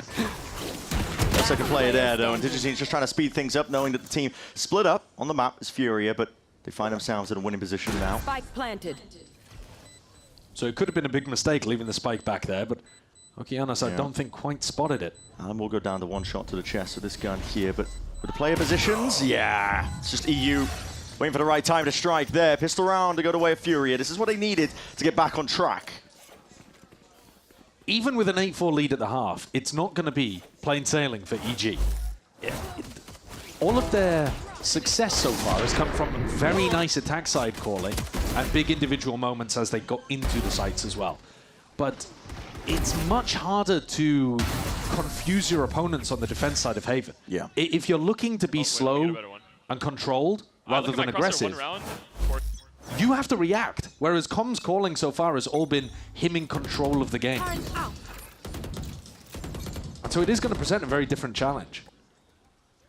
Gamble stack here for EG. Digizine, he's primed, posted up there with a Marshall. Find back Plat, but yeah, the turret's contact. Artsin, he's happy to see how much he can really take here. Triple face! Guys, go A. Yeah! It had nothing to do with that, and it's called for the immediate rotation. EG are like, well, okay, they're probably going to be reacting A off the back of that. Yeah, I mean, EG might beat them here in the foot race. If they get a bit of a move on, I don't think so. Not going to be the case. On the K damage. Judge, that's a spike as well. Drop down into his lap, but Calm a little bit too much to deal with there. Superman revealed up. Paranoia is to be a little bit late to the party, so clean up. Ordered up by Furia. 4 players surviving. Yeah, not bad. I mean, one of the players only buys a Marshall in that round, so you can afford a single death. I thought it might get a bit more dangerous, especially once you upgrade into a Judge. Calm nearly had an opportunity to win the round. Gifted to him. Yeah. Look at that. I mean, it should have been scenes right before disaster, and somehow he gets away. Yeah. But that's the whole point of the one guy with the Marshall going over towards C. You don't care if you drop the Marshall, and it's actually better information to know which site they're stacking on. This is the round that EG need to win, though, to keep this advantage. Gun round versus that bonus conversion. This is fast and loose by Alamy. Straight in there. Just commanding up that smoke. He's 16 and 10 across, you know, 14 rounds and change. I'll tell you, one of the things I was most impressed with in their game the other day, I think, was Alan. Listen, he was using a Judge, and I know people are going to discredit him for that on the Neon, but a supportive Yuto that surrounded him to, you know, put him in positions to succeed. Excellent stuff. Okeanos, who could get tricky up here. TP, and that's not a miss whatsoever. Cuts up the ankles. Smoke now propped up, lay it down. That fast B plan is immediately dissuaded. Love that aggression from Oki. Very happy to make the play in a situation like that. Whoops. See. And Nerve looking to save a Guardian here. Guardian, no armor into the next round, but all good. You got the plan down anyway, so it's not like you're worrying in terms of the money. This was the round that EG had to win, and Okeanos' play there just absolutely guarantees it. They're looking to send something fast and aggressive over towards B. Lock it in. Lock it in. FURIA were playing a little bit more of the set retake style on their defense. Yeah. EG perhaps opting to flood a bit more heavily.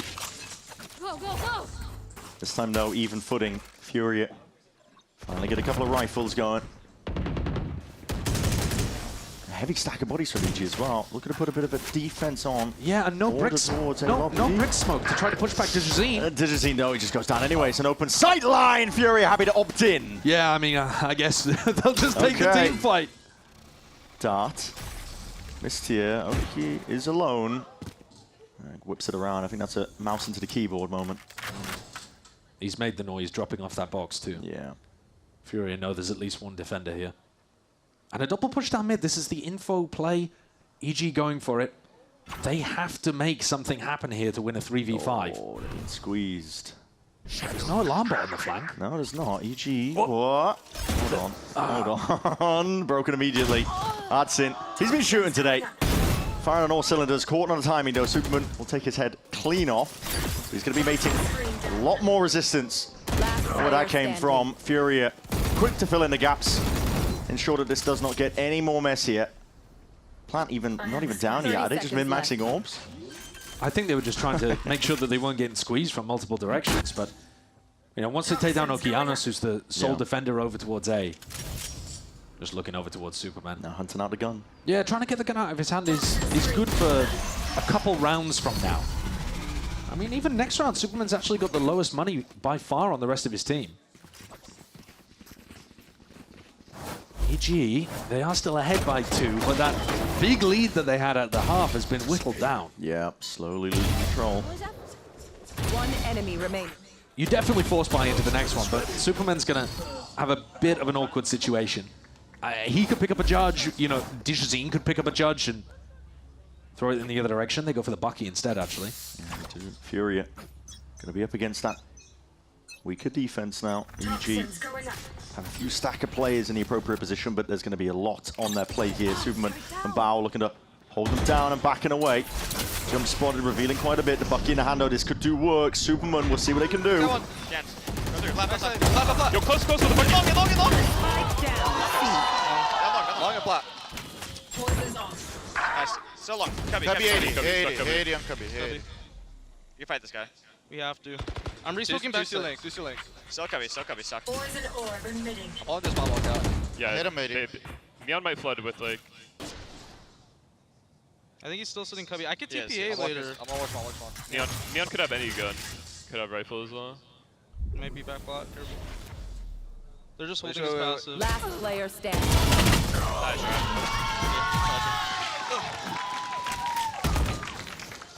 I just want to point out Superman's orb there. So throwing down the orb over towards C, really common play for these Vipers. The orb that he's using covers the whole area that he wants to play in. Look at this. So this little corner that you're playing next to the box, he's put the orb offset a little bit so that it completely obscures it. So he can be inside of the smoke whilst being tucked. He doesn't have to walk into it and possibly meet attackers already in there. The Bucky and the crowd goes wild. And they did. Yeah. Tell you now, they did. Oh yeah, definitely a fan favorite, the Bucky. Yeah. I'll tell you what, I was impressed with Furia's maturity in the comms, because that was me. They're laying out the world's deepest side. Superman hasn't slowed down. Quick early kill onto Koala Noob. That's your smokes down, at least one portion of it. He's actually been dying early fairly often in this game. That's his third first death. Highest on the team joint with Allen. And it's tough to play on the attack and defense without your smokes player. Yeah. Furia just leaving Allen as a bit of an insert here while they go to explore the rest of the map over towards the A. If anyone on EG goes for a little jiggle peek and spots the Neon, they may well read in that that's going to be a C re-hit. Oh. I think a shoulder just... Yeah, I mean, he's rattling off some communication to the rest of his team. Sees presence, playing full retake over towards A. Shots are nice. Bow straight there. Not open line. Halim, he tries to even it out. But better overall for EG, isn't it? That's that aggressive reclear that we were actually looking for from Furia in many of those rounds. 30 seconds left. If Nerve gets plant, he'll have pit, but do you really want to throw it in 2v4? I'm not too sure. It's a difficult question. Doesn't have the Phantom either. He chooses to commit it. Yeah, not a difficult question for him to answer. Okay. Zero hesitation. But you're really worried about people coming out through heaven against this pit. I mean, Com has full util too. Dart's waiting in the back pocket once his drone fades away. And look at this. Good protocol to really play around this pit. Up and over the top. The rest of EG are going to be flooding through. Someone needs to trade that one out to Superman. Yeah, okay. Just drops down. Immediately removes ads in. This pit's still in their faces, but Nerve surely spotted out now. Letting loose of that snake bite. Surely not long for the war to counter spam. Dodging and ducking and weaving, but finally meets his match. Oki puts a stop to it. Holding down to the fuse. You got to lock in for that, and short around is yours. I think EG are just feeling on top of the world right now. Yeah. They've really got these big moments and the confidence to go for the fight into Furia. I'm going to say too, Furia recently, in fact not recently, the whole year, have been playing at such a high tempo. They've been making decisions very quickly. Today, they look sluggish. Yeah. And it's actually EG who are controlling the pace, whether that be slowing things down on the attack side or increasing it with some of these like double info reclears. They are just playing the better game right now, which is kind of crazy to say. Yeah. Was not expecting this whatsoever. For EG as a team, I mean, they'd love as well. They get off to a very strong start. Dejazine just spotted a glimpse of a couple of players willing to opt in and take that fight entirely. Alan, no. Got the space he was looking for, but doesn't want to be caught out into the open there. He's only got a judge as well. Yeah. Right here. A lot of ults online on the side of Furia, but it's about converting it past a certain point when you're already a player down. Going to be looking to commit. Bit of exploration, making sure that they break some of this Killjoy util. Deny info to EG and look for a couple of picks off the back of it. It's a TP though committed. That's Okeana's looking for information.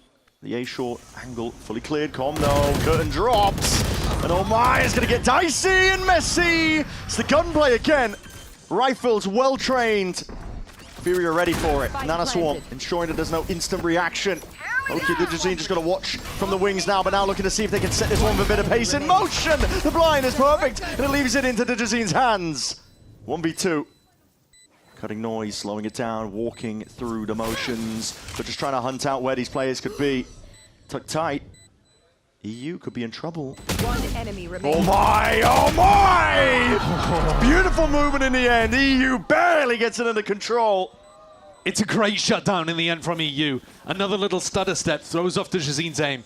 But man, that first shot was beautiful too. It was a believer. And EG have got two players absolutely firing. Digizine and Superman at any point look like they can win you rounds. Here you see the double-edged nature of going for that mid-round aggression though. 3 players on a wall drop. You know, if instead they just defensively stacked B, if that was their read, they would have crushed that B exec as it came in. Yeah. But they were like 3-5 seconds a bit early, and instead, Furia had the better angles. It's not done yet for EG. No, Five buckies! 5! Okay, it's inspiring. Oh no. It is stunning stuff, man. Oh, please don't let this work. They saw Superman get a clip and they were like, I want in. If there's any justice in the world. It's gonna work. Oh, it's gonna work. It's gonna work. Tell you this gun's good. You should run. Lockdown committed, respect shown by Furia. I mean, they have 5 buckies. They have to jump at this lockdown. You have to. They do. Like, you literally can't play retake. They're trying to hatch some eggs at the moment. Hold on. Pocket. In the corner. Good stun. Connects. Digizine, go on. Jump on it. Jump on it. Oh, my God. Oh, God. Shotgun v shotgun action. It's messy. And again, I think this is just karma for buying 5 buckies into the round. It's got to be. Good investment, though, actually, the lockdown on such a tricky economical round like this, where you know that EG at least are going to be buying some level of this kind of stuff. Getting it into a spot in short. I mean, it's dangerous even in the first place to try to get it into short, but Alizin's ultimate should secure them a nice round victory here. It goes to show as well, Furia, they don't have any breathing room here. Willing to commit ults even if they're up against the eco. I don't blame them. Bao should be dying to a human here. There we go, rather than the spike, because he needs to get his lockdown online. And so Bao's got the option of playing retake on one of these sites against Furia. Normally the Killjoys are going to lean towards playing A for retake. But we saw Com read into that on the previous half. Yeah. And again, this is not locked up for EG. No. They are 2 rounds away from winning the map, but also 2 rounds away from being a tied game. Absolutely. You were just saying, you know, the lockdown, yeah, you have your choice in terms of where you want to play retake, but not all clear cut. EU's got an ult of his own. Yeah. Yeah, you've got to be careful about that kind of thing. You don't want to be committing to playing retake at the start of the round.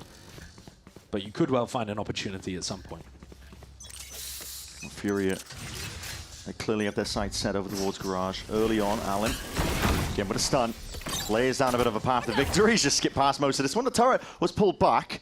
We'll see if it makes a difference. They've been taking early Garage as free as they like. Even a deep alarm bot, look at that. Yeah, EG have had 3 players stacked up. I like the alarm bot as well, because if they heard that noise cue, they might not be expecting Allen to be tucked all the way up here. If EG go for some kind of re-clear in Garage, they're going to be walking in. Okay, reactive Hunter's Fury off that one. The drone being used. EU sidesteps. It's worse for the wear, but he's still alive, and that's the important element. Yeah, that would have been such a nice pick for EG to get. Yeah. Because it would have allowed Bao to then play around his lockdown. Now they slowly make their way back over towards C. It's about that minute mark. Nobody's re-cleared Garage at any point, and Alim's got this info. Stack of bodies over towards A. Deep TP into the back of that side. It's going to be giving them all the information. Koala Noob calls for the committal. Very heavy push down on the flank as well. Yeah. So committing extraordinarily to this flank retake. We saw Furia do this, and they're a little bit too slow to the mark, but we'll see shots just barely missing with a gun in hand. Fast lane, dodging, tucking, and weaving, and he's still there. Guess what? He wants to take the fight. Bullets. Oh my God, almost getting shredded there, revealed up towards it. Lockdown should buy him a little bit of time and space forwards. That stun is good. This is absolute carnage. These players are being put into a bloody blender. It's such a wild lockdown positioning, man. But Bao rips his lockdown from, like, grass. Yeah. And it barely does anything. I mean, I guess it gives you Garage control, but all of the Furia players responded to something quite unusual very well. Look at this lockdown in the replay. It just forces the Furia players to get on site, and EU gets to lean into what he loves doing most, which is taking these long-range fights with a Vandal. EG maybe playing a little too cleverly for their own good there. At no point going for the garage reclear. Didn't get that free kill on Allen, which I think is a little egregious. And now they're on an eco round, and this game is going to get tied up. Yeah. Almost certainly here. It's EG at last minute timeout being taken. See if you can correct the course. But like you said, Josh, the money is already broken here for EG. FURIA are going to be in a prime position to drag this level. And not just that, I mean, with the lockdown being committed as well, you didn't even get EU's ult out for it. No. That's how poor of a position it was. They didn't feel the need to. They just instant reaction, and credit to FURIA as well, because not many teams are going to be able to make a quick call and decision, zero hesitation, to immediately fill up the backspace, right towards the back of the side there. I think if I had to sum up this Haven game so far, is that EG have had some nice ideas. They might have even had better ideas than FURIA, but the execution has been wobbly at times. I mean, some of these defensive repushes around like that, it's either trying to be too clever or the execution of it fails and falls short, and FURIA run away with the round outcome. But man, if you've got Dujazine and Superman frying like this and you go 8-4 up in a half, you gotta close. Otherwise, games like this are going to be how you miss out on playoffs. Yeah, certainly. We haven't even, you know, touched on the bigger picture of this group, but for EG, you might look at this as one of the harder matches for them here, but you'd love a win nice and early. Yeah, an upset victory like this. An upset victory. I mean, it sets you up so much better for a playoffs run. Could make all the difference. Even just making playoffs. Martin holding down a container. Dujazine though squares up. Instant kill going his way. It's a major first kill. That mid push, not something that FURIA went for on their defense side. And they weren't ready for it, though. You have to take rounds on risks, I should say, on rounds like this for EG. Well, EU is taking a bit of a risk here. You can hear Bao. Yeah. Bao spotted him. Oh boy, FURIA. Stack of players. No clear decision in terms of which direction they want to end in just yet, because the spike isn't picked up, but... Well, you know EG are going to be stacking somewhere, and it's probably going to be C or A, but you can't really tell yet. Bao could easily be jump spotting for the rest of the team. Absolutely right. Could imagine. Alan also. Looking around here. Jumped peek past the road wall. Smoke popped up. Stack of bodies. This is 25 seconds left. By the way, the spike is still down up by window. Oh, pop it into Mutil. That fake is going to pull everybody back to A. There's not a lot of time. Someone's got to get a spike. What is the spike doing? 17 seconds. That's what I'm saying, man. Time. They've got a bit of space, though. FURIA. Surely this is it. They're going to lock this one up entirely. Deep TP as well. Gets them into position. A flood, though, with that time pressure. It's EG the one's crumbling and melting underneath all of it. Didn't have the guns or the weapons for the job. Barely handled in time, but FURIA account for it all. God, these anti-ecos on both sides have been squeaky. Yeah. Alim sighs a bit of a breath of relief there towards the end. He's also, as we mentioned earlier, playing a great game, matching Dujazine beat for beat on the Neon. But this is the last chance for EG, really, to win this map. Yeah. Could they get things into overtime if they lose? Maybe, but their economy's not going to be in a great spot. No, this round right here, this is the most important one. Dujazine's the playmaker, looking to walk down mid. With this operator, this player's waiting. No, that's an instant slide to the side. It's traded, but there's plenty more where that came from. FURIA, reinforcement straight there to just dish it out. What a tough position for EG now to be in. You've lost the whole of B, 3v4. Alarmbot blocks Com from making a play, but he's got to go for something. Yeah, Superman. Hold on, could take a timing out of garage. He does take the fight and wins it out against Artin. Plant down though. Kralnov gets them into a bit more of a winning position, but they have lost control of main. All three players up towards backside. This is uncomfortable with a B plant. Yeah, my eyes are on Superman, honestly, because he has been the playmaker for EG. Not committing onto the main angle. Instead, he's going to be looking to secure a bit more space. Look at this. What a weird post-plant setup. It is really strange. It could go wrong in a blink of an eye for FURIA. Using the wall to see if they can reposition. And the players just line up. It's Nerve. Strikes them down where they stand, and it leaves it into the hands of Superman.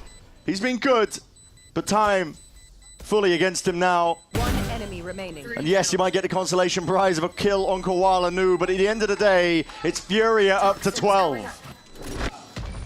Devastating opening to this round. We said it was the most important one for EG if they wanted to try to close things out. And that slide from Alim at the beginning, Okeanos was throwing a smoke at the start of the round, so he's actually a fraction of a second late to hold the mid-window angle, and Alim's already passed it. Oki does what he can, he trades out the next kill, but they go 1 for 2 in that. Yo, Superman! Yo! You winning the round or no? Come on! Yeah! 25 and 15 Superman, but he couldn't do anything in that spot. You're getting great performances out of Super and DeJazine, and yet it's map point for FURIA. Yes, heartbreaking for EG. Look at the money, look at the buy. I mean, it's a scrap together assortment. And isn't this one of the things that FURIA does best? Double Outlaw and an op on their Sova to try to punish any playmaking, any light armor that EG would have to go for. The management of the economy, always keeping an eye on when the money is tight for the opposition, when they can opt into the Outlaws. EG have been going for 3 players on A at basically every round. Yeah. You know, they've been looking for a completely different setup, but they also haven't been changing it up too much. Bow's position with the judge. I guess that is the change-up, isn't it? The fact that your Killjoy's got a judge in C cubby. It's a deep, deep position. You're not going to anticipate this when you see the Killjoy turret up. And broken. Zine signs alive. Oh my god, collateral damage there. Alan was not intended to be the recipient of that bullet. Doesn't matter though. Zine will take it. And an overdrive to evacuate. Yeah, I mean, good patience, actually. I think he was considering diving in and trying to punish Nerve, but he didn't know how many people were right behind. Especially when you only see Nerve and you're like, all right, that's the lurker. And then you accidentally kill Alim. You're like, oh, wait, hold on. Full team here. And time pressure. Listen, we talked about the Outlaws and the op, but 30 listen, seconds left. It's putting strain on them. I mean, if you go back into C, Bao is going to win this round, There's surely. 25 seconds left.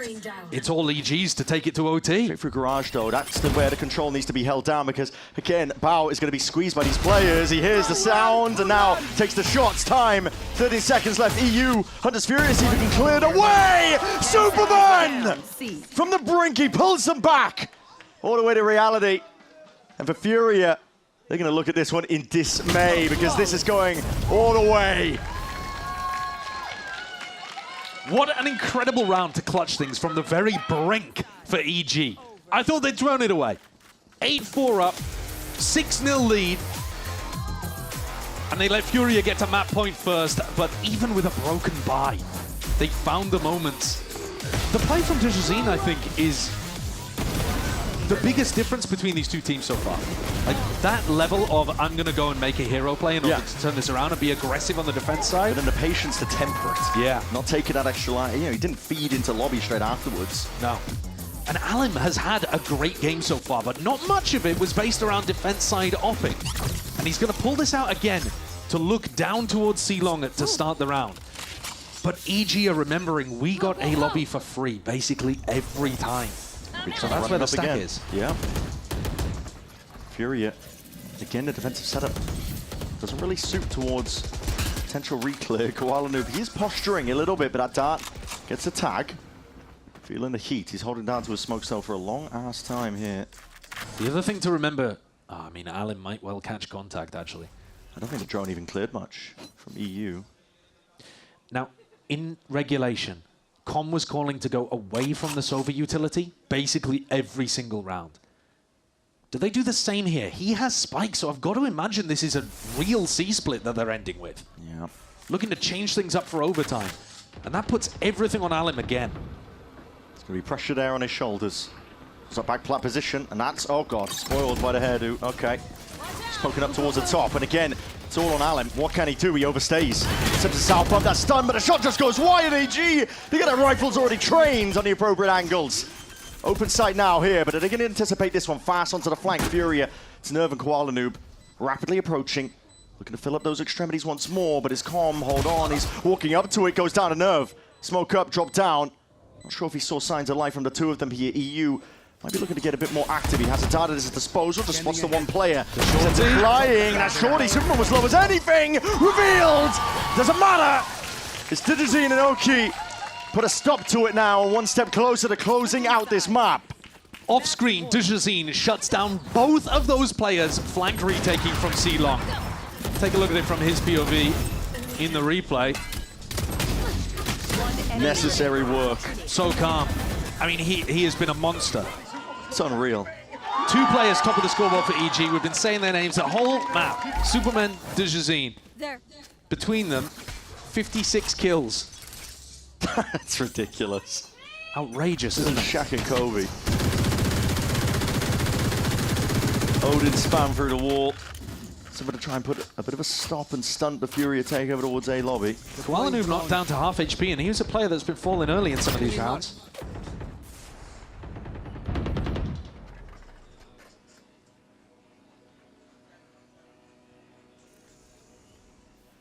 This has been a slow map so far for both of these teams. Not too many fast plays off the rip. Very cautious. Take flight. The pressure could not be higher right now for FURIA. Stay alive in this map. It's a nice snake bite from Superman. It'll give time for these A players to come around. And EG were playing the B defense pretty aggressively before. Yeah. Mission to commit is what FURIA were looking for. Now they do with that plan. Goes down. No real pushback. Alim's into the back of that site. Glide to the side. And cuts it up. Crosshair placement. Not ready for that one. Sensitivity not even high enough. I mean, the Shaq and Kobe comparison's perfect. He crossed him up. Yeah. Absolutely. Shock darts ricocheting back and forth here. FURIA do peel back into more passive positions, but these kills are still being claimed regardless. Oki again onto that high ground. It needs to be a trade, and it's there. Digizine straight on it. Action here from him. 2v2. Smoke's still propped up, and time is becoming a bit of a problem here. The tap to see if they can pull out the next wave of resistance. EG, though, it's got it in their control, and this needs to be denied. It's the fuse being stuck all the way. Digizine, savior once more for them. In OT, they drag it across the line here for this opening map. Completely upsetting anyone's expectations. Not only is that a major win for EG, but it's them closing out advantages on their opponent's map pick too. FURIA wanted to take this to Haven. Yeah. And EG outplayed them. I mean, even in the final moment there, 30 HP on the board, and Digizine still lands an enormous kill. Drops 30 overall in those 26 rounds. A great game, honestly. I thought at one point EG had completely let it slip, and yet they had that resilience to stick in. We haven't been selling it much, but for EG, it's massive, really. Grand scheme of things in this group. If you can take a win against FURIA, it puts you in playoff contention. And now they are one step away, one map away. Pearl coming up next. It is their home territory. They decided it, and now they get the right to see if they can close this one out against our reigning kickoff champions.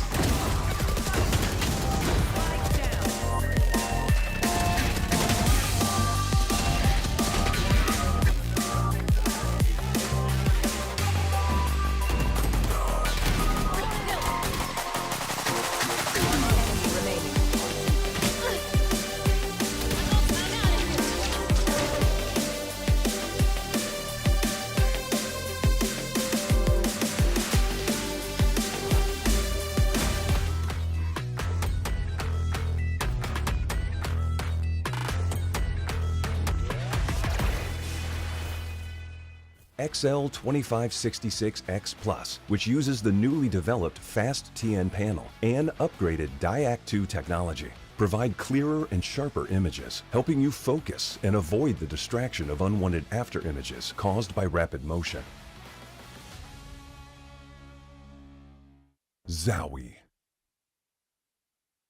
Want to find your fastest server every time? Express like a pro and optimize your connection in one tap. Express and game without ISP throttling. Express and shield yourself from DDoS attacks. Express and choose the VPN trusted by gamers everywhere. ExpressVPN. Experience gaming the Express way. Fast, stable, competitive.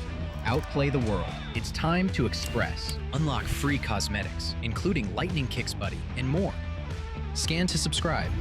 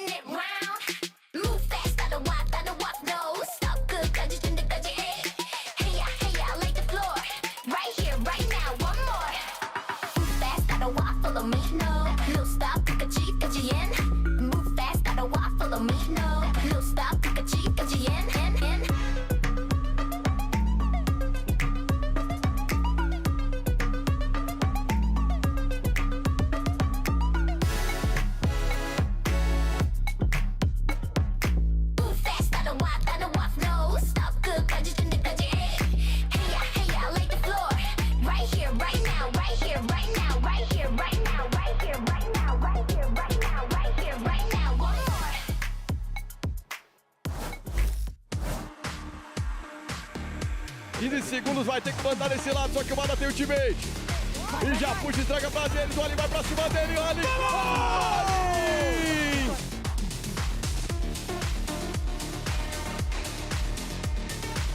Space is trying to be made now by Asuna, and Okeanos isn't going to allow for that to happen right away. Gets himself to safety.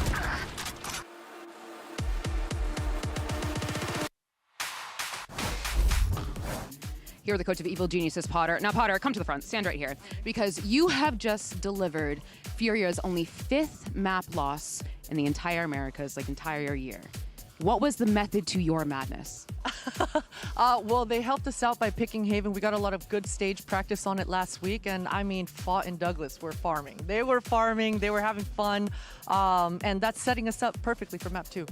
Well, best luck on map 2.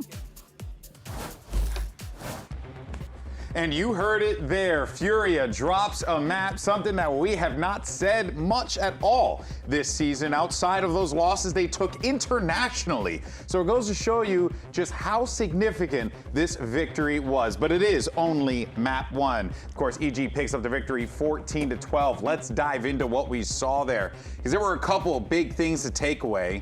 I mean, we could talk about Superman, we could talk about Digizin. I do want to yap about Superman for a minute, though, because my guy lived permanently on that C side of the map. Never like that little corner. He has like a little chair back there. Yeah. A little lounge chair, you know, maybe a little bookshelf. He set on? himself up a home over there. It's amazing. He has a nice little hut on Yeah, the he did it. I think that makes sense, because I think that's one of the main reasons for EG's defense being so good was Supa anchoring on that site, being able to get so many of those picks that he required in order to shut it down for the rest of this team. It felt so good watching EG on that defense too. They were so solid with what they wanted to do. The rotations were on point, and a lot of the information plays were pretty good. And that was a concern that we had going into this map. We said that it would probably go the way of FURIA, but you see how EG made these adaptations going into the defense as well. It was very dominant, and you are utilizing those pieces that were strong last time, but were not enough to close it out. So you have a Digizin that is getting a lot more aggressive, being a lot more present on that A side, and then you also have a Superman that is just insane. Yeah, it's like both sides of the map are pretty much held down on A and on C. And the aggression, like you said, was so good. And I think, too, that Bucky clip that Supa had was kind of insane. But I feel like we should have seen this coming, guys. You know why? Why? Because the assistant coach won the skirmish. That honestly, man. Wait a second. We should have seen it. We should have seen this coming. It was in the stars the whole time, right? No, it is important though to note, like, what we were seeing was just incredible output from 2 specific players, right? Digizin as well as Superman. And Superman, he typically does pop off on Haven. It's been a pretty good map for him. But Digizin, we were waiting to see. You know, we always know that he's got that output. He's an incredible slayer in his own right. But this time around, he was really getting that job done on that A extremity. It just looked so good because he was able to get set up a lot more. You see a lot of what they were struggling with last time is taking space and holding that space, both on attack and on defense. And here, they fixed those issues. They know that the approach cannot be so passive. It needs to be playing forward and utilizing, again, Digizin, who is a player that likes to go in. Yeah, and even like the clutches, the amount of clutches that both these players have been in has been insane. And for Supa, we talked a little bit about this just seconds ago, but his holds were insane. His ult usage made it so annoying to play against when you're on that attacking side trying to get in. And his util usage just in general has been so beneficial for EG, being able to retake, being able to post plant. He's always annoying, especially in those clutches, getting those 1v3s, 1v2s, 1v1s even.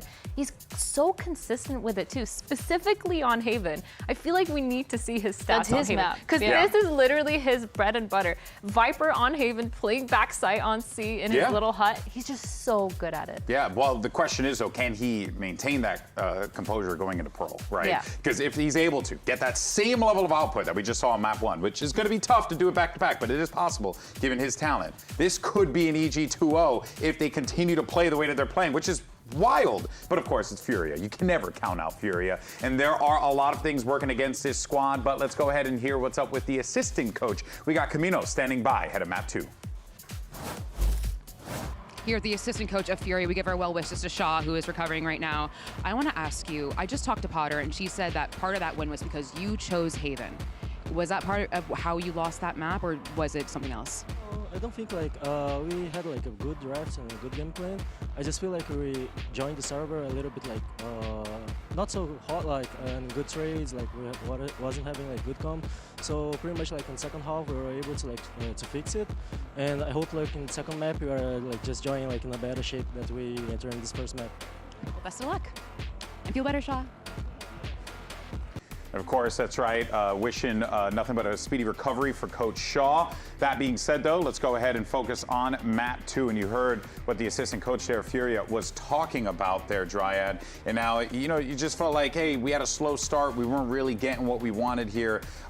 That's fair. That's all well and good. But what I was seeing was 2 players on the EG side that were controlling the game entirely, no matter what the other side was doing. And that is so important from beginning to end. But yeah, you do see a very slow start for FURIA. It was a 0-6 where, you know, they kept winning rounds and we kept looking at each other. Yeah, we're like, huh? What is happening? Huh? They end up closing it out in overtime, and I think this is good to warm up and also to go into a map that is going to be very difficult. This map of Pearl that is coming up was incredible. This is the map that we were talking about, FURIA, saying how they were pretty much perfect. Yeah. So I wonder if EG is ready for it. Yeah. I mean, they picked it. Right? It's insane. Like, I wonder if Wait, they EG picked this map? EG picked Pearl, which is wild, which is why I'm so confused. But I'm wondering if they've cooked up something, because that's how Potter likes to lurk in the shadows and just like be creative and pounce. I just have this vision of Powder in the bushes writing this like playbook out. She's like, I know what you're doing. She has the death note. I know what you're doing. All right, well, let's see how this one shakes out. EG are currently up 1-0 over FURIA. Can they close it out? Or will FURIA manage to force a map 3? You're going to have the action commencing in just a little bit. Brendan Sideshow will see you on the other side.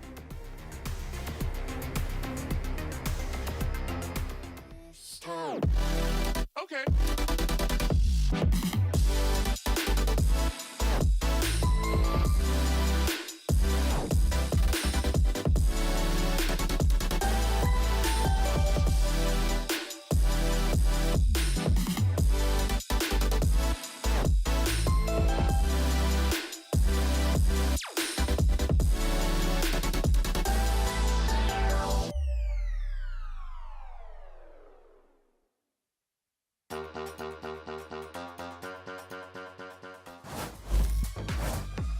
Let's get to it then. EG up 1 map in this series against FURIA. This has subverted everybody's expectations, goes without saying as well. And Josh, you know, you were saying at the beginning, this is one of the first games where FURIA have not been the underdogs coming into it. Wonder if that's played a part overall. But for EG, they picked Pearl heading into this second map against FURIA, given what they saw of FURIA already. I mean, FURIA, no slouches on this map. Not at all. They were running over NRG entirely. They dominated one of the best teams in the world on Pearl only last week. Yeah. So I know the desk said that it's a little bit confusing. They were hypothesizing maybe Potter's got some kind of anti-strap built up, something like that. I would not have been surprised if the map veto had gone backwards. Like if EG had picked Haven and FURIA picked Pearl, yeah, I would not have been surprised by that. So I think just because we're going on to EG's home map here, technically, doesn't mean that they are, you know, any more favored to close out the series than the scoreline would suggest. They are 1-0 up. That's a great advantage, but I think it's still going to be difficult. They had their struggles closing out that 8-4 lead. They need to get off, I think, to another hot start here too. And it was FURIA's attack side that just destroyed NRG. Yeah. They had no idea what they were doing against it. There was a lot of sight pops, if memory serves, as well, which would be very different to Haven, where we were seeing both teams run these slower defaults. Yeah, it was a real cautious game from both teams here, but let's get started. Not a rapid start by any means. FURIA are going to be eager to take up control towards B. Long and feigning like this is a full-on hit. Just with Alum as well leading that charge. A bit of supplementary util, the refract back to safety. No casualties on either side. Alum even being able to get out of dodge there. But the aggression from Okeanos confirms it's a fake. And that has allowed EG to get a stack of bodies in the right place. Still with that util as well. Nanoswarm's going to be deaded. Hold on, you were jumping up. About is ready for it. Look at that. Sliced. Down onto the floor. Supermoon ready for that instant response. EU is caught once more, just trying to follow up on all of it.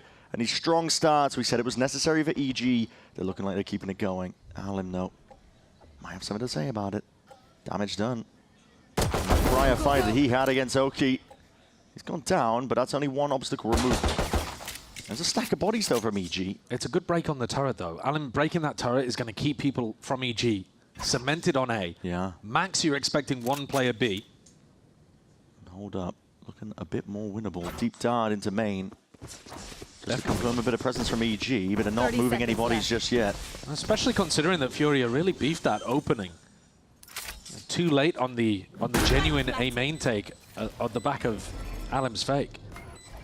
This is now pretty difficult actually for EG to get in. Yeah, 100% agree. I mean, look at, you have to be diligent, you have to clear all these corners. That's going to burn time off the clock. And there's Astra Stars waiting in the back pocket for Nerve. Yeah, Nerve's still got one to play round. It's going to be a pull onto the spike as well to add even more pressure in terms of the time. EG have got to speed this up, get a bit of a move on. Already you can see it and hear it. Time ticking onto that spike, moving into more passive positions. The pull, it's going to be used nice and early here, but that's the first kill claimed. And now the squeeze being placed onto Alim. He's got to try and box his way out, fighting past it. The stick half onto it. Oh, no way! Alim! Oh my God! This rookie has become a phenom in the last couple weeks. What have they been feeding him since Santiago? What the hell was that? Alim was a very serviceable player during kickoff. He was not the star of the show. Oh my God, the last couple of weeks he has been.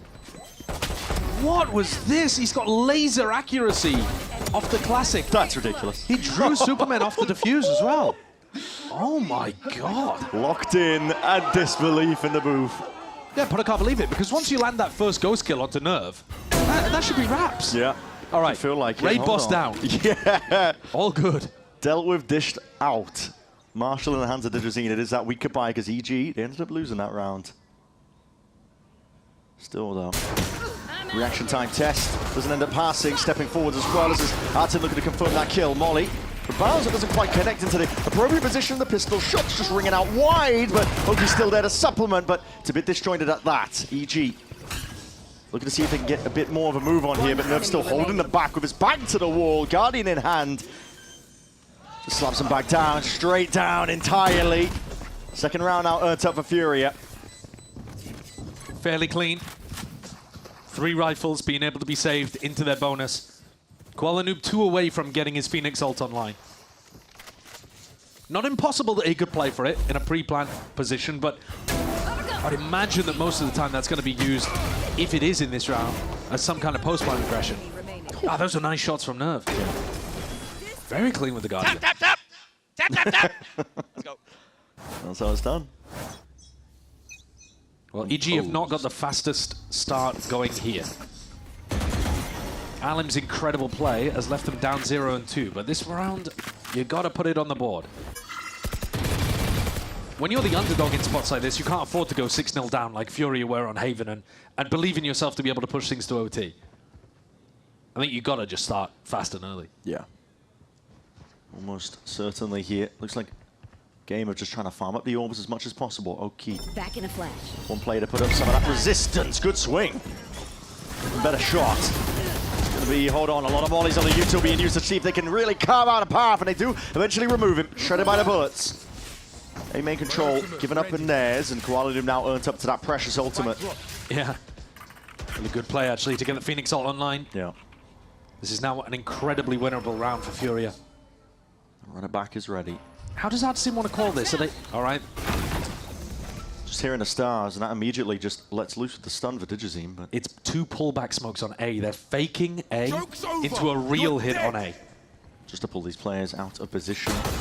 EG re-exploring. 30 seconds Try left. to take it out. Just trying to hide from the presence of Kuala Noob here. Adsin immediately answers. Okay. Here's the sound cues. He's being hunted now, but surely he's just dragged the ire and the pressure away. Now EG just trying to drift back into this, but player disadvantage. This is so tough to win for EG. Yeah, stars. This is way harder than the pistol retake even. Time's going to be burnt. EG got to hit some nice shots. Tap. Baits out the pull. But look at these players. They're raring to go. Chomping at the bit to see if they can get involved. Alim, what is that shot? It's good by Con, but not good enough. Too many players to account for. Too much to deal with there. And a bonus conversion for FURIA. Getting off to a raring start. Really good setup to be able to feed Kuala Noob that ultimate before they got in. And I like the little twist of going for the fake hit into A and then a genuine re-hit. FURIA decided they didn't want to anchor. They wanted to re-explore just in case. FURIA decided not to go for the re-hit and they were rotating. Come on! And Artazine handles them. Yeah. Excuse me? What you planning on doing? 4 buckies on defense for EG. We've seen that round from them on Haven. It fell to pieces a little bit against the lockdown, but Artazine does not have that one in his back pocket again. He's got the outlaw. He's got the outlaw and a plan, I'll tell you that much. Okay. And they are going to be paying for it, I think. So brings up though with those buckies. We'll see what he can do. Double dash over the top. Probably brought down. Oh, Superman. Oh, we're not going to see another one, are we? Oh, we are! Oh, it's Phil. My God. Eviscerating them. Guns are going to be handed over as a result of it.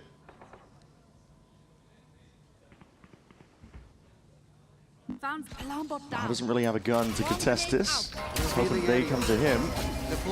Tom is ready to drone. Okay, the Nanoswarm's going to be pulling him straight back out of that, so that's information cut away. But again, what you do without that back horse control, Cosmic Divide is going to be committed as well, just to see if they can slide this one up. But not too sure what the intention is of it, but it does push him straight into Bao, who's lying in wait. Spike in the hands of Adsin, but just being toyed with, baited with, jumped around, picked to pieces. And now they strike with the gun reclaimed from earlier. Thrifty win for EG puts them back on track. There you go, the Bucky buy works eventually. They've tried it twice, 50-50 with it. I mean, that's a good start for a really low buy round. The angles that they're playing, and the way the Superman's doing it inside the smokes as well, by the way, jumps out, but then dips back into the smoke on the jump so he can't be traded. And then he's seeing the traces and just fires back and catches another kill. Some of these angles as well, like the one that Com was holding back holes, not Com, sorry, but maybe Bao. Devious. Yeah, absolutely devious. Slide off angle, yeah. Yeah, but also just incredibly hard to clear. Go, go, go! Not going to be disappointed really from that prior performance here. This is a full send by FURIA again. Similar with the game plans. EG are not being able to stop FURIA from taking A main control. You are divided! A lot of access to these orbs too, so you can see the ulti coming online. Cosmic Divide is going to be let rip across the A site. Splits it up. Bit of taking here. Alan is going to be quite low towards the back of this site. Shotgun in hand, just with that judge, and there's layers onto this one here. FURIA looking to take it one step further forwards, trying to fight past most of this one, but this could be chaotic indeed. Oh, the timing! The call is being made, they missed the timing past it, EG! In control of the situation. It's good work from them. Fractor pull back here, but the rest of the party lying in wait. Now, surely this is not another 1v3 for a FURIA player. No, it can't be, it can't be. Stars lay it down, but Nerve, you got way too much to overcome here. As soon as the position is spotted out, they should know. Surely, there it is. Trade comes through in the end. Nice conversion in that round from EG. Yeah. I definitely thought Com's drone had been timing there, but he must have caught a tiny glimpse and cancelled it. Yeah. Because he got the punish perfectly. A little bit of overcooking, I should say, from FURIA. I think they're trying to get ahead of the lockdown play. Anticipating a lockdown retake, so they're trying to fight that next wave of things into spawn, but they get handled. Yeah, Colin and Alan were not quite on the same page there, I think, as well. I'll tell you what, I did not see him on the screen. Com did, though. Could be spotted on a mini-map moment. And Dejazine has the op again. Kuala-Noob got his ultimate in the midst of all of that, but now the weapons are not good for FURIA. He's going to force them. So this is Kuala-Noob as the hero for FURIA. He does have his ult. Might look to send it towards it, yeah, over to that hard angle. So this is going to be used to absorb and soak up a lot of this utility. He's going to run straight past that Nanoswarm, seeing if he can do the most. Oh, my God. What a pred. Yep. Superman tucked into the corner. Silently saying a prayer, I think, here. Stun does connect up towards the back, and it's going to be going both ways. Ult even being expended at that rate. Hunter's Fury to try and cleave a path. And it's going to be carving up a majority of these players. That's spotted out. Oh! How the hell did that happen? Just dodged the bullet in the Astral Form somehow, but the coverage was there over the shoulder nevertheless. And FURIA, just like that, in a good spot. Lockdown, still going to be committed. They feel like they are pressed into the corner, and it gets used on either side. Drop down. It's a Venn diagram, but this is going to be carnage, man. I mean, Entertainment's on either side. There's no plan down They're either. pushing for this. Pushing into the backside, trying to break it. Oh my, they That's just crazy. get it. That's absolutely perfect from FURIA somehow. The timing, down to the milliseconds. EG the ones just staring with that one player down. His deficit just keeps climbing. 2v3. Potential to be caught in that transition period there, but DeJean picks up that rifle now. Moves forwards. He's going to try and spot out where these players are, and it's Artsin claiming out 1 kill. DeJean left to stand and push back against the door, but in the face of all of it, he can't do it. That is a wild round. I cannot believe that FURIA have come out on top of that. Okiona's play where he swings in, spots 3 players, and somehow threads the needle between all of them? I don't know how that... Look at that. It's absurd. I mean, Koala-Noob's really fast defending Nerf, but Nerf survives here, by the way, with the spike and 5 HP the entire round, managing to get the plant down because of the lockdown play. Anytime that FURIA increase the tempo, they look like the better team. But when EG can slow things down, or if FURIA are playing passively, that's when EG have their win conditions. I mean, at some point, I feel like FURIA have got to recognize this, especially when the side swap and we go to defense. Yeah. I want to see FURIA up the tempo on their defense side. It was way too passive on Haven. But when you see rounds like that are mad chaotic, FURIA are in control. Yeah, they can piece it together. I don't know how. I don't know, chemistry or something. But from the comm listenings, they have pretty clear communication. Well, to some degree, they have very high tempo communication. A couple of the comms listenings that we saw, one of them was Arnazine telling people to shut up. Sure, yeah, that was one of the exceptions. But you listen to other teams and they are all over the place with the comms, with the ideas too. Yeah, I think that FURIA players are very good at playing off each other. Yeah. Genuinely, I mean, their synergy with each other and how they push, how they play is normally top notch. And so far, the game plan for FURIA, it doesn't need to change. It hasn't needed to change. There's been no pushback from EG. They haven't been fighting for a main control. Nothing like that. Just farm up the orbs. Yeah, Koala-Noob, I don't know how many ults he's had up to this point, but it's a lot. I think he's had 2 already in 6 rounds. Yeah. And now 2 away from the next, so pretty clear game plan. Yeah, it really does feel like EG are missing something fundamental to me around the A main fight in particular. B is a bit harder to fight now that we don't have Yoru in these team compositions. Yeah, it's very true. You could still make it work with the Waylay, but if you're wrong, you've ended up burning a ton of utility early. But the A main fight is just standard bread and butter stuff, and EG haven't really shown us one. Not even in a round like this. I think FURIA expecting an adjustment from the timeout. Hold on, hearing all those sound cues. Someone's going to be caught. Just trying to help out. Oki, double dash forwards, but no one was even there waiting. Very passive positions. He might have got a glimpse of information, but... Coming back. Whoa, okay. Good lord. Call for a stalemate. Well, Desart doesn't want to try and push into this. Hold on. Wow. Yeah, top territory for him, man, with that gun in his hands. Been doing filthy stuff all series long. Overdrive now going to be unleashed in the hands of DeJean. Could be exactly what they need, but it's Alim. Shuts it down and cleaves through them with that rifle aim. Even time for a bit of that min-maxing towards the end. Plan handed off, I believe, to Koala-Noob, who's got to ult for the next. Good min-maxing. Yeah. Gliding here, though. That wasn't quick enough with the trades. I'm not a fan of that play from Alan. Superman's now immediately running straight back. Realizing potentially it could be winnable. Barely alive, scuttling away here, but a slight gap in the smoke is all EU needs. So up to 5 rounds, and they did put up to pretty critical ultimates while they're at it. FURIA taking the lead piece by piece here, and back to a rifle round. That's one of those spots, by the way, where Adazine needs to be peeking a lot further away from the angle. He knows that they're on a light by his opponents. You have to take those fights as far back as you can to avoid getting wrecked by the Buckies and the judges. This round is about Koala-Noob's ultimate again. Yeah, certainly. And I want to see what adjustments EG are making. A couple of pings over towards A main. Now, there's 5 seconds left, and you do need to buy. There we go. Adazine and Alan, remember. Okay. Guns win you rounds. All good. EG looking to refight into A main, perhaps? This setup is an unusual one. They don't have any deep Astra Stars or anything, but it looks like a potential for a trap here. There is nobody catching the contact over towards Art as well. No utility. Nothing at all. EU, the Prowler was timings. He's got a second one up at his disposal. And with that explosion of utility, wants to get the hell out of there. Recon barely tagging. Chopping away at the heels, but FURIA have managed to really just insert themselves. They found the gaps, they found the weak points, and they are going to capitalize. Great play from EU to back out of that spot, honestly. I think most players would be caught by that.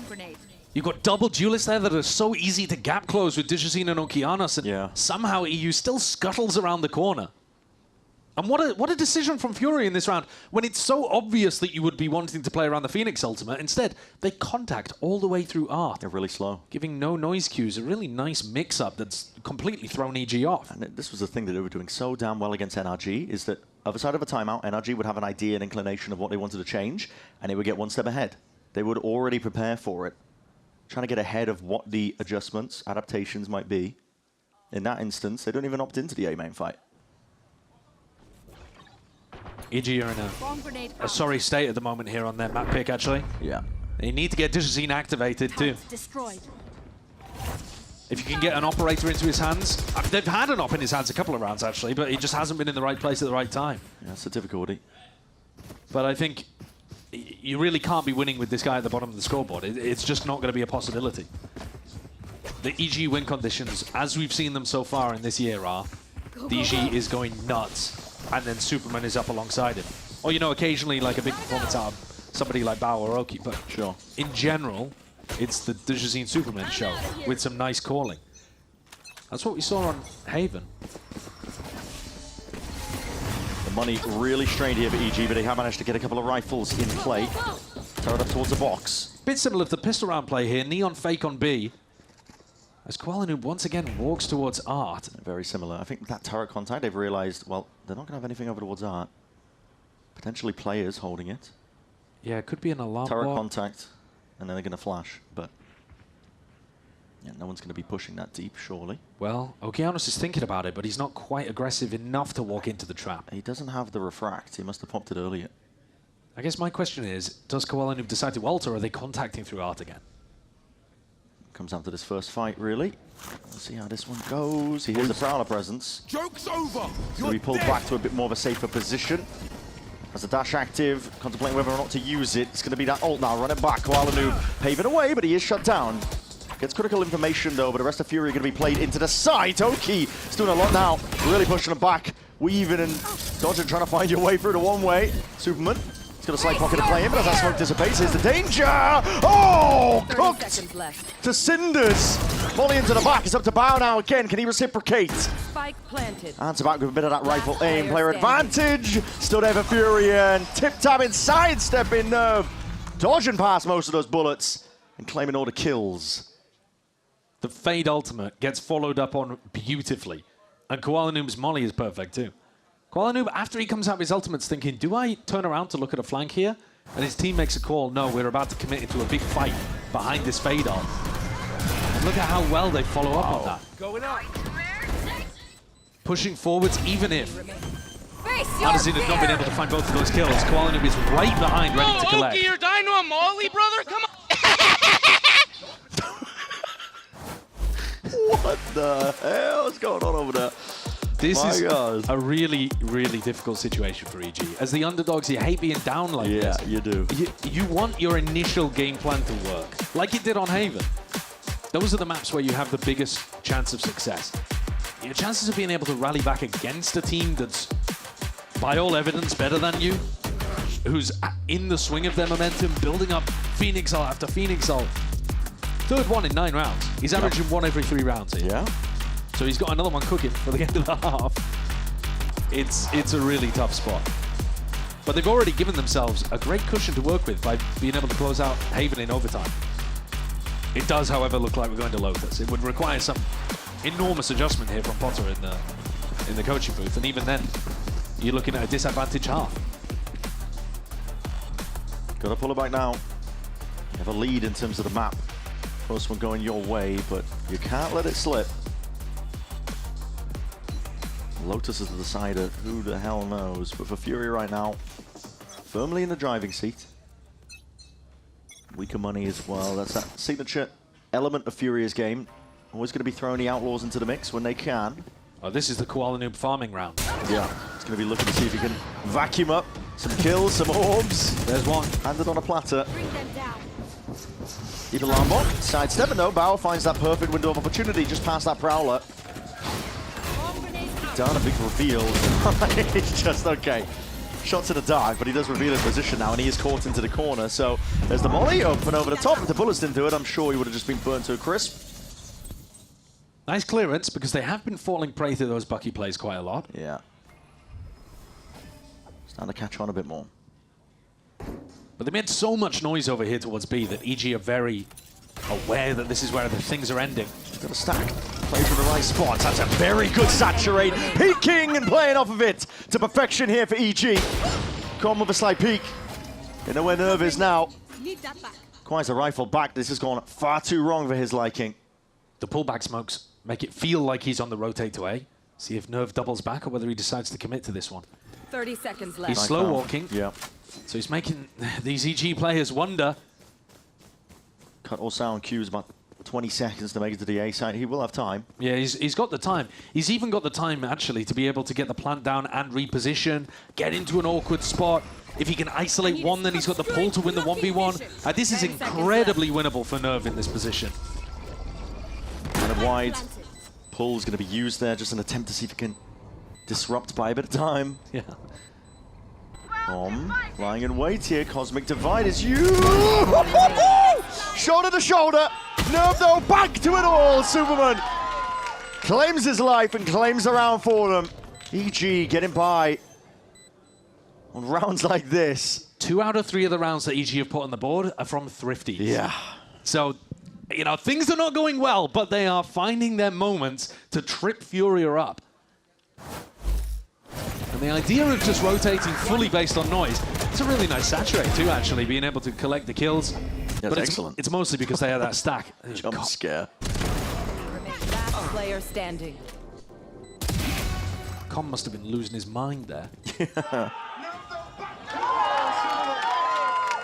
Back to a rifle round, though, and this is where EG have been struggling. One away from the ult again. Koala Noob, you know what the game plan is. Doesn't need reiterating. They haven't fought for A main once, EG. They have not. Well, one time as a like trap react play, but not at barrier drop. There's really no resistance at all. My ultimate's ready. The Prowler doesn't see anything. Look at that. Free as anything. They got the red carpet rolled out for Koala Noob to just rack up 4 ults in a half. Yeah, this is unbelievable. This is just ridiculous. EG in the past actually have struggled with their Phoenix macro. Lockdown, hold on. Spotting present signs of life here, and Oki instantly on it, able to trade it. Even just disrupting this one here with the ultimate, but that's a lockdown. It's going to be catching him. Oh my god! Just on the right timing there. Couldn't avoid the bullets though. Almost nice in a moment. Picking that perfect opportunity, and now Cosmic Divide to split up the way, sectioning up the site. Fast lane again, dividing up the site, just really making it awkward, I think. Make it feel like FURIA can't get that safe plant down. Bao has that out control. This could be pivotal. It all depends upon that kill. He just baited around, but his movements flicking to the side. Koala Noob in complete control.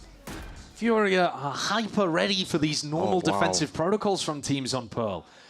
The pull that Superman's been going for is also designed for people in that secret dugout area to spam off. That's done. But there's util pressure over towards that area, and so EG can't really go for that. We've seen a couple of times people swing to deny the plant and just beef it. Okeanos had a moment, Bao there just had a moment. They haven't been able to deny that plant going down on A at all, and this is the first time EG are fighting A main. One of the first times they even put a deep Astra Star, so Koala and EU might be tingling here. Prowler sees it, it's a flash in your face. The Bucky shot rings out, and guess what, FURIA? Yeah. They don't want it, they don't want the smoke. Alarm bells. This is not a fake. They are definitely committing to this. This time the Prowler was broken, okay. And that's the thing, if you only do it once in a half, it just becomes so obvious what you're doing.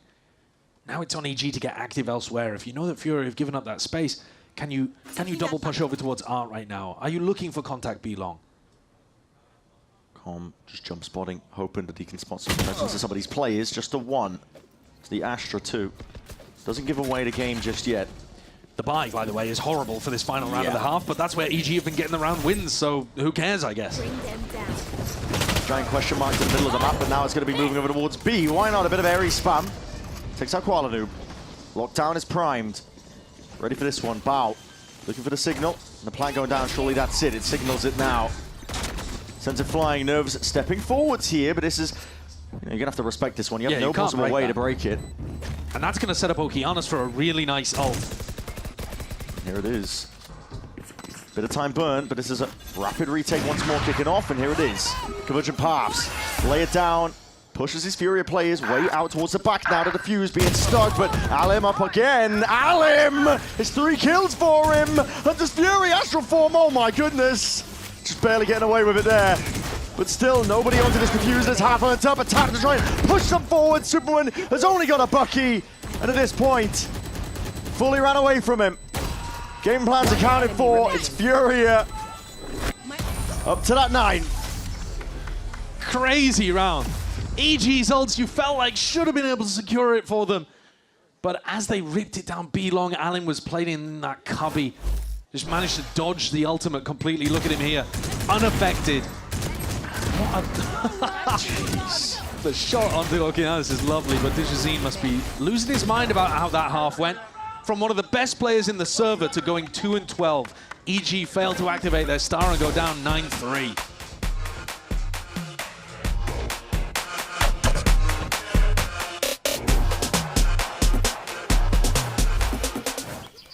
Not much longer now, and I will also take to the skies. Me too. You? No, you will always be a worm. Just wait and see. Red Bull gives you wings.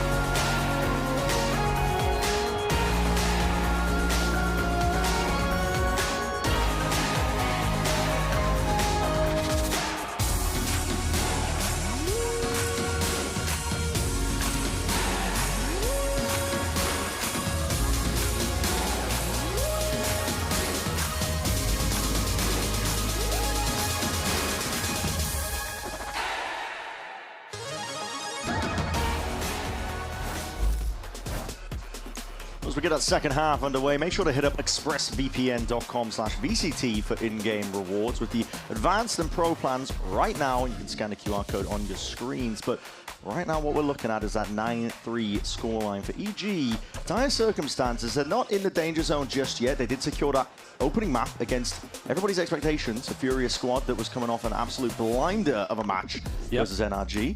So they've done a lot of the hard work already, but it's just about keeping it going. And so far, Furia looks like they've woken up a little bit. Yeah, I think EG also coming into Pearl without the same level of excellent game plan that was throwing Furia off. But it was their attack side where Com was doing his best work on the calling. See if they can manage to pull something out here. Early posture and break towards mid. The turret's going to be going down, but this is a rapid takeover, isn't it? Immediately looking to deny control over towards A main, and Furia are grouping up inside the smoke they go.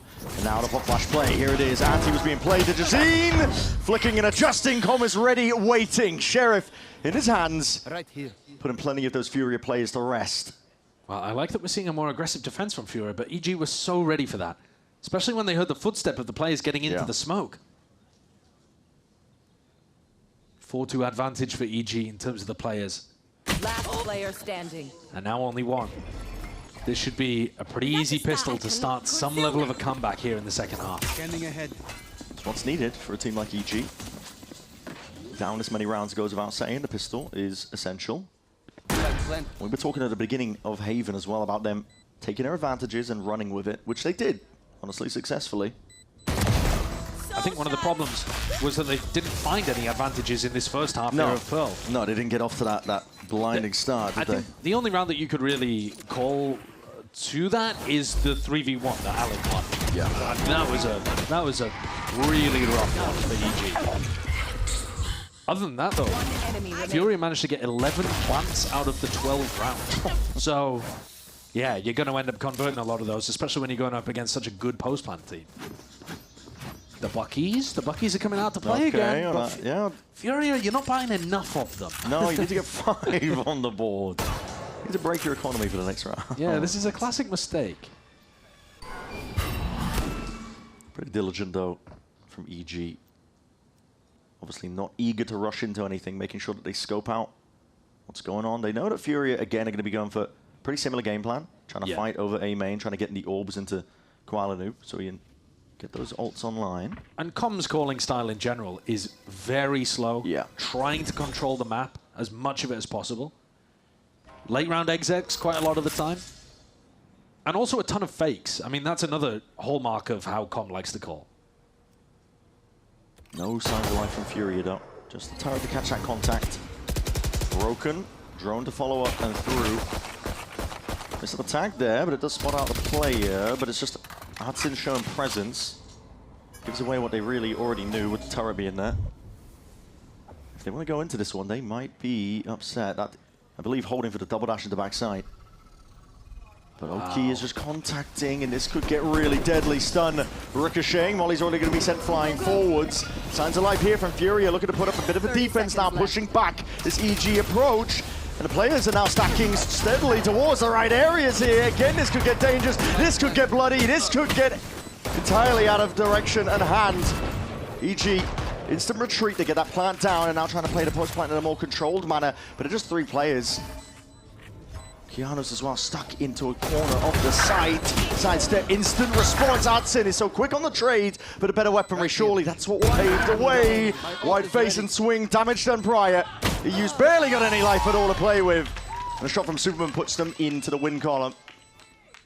It's an expensive round for EG to convert, but I think they'll just be happy that they got it on the board. Yeah. It does make the bonus much more difficult. EG are going to be coming into that one with only, I think, 2.5 weapons, something like that. Maybe 3 if they can scrap things together. 1 enemy remaining. But at the end of the day, they got it done, and it gives them a chance to be able to tie things a bit more towards level on this attack half. Yeah, they've got a Phantom, a Bulldog, and an Outlaw, so Slowing them down. gonna go for a really fast A main fight. Yeah, instantaneously. Off the rip. Full control of A main is theirs, the orb on top of it as well, so... You want to be picking that up as often as you can, just to deny it from Kuala-Lumpur, if nothing else. Side benefit of building up your own ults. FURIA, though, not over-investing, expecting a re-hit to happen immediately. Prowler goes out through Art. That gives EU the timing to commit back over towards A. And bodies are starting to get more and more in this area. Yeah. As that Killjoy utility found no contact. Exactly. Turret's not broken on lane. And there's an attempt in hand. Still Bow. Locked onto the angle now. It's a Hunter's Fury. That Judge going to be putting in good work of it. Alim just trying to eviscerate them before they can even get through the door. Stunted and stopped at that choke point. The Spike as well in an irretrievable position. Hold on. Smoke dissipating. You're barely getting back and away. It's a 2v4. Of which FURIA in complete control. 30 seconds left. If they can just do damage here, though, take guns out of the hands of the FURIA players, that's really what EG should be looking for in a situation like this. The round is completely out of your control, but if you could take down a EU, perhaps, who's 21 HP, in the end, 4 players survive and keep rifles into the next. Not what EG were looking for. Yeah, scurries away, keeps the economy healthy. Beautifully played, though, by FURIA in terms of their information around the map. I think that's one of the things that they were really struggling with on Haven, because they weren't going for information reclears. That's a nice horn to be able to catch Superman. But the Prowler that EU used earlier on fully cleared Art. The Killjoy utility was telling them that there's nobody lane and nobody B long. So they were really happy on a timing to pick up that re-hit with 3 and 4 players. Yeah. 4 players just waiting to respond to if the hit came through. Right, here's that deep Astra Star over towards A main. A Prowler. It's not a full commitment on the fight, but I think Alan would have wanted to go for that if he'd been given the chance. Judge in hand. Yeah, no connection. Hudson is waiting. Koala also has a flash off this turret contact. It's a cheeky play. We've seen it a few times. From watching FURIA against NRG, it looks like FURIA's protocol is to only start rotating B when they hear drones down B long. So now you hear the drone B long. Artisan calls for Koala Noob over. And they spot the alarm bot. Yeah, giving up on the idea to trap play. Now, just seeing if they can make sure that they put up the defenses and he sort of push back up towards this B hit because it feels inevitable at this point. R control, A main control. Some light jiggling from FURIA to be able to get some pretty good mid-round information. That's when we've got the stack of 3 players waiting. Bao taking a peek. Turret was taken out. This is nice. Now FURIA don't really know where on the map EG are going. EG decided to use this timing on a B hit. Here it is, yeah. Light speed straight over towards the top there. Players grouped up and EU is going to be caught into a corner, but the wall gives a bit of bailout. The rest of his team as well responding in kind. Artson's there. Damage done. Trying to take the timing. Bow! It's labor, but he does get the job done. Rifle fight straight down lane. 20 seconds though, and this spike does need to go down. Time pressure again being a bit of a problem for this EG squad, and the kill's being forced out way into the open. Dejazine, he does his best. A little bit too much to overcome though, even though it was forced into that 1v1, it's EU on top. Positioning and crossfires coming through for FURIA. He never really got that backstab pressure going as well. Val picked out one, but couldn't be the playmaker they needed. Traded out. And EU does so well here, just playing off his teammates. Having to be the pivot guy. Trades out towards B long, comes back in, trades out towards site. And EG, with a bad buy, looking down the barrel of FURIA, getting to map point. Yeah, one more round will do it, puts him up to 12. That was a much better approach though for comms calling. They actually put FURIA in a difficult spot. Yeah, come down to the 1v1. Koala gets to pick up this orb for free. No, resistance here. is delayed with the refight. EG looking to jump on the chance if they get the punish online. They just didn't execute that trap properly. No, not quite. Fast lane's going to be all the way up in your face, but again, a judge. That's what meets them on the other side of it. Koala Noob's going for this. Yeah, he's just sending it. But now Rao, okay, with the ults, running forwards, running back. This is getting absolutely chaotic as anything. And Kaladin and skewered a rifle aim on point. Again, the faster things get, the more FURIA look like the better team. Com left with a stinger in it, all to do in a 1v5. This round, I don't think, had too many chances of going his way. And Koala Noob picks it up in the end. 7 opportunities here for FURIA to close things out. Yeah. And this is why I was saying that I wouldn't have been surprised if the map picks were reversed. EG pick Pearl. I'm not really seeing the reason why. I don't think they did a great job of denying Koala Noob ults on the attack side. Maybe it's because they have this read to, you know, drone B long and try to play other areas around the map, but I don't know. This has just been FURIA proving again that they are a great Pearl team now. Yeah, looking ahead to Lotus at this point. One round, all that's needed for FURIA. Ults built up steadily. A couple of players one away on either side, but two-way, I should say. EG dashed those quickly to try and take some of that lane control. Alim! Here's that sound pressure, and he's raring to go, isn't he? That's pulled out, all that util. The attention pulled straight back towards him. With Bao going down. Turret. Alarm bot goes down with it. Map control steadily being lost for EG. They're going to have to dig themselves out of a hole. Ooh, that's not ideal. No. And you're trying to be quiet. Got to imagine that wasn't intentional. Yep, a little bit too sensitive there on the mouse. EG know that they need to make a play in this position, though. This is not just, okay, we hold around the map and then we create an opportunity to go for an exec. They kind of need to overstay their welcome, over-push, look for a pick before they commit, I think. Diligent positions, though, by FURIA. Not giving them much. No. They're holding these angles down. Close quarters for Alan. Crouched up.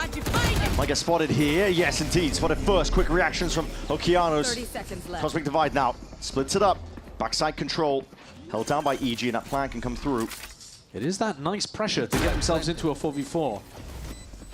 FURIA have been very good in the retakes, though. Here it is. Nightfall scatters forwards. Nerve trying to play off the back of that. Koala Noob was brought down.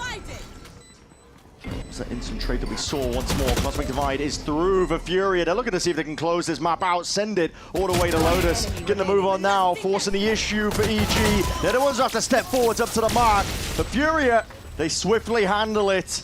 And Lotus now, it's going to be that decider.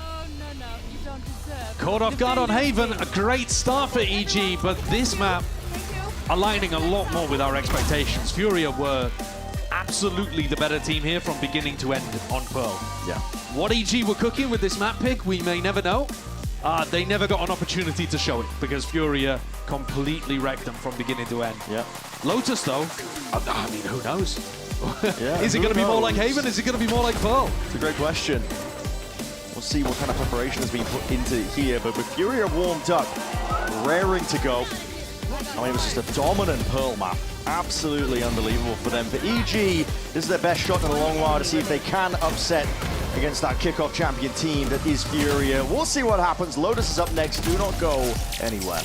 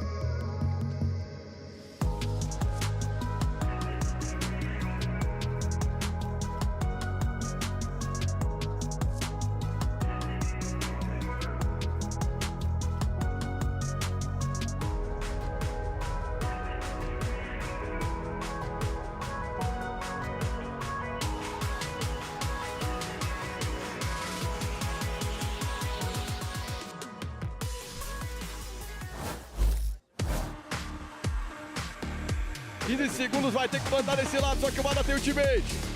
E já puxa, entrega pra dele, o Ali vai pra cima dele, o Ali!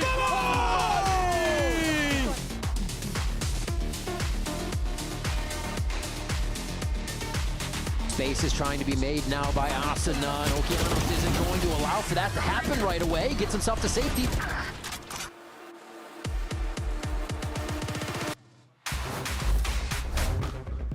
Welcome back, everyone, as we get ready for Map 3. Pearl went 13-5 for the way of FURIA. As you can see, Evil Geniuses starting to talk about what they want to do, getting ready for Map 3. Same for FURIA. A position that I'm sure this squad did not think that they would be in, but goes to show you that in VCT Americas, any team can be competitive at any point in time. Of course, Golden Boy here alongside Dryad and Athena. Let's go ahead and break this all down here because, you know, I think we were coming into this one very excited about the prospect of Evil Geniuses showing like, hey, they're really giving us the best that this team has shown us pretty much all season at this point.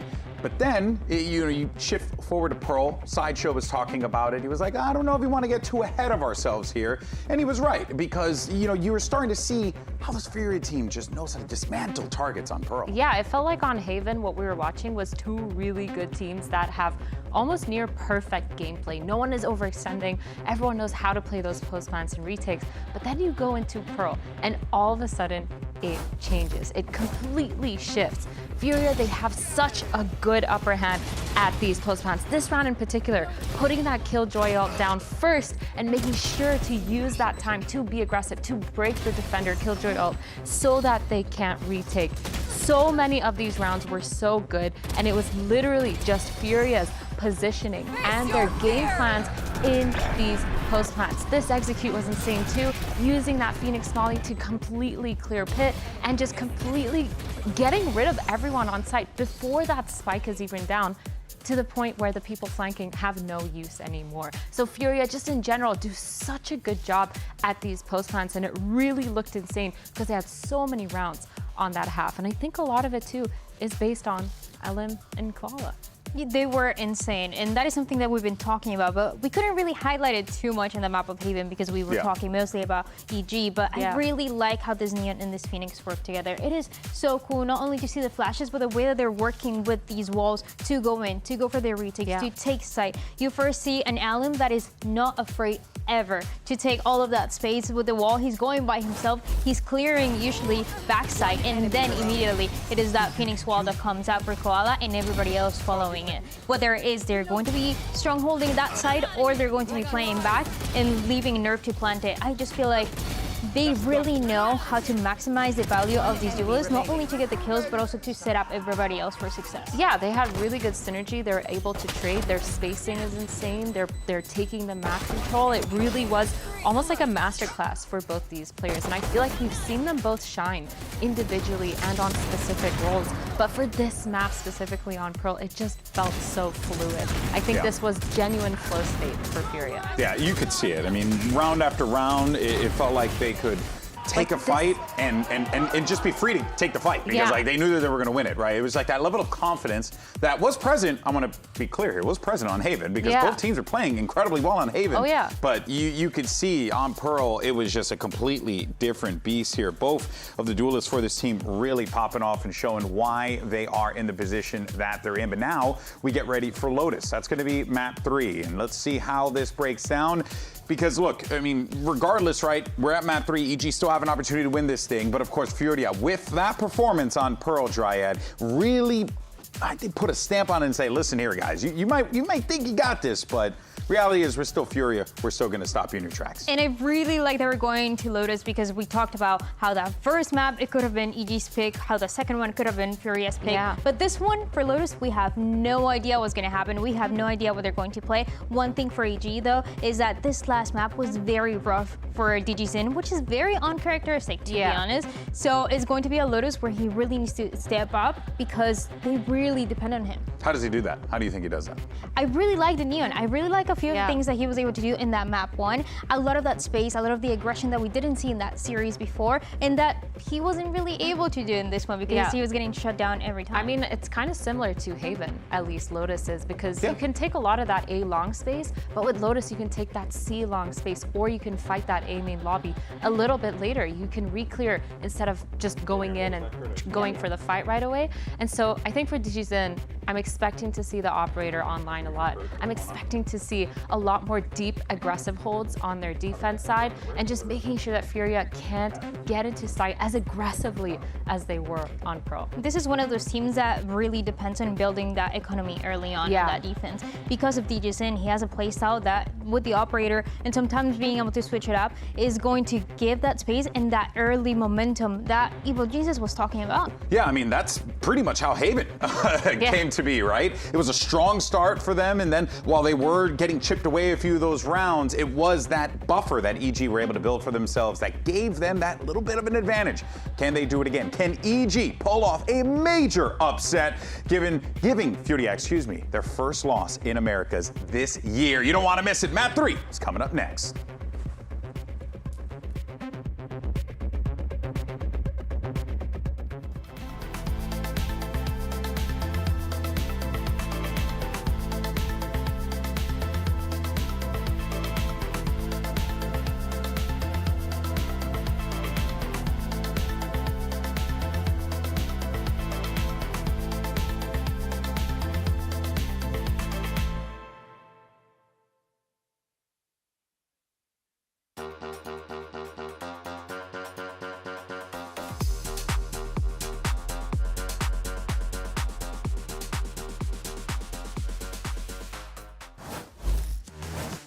Well, here we go. We need to see a bit of a step up from the EG side of things here because FURIA have put on a statement of map 2. But for EG, it's one of the best shots they're going to have in a long while of trying to get that upset win to try and set their playoff dreams in motion, because a win over FURIA would be everything to them in this group.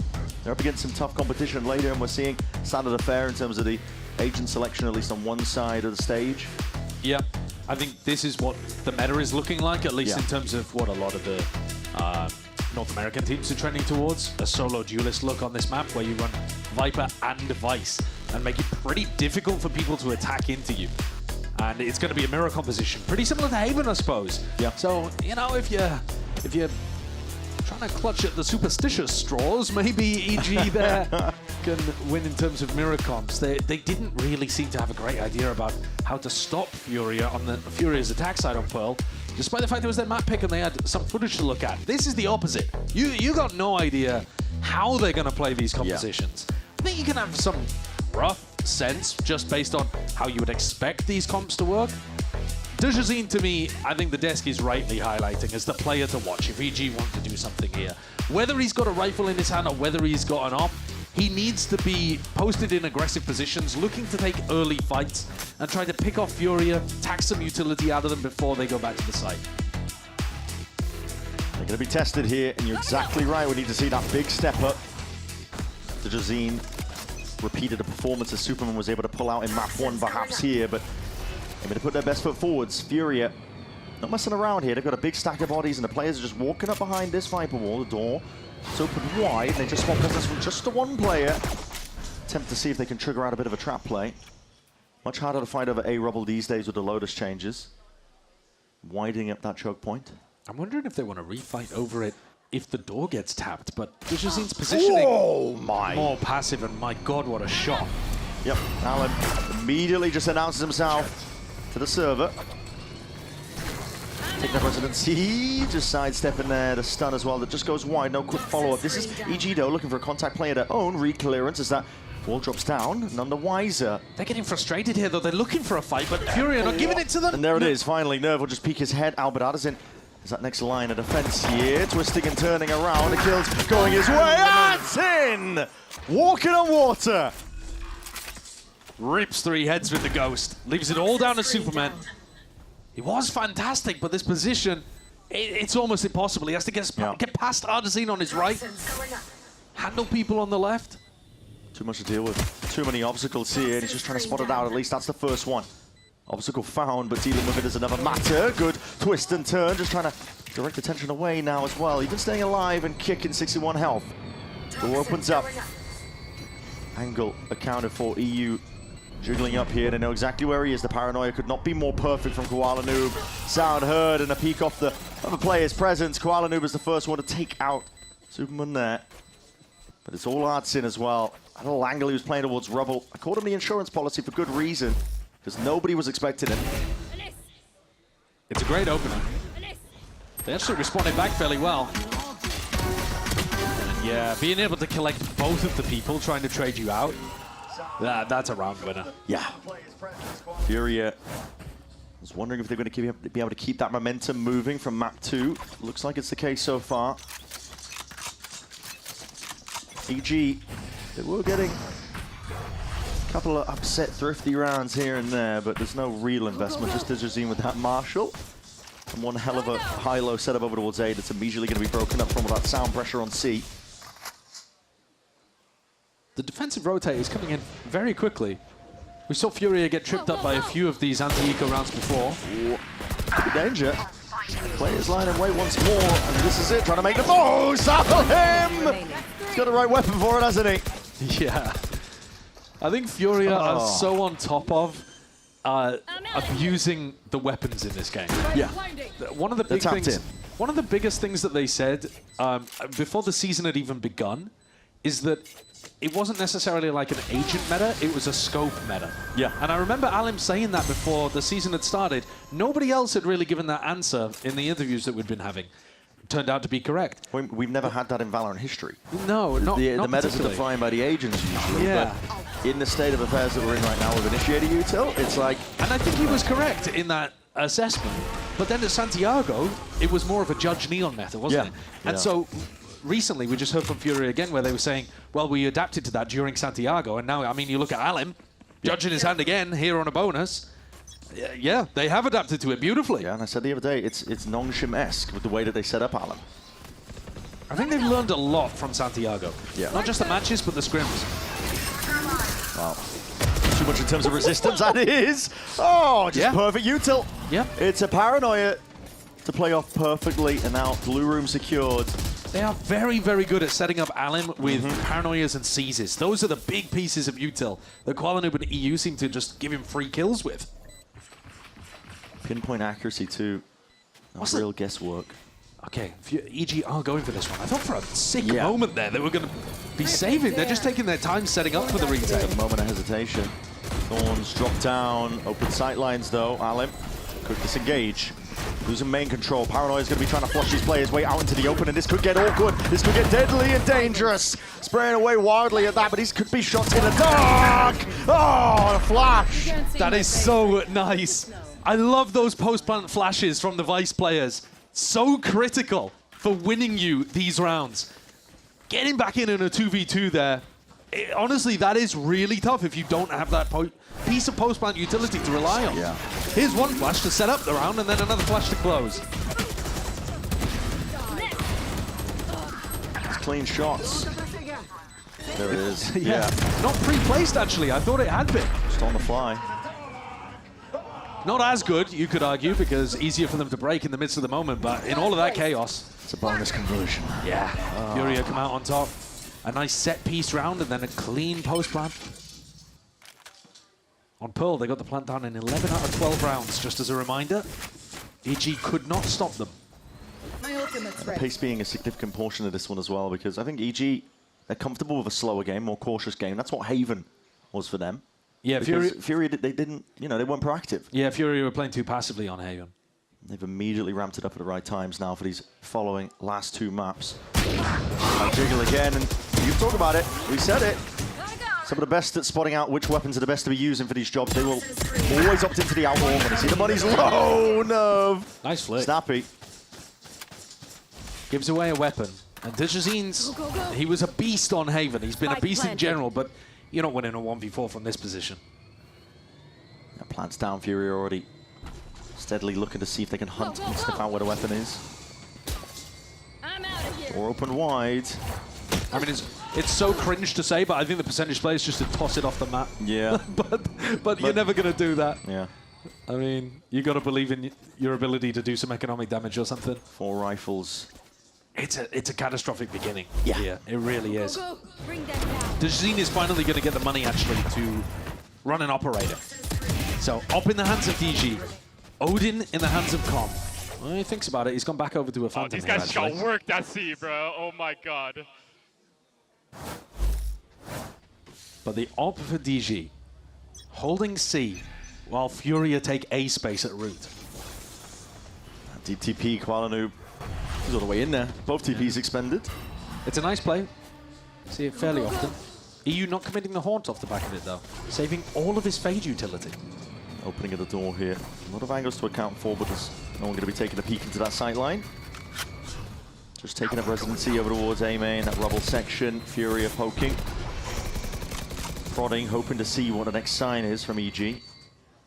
There's the Vice util there. This spot is so good for a Vice ultimate that Ardazine has worked himself into.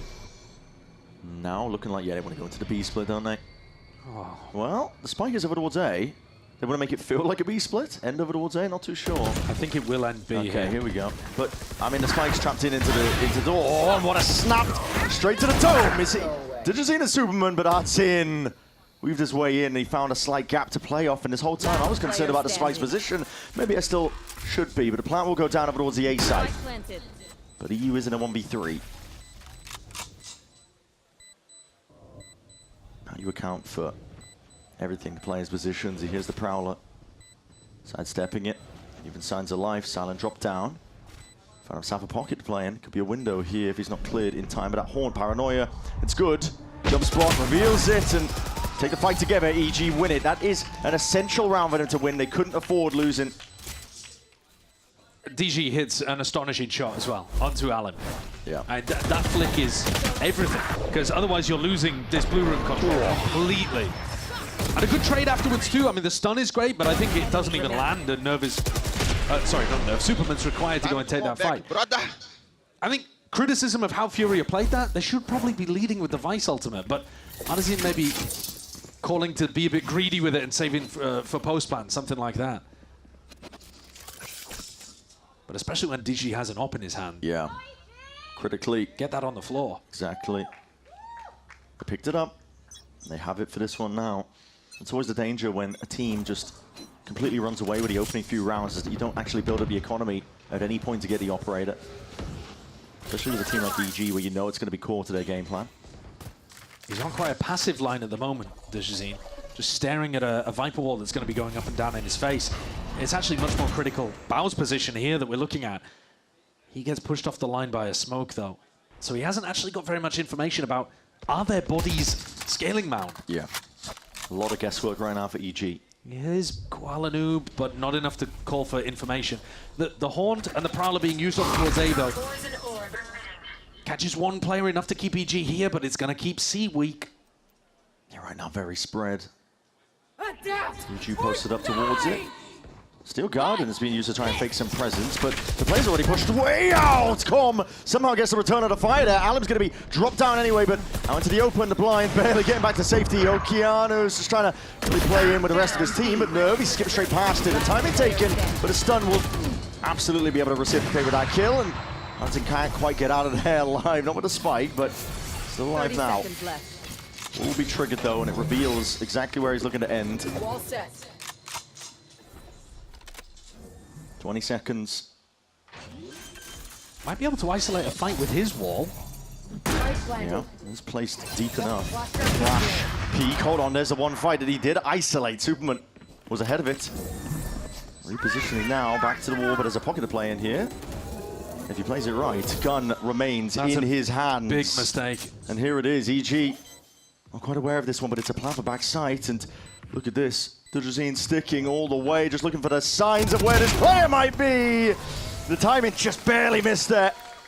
The internal clock missed by a millisecond. The full stick saves the day for EG. Yeah, he's planning for some kind of spawn play, something like that, but EG on the retake knew exactly where he's gone because he took that dip forwards. I think this is an overcook of a round from FURIA, to be honest. They don't default to bait out the Vice wall, but then they Vice ultimate C. The wall doesn't get triggered, so you know it's a fake, and there's two players on B just waiting for it. So, a little bit of an overcook in terms of how the ults are being used here by FURIA. Normally a very good team with them, but they've still got enough money. Rounds are being racked up here. EG have ways to get back in, but like you said, the money is still good for FURIA. Have guns on guns, but not anticipating that Oki could be on that angle already. Takes out Koala Noob. When this wall goes down, Dejazine might look for a peek as well. Sidestep at a seize. It's an awkward position to play with an op, but he might find a target. Yeah, it's really awkward. Another flip of the switch. All attention being dragged. Oki's just doing it all. I think that one was through a smoke. Prowler. Caught onto Artsin, and not aware of that corner position. Using the wall again to reposition. It's a good defense over towards the A side, but honestly just kind of limp in terms of FURIA. And R-ing about whether or not they wanted to commit.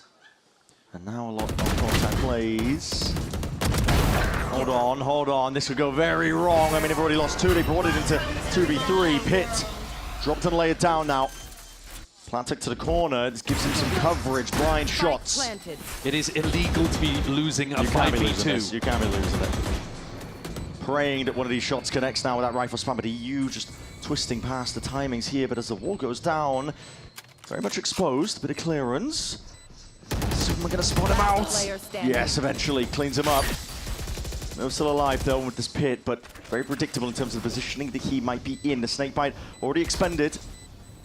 Doesn't have that time, still ticking as the decay kicks in. No, okay. Starting to get worried. Definitely some concern on my side, but EG come away with it. FURIA, even when, you know, Arzin was in a bit of a clutch scenario in the 1v3, they are making EG work for these rounds in the late moments. But the early moments, actually, EG are playing some of these slower rounds a lot better. If if you look at the bonus and what FURIA did, where they ran a fast pre-barrier call, we're going into B, we're accelerating, we're using utility to set Alim up with a judge, and we're going to win the round off the back of playing post-plan. That round looked beautiful. Yeah. And EG couldn't keep up with the tempo.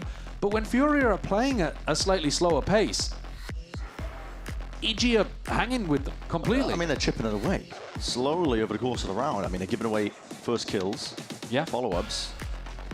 There's no trade in sight as well. The FURIA players are not tight enough, I think, to instantly respond. Yeah, it's 3-4 right now in terms of first kills to first deaths. I mean, pretty, it's identical to the scoreline. That's actually something that I wanted to bring up about Pearl, though, as well. You had 18 rounds played. First kills were 9-9. So, you know, EG are having actually moments, even on the maps where they got dominated. I mean, Pearl here, they did not really have too much of a hope, but they were still getting first kills. So they're not finding themselves in these early rounds at a massive deficit. But, you know, sometimes the positioning, even after they get the first kill, it's either immediately getting traded, or they've given up too much map control, or the plant's already down. Here, though, they're actually putting the squeeze onto FURIA. Yeah, they really are. I mean, you know, it's not a firepower issue for EG on that previous map necessarily. well, hold on. But for now, trailing just the one round. EG again with this operator. It's roaming around the map in the hands of Digizine, but he's not taking any aggro lines of it. It's always quite... It is quite passive, isn't it? Yeah, it's passive, committed into weird angles where you wouldn't expect it. Alim is there. He does have a shotgun. The judge ready at the waiting. Fast lane. Quick pivot is called for. In through towards B, and he's attracted all that attention, dragging out the bullets from these EG players. That's definitely Nongshim-esque. Yep, trading out though, almost instantly at that. So 4v4 here. EG will be able to surround this one, but the plan going down onto B surely signals they're worried about this A presence. Well, yeah, so they should be. EU's positioning is diabolical. Oh, okay, shots on wide there. Oh, okay, quick on the reactions. Digizine's there with the operator. Baiting to try to play nerve in. 3v4 post-plan. FURIA have been immaculate in post-plan positions. Again, at that disadvantage here, it's based on the timings. Can you sidestep most of the util coming your way? Nightfall, Koala misses the chance to strike there, but already they don't anticipate this! Just dominating, asserting themselves! Up through heaven. They're so good at being able to... It? I mean, he knows he's in a horrible spot there, Koala. Yeah. And so he just throws caution to the wind and goes for a play, and then the rest of his team is ready to swing off him. Yep. He puts himself in a selfless position after he fails the first fight, where he essentially just puts his body on the line for other people to swing off. The most unexpected play. I mean, nobody was ready for the man who jumps up into heaven. No. As you're scaling onto side. You're just not ready for that. Ridiculous. And thus ends the EG streak that they were on. Even though they won 3 in a row, we were talking about the fact that they were being made to work for it in the late round. And that translated into economic problems. Again, the signature play, Koala Noob, he's got that outlaw. Tracking the money. Putting the hurt and the squeeze. Bring them down. Probably goes a bit skew-whiff there, so not going to be getting the information they're looking for. And one thing the desk were talking about that we haven't seen very much of is Digizine getting pushed onto aggressive positions in mound or rubble. I think he's played 1 round at rubble. Here he's going walkabouts. And this is more reminiscent of what they were doing on Haven, right? Yeah. He walks up, he's got a Guardian in hand. On Haven, that's more towards A long. Here he definitely could be the playmaker. Yeah. With how slow FURIA are playing as well, it does give ins. Despite the weaker weaponry of EG. Giving away his hand a little early. Yeah. Looking to break some of that util. Peeling back and away, but the rest of FURIA now grouping up. Big stack, all 5 of them. 30 seconds. Yeah. EG still seem to think that this is fake pressure seed, and they're going back into A. The wall only just being triggered. Alim's going to be separated from a lot of his team. And like you said, I mean, EG feel like it is that fake pressure, but we know it's very much real. 20 seconds remaining. Player's not really in position, I don't think, to push this back. Means that you have to go for a safe plant, which is worse for your post-plant positioning. He is ready, already with plans at hand. Right forward already. Walls open up. Bow's just looking to attract attention and pressure. The paranoia sweeps forwards, and EG looking to see if they can claim space. Digizine, that is sharp. Precision needed in a moment like this, and like you mentioned earlier, the plan is just not good in the position that it's in. There is no pushback. There is no win cons here. Digicine! Thrifty win! An ace for him. The round had already been won at that point, but yeah, put it on the board. Those 2 kills that he got with the Guardian, though, are so precise. Look at this second one. Methodical. Yeah, I think it's getting him activated is a night and day difference for EG. But here, it's another Furia tripping over their own shoelaces. Yeah. They take so long to get into the C site. The plant is bad. They can't play for it in the post. They make a big mistake. And actually, another anti-eco loss. Furia have had so many of those today. Tons and tons and tons of them. Credit to EG, though, to capitalize off all of this and the separation.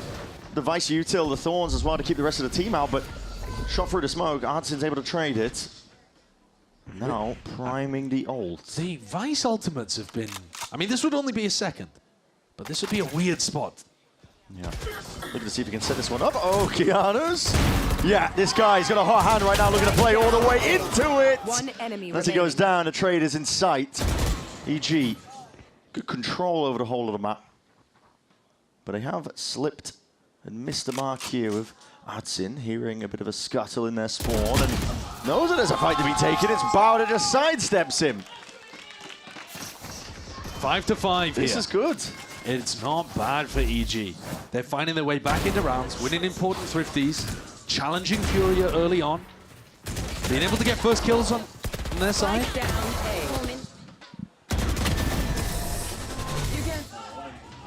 It's excellent news for this EG squad. I thought all the wind had been taken out of their sails after that second map, but yeah. 5 to 5, drawing level and even with Furia on the decider.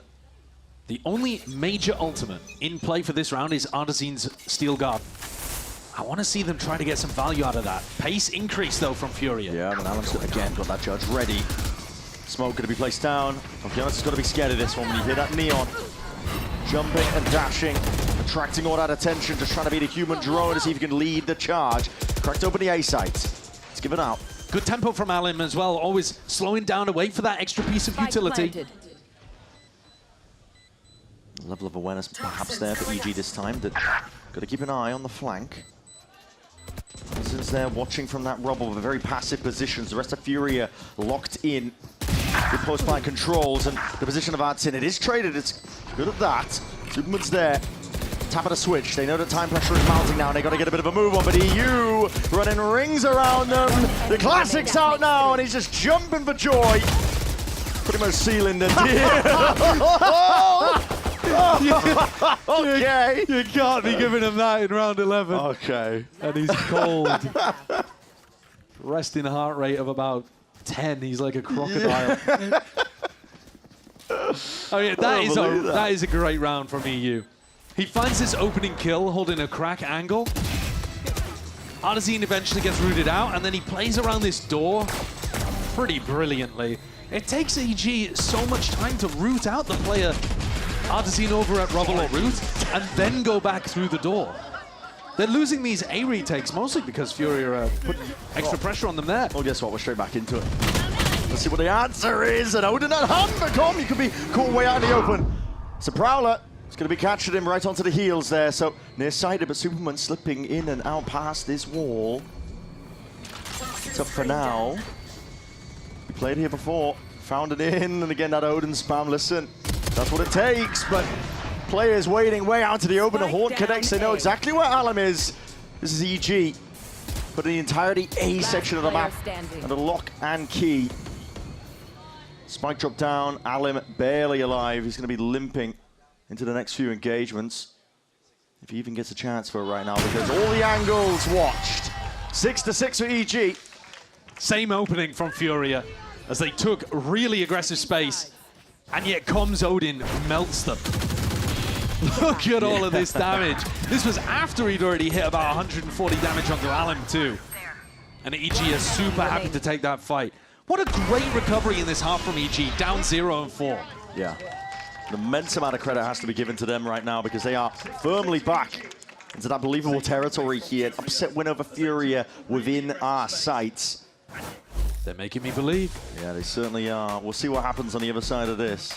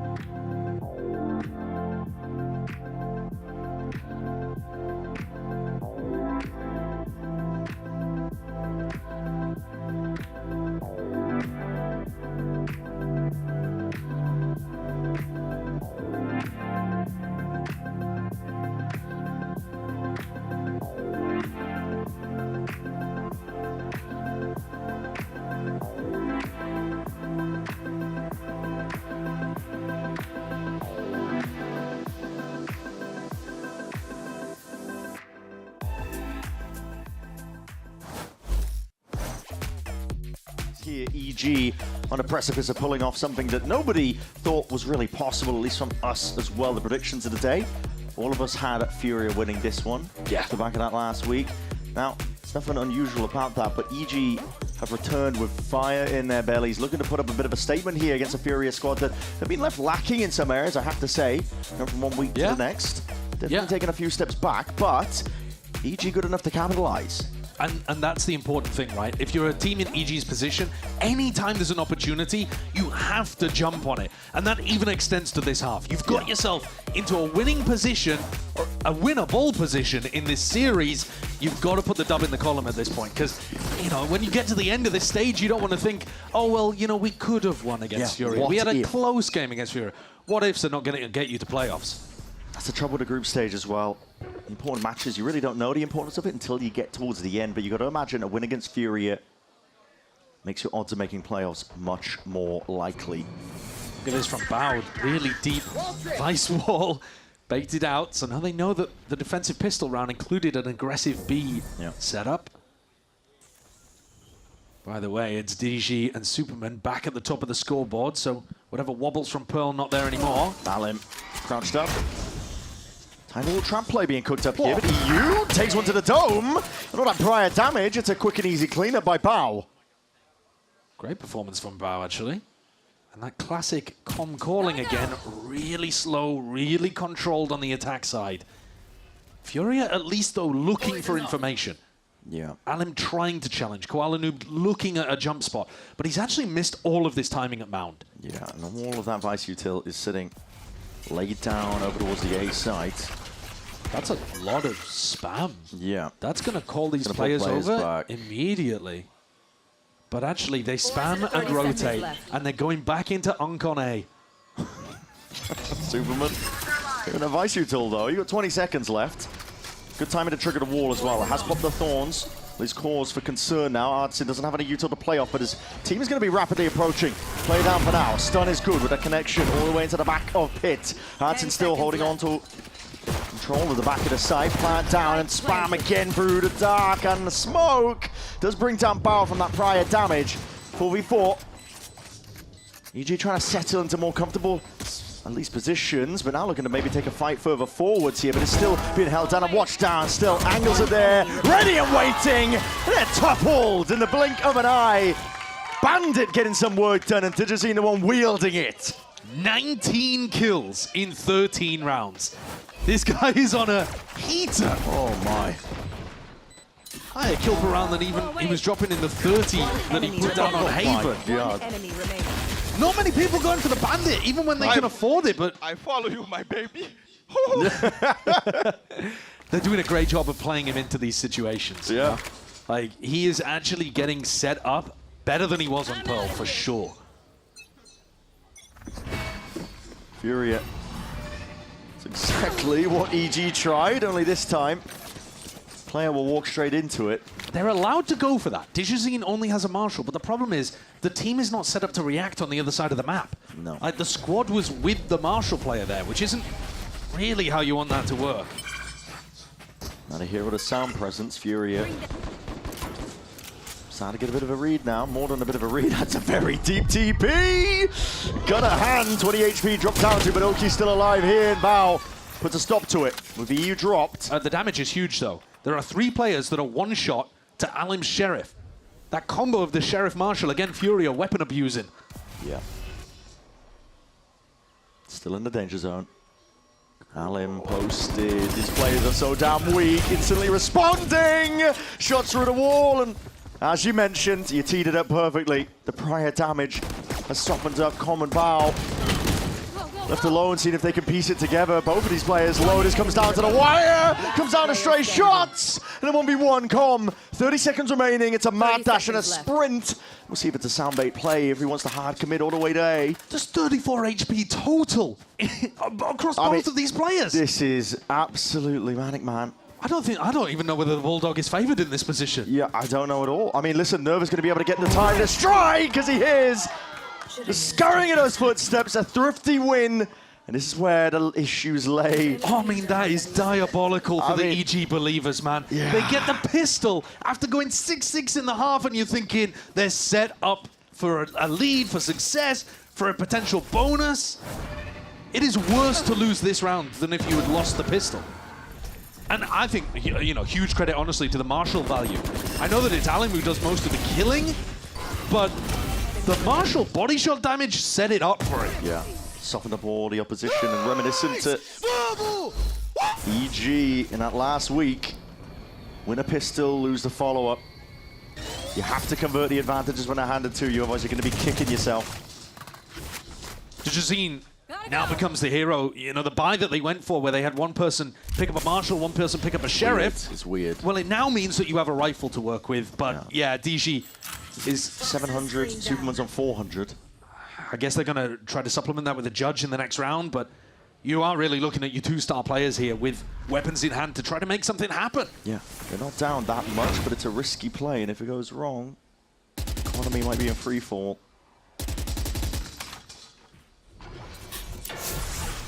Showing a bit of presence over towards A. But not too much. It's still quiet enough that this could still be Superman on a solo lurk. Grouped up. Ready to strike at the heart of the A site. Oh my god. Superman gets a haircut. Yep. But no damage done. Now, breaking of the door, moving over towards that B angle. That's something in your face. Fake B and fakes A. on fakes, apparently. EG realizes a bit of a crack and weakness over towards the A site. Com loves calling those. It has pulled the players away. It's given them enough time, space at least to potentially to get the plant down, but Alim is already there getting active. Needs to be a bit of a follow-up. The trade is there. This is getting really chaotic now in the final details and the final moments. Where did Dejazine's gun go? Not too sure. Damage being done. He's dropped it down. Okeana's picked it up. He reclaimed. It's important you keep that one into hands where they can do something. Com is walking around the world right now, trying to find the timing, but his team is being eviscerated. And the damage done maybe, surely there, waiting, the gun holding. No! Hey! Heartbreak at the final moment. Com's flank, absolutely iconic. But he didn't feel confident going for the classic kill. The players were weak enough, but yeah. EG invested into that one, so yeah, we've got to see what they're working with in this round. You had called it out that they went for, it's like a semi-hero buy onto Dejazine and Superman. I mean, Dejazine can just pick up a Judge in this round. Not that he plays with the Judge much, even when he's on Neon. Oh, yeah. You see the frustration. Killer. But they also seem still fairly upbeat. Right, it's only one Guardian, actually, the damage done. It's not too bad. Couple of half armors, I think, to ensure that they have full util. EU quick spam into the corner. I think it's just in case they put down the Vice Flash. Hold on for now, though. Mid-rounding should be ordered up for EG because I think they need to spot out where this Vice util is. Easier said than done. And look at FURIA. I mean, they're already doing the job. Very proactive. The attacking protocols for EG, though, are good in order to escort their people into position. Okeanas is walking up B there with Paranoia to try to shut down Alim if he did go for some kind of aggro re-clear. But you're right, they baited out that wall very quickly. Yeah, Paolo, catching sight of Dejazine. He's going to be hearing this. I think the device util should be just humming in his ears when he was closer, but this feels a little bit like Furia's Haven, though, right now, where they don't know where EG are ending at all. Yeah. Well, now, could be 5 players stacked up over towards C, and they wouldn't be none the wiser. The wall's still not baited out. Yeah, the snake bite there, actually huge for Nerve. Because now that is full information. 30 seconds left. Doors opened up now.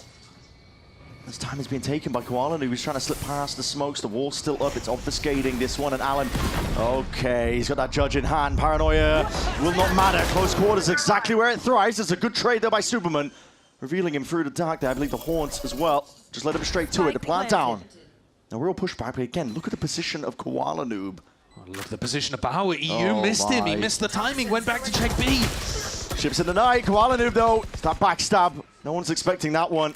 Slowly squeezing the life out of these EG players. They might be into the post-plant, but it all relies on Bao now. Again, taking his turn for the timing, and this time he strikes true to the heart of where it all matters. These players are dropped, and they fall. 8-8 for EG. They are not finished. What a big lurk from Bao there. Gets himself inserted at the very beginning of the round on an aggro B position. Had the wall to make sure that he wasn't going to get re-cleared. Okeanis is holding Paranoia. And then in the late round, he finally grabs that timing. EU's jiggling it, thinking, all right, I'll go back and check it on a timing. I'll go back and check it on another timing. And somehow Bao navigates the ship through those choppy waters. Baby. This is still very winnable for EG. Even after failing to convert the pistol. Look at the ults that they're about to get up to. If they can convert this anti-eco, EG are in the driver's seat. Oh yeah, the war chest will be filled to the brim. Could use it to take it one step further, potentially break Furia's economy with another round win after, but got to focus on the round at hand. Yeah, slow siege over towards A, seeing if you can force reactions out of Furia. Flip the switch on the door, bit of spam into the walls. They lost the previous anti-eco by getting chipped down by a Marshal. And there isn't one in play here. It's more close-range weaponry. I mean, the Sheriffs are not really close range. But you're worried about running into a stack. And right now, C is empty. Yeah. Only Artisan home. Slightest of off angles. He's looking to play off. That smoke, though, makes EG think twice about this. Yeah, it could be walking into the unknown, but now going to be sending it full throttle. The stun does connect. Artsin looking to be alive there. Barely just scurries out of dodge, and now finds himself a little corner to tuck in. Really good entry from Digizine as well. Jump peeks in. Pulling away the crosshair of Artizine, and this should now be a really difficult retake. I mean, one of the things you don't want to do is feed up Superman's pit, but Furia might still go for it. Yeah, they are going for it right now. Even going to be utilizing the overdrive, but Alam is dealt with swiftly. Almost as soon as it's offloaded, Digizine's left wondering where the hell these players are, not knowing that they are waiting right round the corner. And there it is. Takes his time with it, just dissecting the angles, slicing up the pie. Trying to take his time. No, a lot of chip damage done, but snappy stuff towards the end and good adjustment of the rifle aim. It's not bad though for Furia. The one ultimate that isn't online is that Viper's Pit. And actually they forced out a fade-off too. They traded a couple of ultimates here. We were talking about the overdrive being invested, but they draw out Com's Nightfall. Yeah. So I think they can be fairly happy about how that retake attempt worked on the Thrifty. But this is EG's opportunity now to capitalize. Hey, I want the ecos too, bro. A one-round lead. You're looking at Bao. He has Steel Garden. If Com can create a strategy designed around this ultimate, Furia could be broken again. Deep Haunt, not broken. Gives peace of mind to EG. They know nobody's trying to fight over this Rumble control. Okay, different look now. Koala Noob fighting Mount aggressively. He can take an angle, take a fight, and then TP out. Or at least pull util out of Com. Entirely hard committed. The util though, they might have just spotted him. The TP, is he out of the open? Not quite. They could have potentially jumped on it. Has to use 2 to just get the hell out. Smoke popped up, placed up, but now it's going to be a Steel Garden rapidly approaching. Vacated by Koala Noob. Gives him space. Important though that he pulled that utility out. Broke the thorns. And the retakes have looked fairly good for Furia. stop them here. FURIA, they could gear up now into rapid tempo. Looking to take over here with a Nightfall to pave the way forwards. Big Decay catches onto a few of these players. Koala, no! Oh, no way! Complete unawareness. Complete collapse from EG. All sound cues cut away. They had no idea at all. Leaves it into the hands of Com, but grouped up. Firing line puts a stop to it from FURIA. It's exactly as they drew it up there. Wow. That ult combo, I don't know. You do see it work fairly often, a Nightfall into the Omen ult, but man, when it happens, you just see the POVs of the other players and you're thinking, surely someone turns around. But no, no idea. There is a visual indicator, but they're, you know, they're not looking in that direction. Locked in and so on the abundance of util that's being thrown at them. Yeah, exactly. That was EG's opportunity there. They're going to take a tactical timeout. It's not like they're in a bad position still. It's 9-9. They can still be the ones in the driving seat if they want. But the big ultimates that they had to try to pull things in their favor, knock down the economy of FURIA, they've missed an opportunity to be fully in control of the end of this match. Yeah. There's still chances, but they let one slip. It's a big one too. FURIA's economy, again, they wouldn't have money to buy into this next. It would have given them even more breathing room, cemented the lead moving forwards, but like you said, it's not over yet. I think that's one of the areas that FURIA have been most impressive throughout both of these weeks, actually, even with their wobbles today. The post-plant play, whether that be retakes or in the post-plant, has normally been really good. You can see on the timeline that there's a bunch of EG retakes, but those were all in like 3v1 scenarios, that kind of thing, 5v2. So in the like even numbers post-plant scenarios, FURIA's protocols are very good. And EG have got to be wary of that. Yeah. Try some post-plant aggression yourself, maybe. See the fast lane. They want nothing to do with the A-Rubble fight. Oh, Digizine's flying out there. Big TP. Okeana's trying to weaken up other areas, extremities of the map. Pull attention towards spawn. FURIA don't seem worried about it, though. In fact, the Util's going to be flying forwards into the beam hit momentarily. Adsin does well to play his life. Util's about to be popped off here. Prowler up into the corner, and they hear that judge go off. Do you really want to step to it? Gonna have a protocol ready and waiting. Allen might look to glide and slide just to avoid most of this here, but judge in his hands.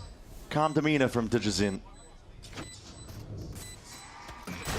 Getting hard committed to the reload there. The Seas will connect, but just breaking all that util into him. A couple of warning shots and even just dominating control of that smoke. Running though forwards. Adsin looking to lead the charge for the rest of his team. 2 kills. Blink of an eye. He catches the timing of Com when he's repositioning. Hoki, it's all on his shoulders now, but he's got a multitude of players to deal with. And Superman left with the follow-up. 3 players against him. How do they win these situations, It's ridiculous. Adsin, how is he finding those kills? It's another 5v5 retake, and just as I was talking about even number scenarios being so good for FURIA in post-plant scenarios, but this one looked like it was going to go differently. EG are in. They have the Neon Judge on an aggressive angle. But as soon as the Judge took 1 kill, notice how everyone on FURIA takes a step back, play the longest lines possible. And when Digizine goes for the second peek on Neon, he's taking a fight way further than he expects. And he can't get a second with the Judge. Actual Terminator, bro. Yeah, he was. Yeah. Incredible round for Digizine. Goes up to top fragging for FURIA. And this is the round where EG would get broken themselves. It's the same play that FURIA wanted to go for last round, but they were scared up by the fast lane, but now they spotted it. Signs alive here, out into the open. Could be anyone's game. It comes out to the shots! What a response by Digizine! What a stun as well. Just when it matters most, EG get themselves into a massive player advantage. Their money is not good. They need this round. They do, and it needs to be clean. No stray kills, not going their way. FURIA, Nerve and Artisan are in the right place. Good discipline, good pause from EG. One of the things they do best on their attack side. You know that FURIA have to make a play in a 2v4. You got to be diligent in clearing these spots too. And Superman, he likes to play here. Should be aware of the spot. He was just doing it on the previous half. Walls opened over towards A. Now hearing it. Neon signaling quite a bit in a spot like this. Deep Prowler as well. Just going as a pack together. You don't need to clear out a Zenith if everybody goes through tree. They've given him a lot of space though. He does have the ult in his back pocket. Nerve, hold on if this kill goes his way. Digizine on top and on point. Yeah, you're right in the sense that if FURIA were in a 2v3 with Steel Garden in the back pocket, I could see them maybe going for that, but Digizine... Playing exit, it's smart. The money is tight for EG. Yeah, I think there's a chance here that Artazine actually does some big economic damage. We'll see how cleanly EG are able to get out, but right now their only escape option is to go for the double doors. And so, up to Artazine. Well, the damage done. Chip damage through the wall. Paranoia committed! I mean, that's big. He beams down 3 towards the tail end. It is big. Okeanos gets to save his armor as well, so he can drop a teammate. The rest of them get the plant money, they get the 3K for winning the round, but they do have to buy a lot of utility back as well, so it's not gonna be great out there in terms of the money. Artazine has really kept the squeeze on EG with that. It's a good opportunity, actually, for somebody on Furia to pick up an outlaw. This is one of those spots where you'd expect them to go for it.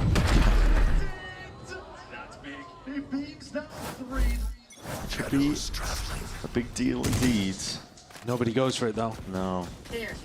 Furia, very aggressive position by Koala Noob. He's happy to really just post himself up over towards C Mound. There hasn't been much off the rip started around EG playing for that space, to be honest. It's been free territory if you're brave enough to face up on the chance that they might go that way. And Koala Noob is getting constant mid-round information. Yeah, it's very good info from Koala Noob, but when they challenged him, he didn't have a teammate near enough to be able to hold on to C.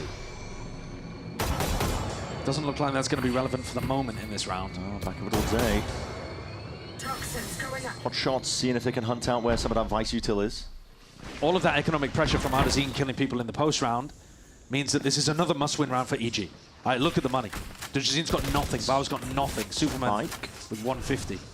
Who's going to pick that one up? It looks like the end goal is to be moving over towards A again. It's just C pressure. Faking. Pulling the TP here. Koala Noob does commit it. And even the rotation as well coming through. Look at the call. You can just see with Alim's rotate there that he got the call from the C players. Now this is fake. Realizing they've given that space to Thorns. Artazine could ult. Yeah, he does have ult, and even the Vice util on top of it. Overdrive popped off here. Taking a swing and a peek for this one is a prime position for it. The Overdrive is going to be fading away, and Alim just spraying down from that high ground. He got no plan to deal with this at all. It's pistols out. And chaos here for EG. Game plan getting away from them. Digizine is going to be so mad about that one, Brent. There's a Vice ultimate out for the defense. He has his Neon ult in his hands. He is the perfect guy for EG to go and take that space, to get the kill onto Artazine, to put EG in a winnable spot. Yeah. And you said it, Alim's literally just spraying. He's just spraying through a smoke from top heaven, catches Digizine in the head, and the superstar player for EG hits the deck. Look at this! Yeah. I'd be so frustrated if I was Digizine in that position, because he had the keys to the castle. And Alim's smart prediction on his pathing saves them. And we said that it was a must-win round for Evil Geniuses. They are now in a spot where their economy is broken. Artazine's pressure in the post round, taking down a bunch of players, and then having the ultimate in the late round. Great call from Koala Noob that it was a C fake. Great ultimate from Artazine, and great spam from Alim. And suddenly it looks like Furia are in control of the game again. Yeah. It's giving Haven. It is up to 11 for Furia themselves. For EG, it's more than just digging deep at this point. You do not want this to be the match that you reflect on over the course of your year and look back at with disappointment about what ifs, questions circling around your minds. You have to find a way forwards. They've been good here and there with the Thrifties, but that's not consistent. But it's what's going to be asked of them. Yeah, it's a Thrifty coming up. I think the Thrifties have been getting more value just off the top of the dome. It feels like on the defense side. Yeah. You know, when they've been able to run the like crazy Bucky rounds, Superman's inside a smoke with a Bucky. Yeah. Those have been coming from defense side for EG. What do you do when you're on attack and Digizine doesn't have an ultimate and you've only got pistols? I mean, Furia as well, one step ahead, already anticipating the B hit on the eco for EG. Look at the Viper Wall. cuts off Heaven for a retake. Yeah. That is a weird It's a weird one. I've never seen it, but it's purely because they're on an eco and they know that they are maybe, most likely, going to be trying to end B. EG, though, with different ideas. They've been working A lot on their attack. This wall also draws a clear line in the sand on A. It is. Hudson overwhelmed by the Utah. This is ult expended here. Now he's way out into the open. DTP needs to be accounted for. The Haunt at his back. Not killed in time. It's still just pistols that you're working with. And EU, he takes that timing. Sees the util sailing past him. Good for that. Stray shots though. Okeana still with that Sheriff, and it's going to take more miracles, more magic like that to see if you can put a stop to it, because right now it's FURIA in control. It's looking inevitable that it's going to be up to 12 for them. Last player spotted out. An impossibility for Com. Match point for FURIA. 2 opportunities to close. A reminder though that on Haven, EG, they looked like they were in a winning position on Haven. It did go to overtime. FURIA had chances to close. Couldn't. EG grinded it out.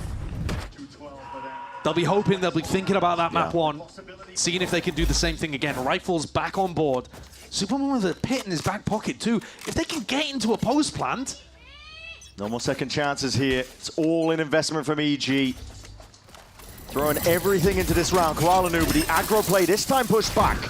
It's a Haunt and long range with a util. Prowler narrowly avoided. Just for that orb control, and Bao now 1 away from the Steel Garden. Most of the time, Ardazine has been setting up on A. FURIA have not rotated their positions with the Vice too much. Same Viper wall on B. Clear game plan for FURIA. A lot of spam damage. This is seen on 21 HP. Gets away from the though, keeps his life intact, and that could be pivotal. Yeah. There are 3 players stacked on this C site on defense. Not something the FURIA have been doing an awful lot. Comms calling has actually been pretty good. Like, the defaults have been denying FURIA information. Tap at the door. Yeah, still got his util. It's lying in wait with the Thorns. The flash towards the back of the wall, but he, critically, is not home. It's a passive hold on the A site. Superman may be able to get a pit down. 30 seconds, though. 30 seconds left. Losing the timing now. The Haunt clears most of it. Addison's found a gap. A time in between most of this util, and this wall's still there. It stunted them. They don't know what to do. There goes the pit. Superman's down. No pit. And Alem just holding it back. Takes matters into his own hands. Quick dash, quick glide. Digizine. It's an impossibility, isn't it? How the hell do you find a way forwards? 10 seconds remaining. The spike out of his grasp. So close, yet so far for them. They fall at the final hurdle. It's all FURIA dragging it back into their control. Impressive result from FURIA, actually, with the amount of pressure that they were under in maps 1 and 3. To be able to come out with a victory overall here, it was the expected result, but the way in which it happened was not at all.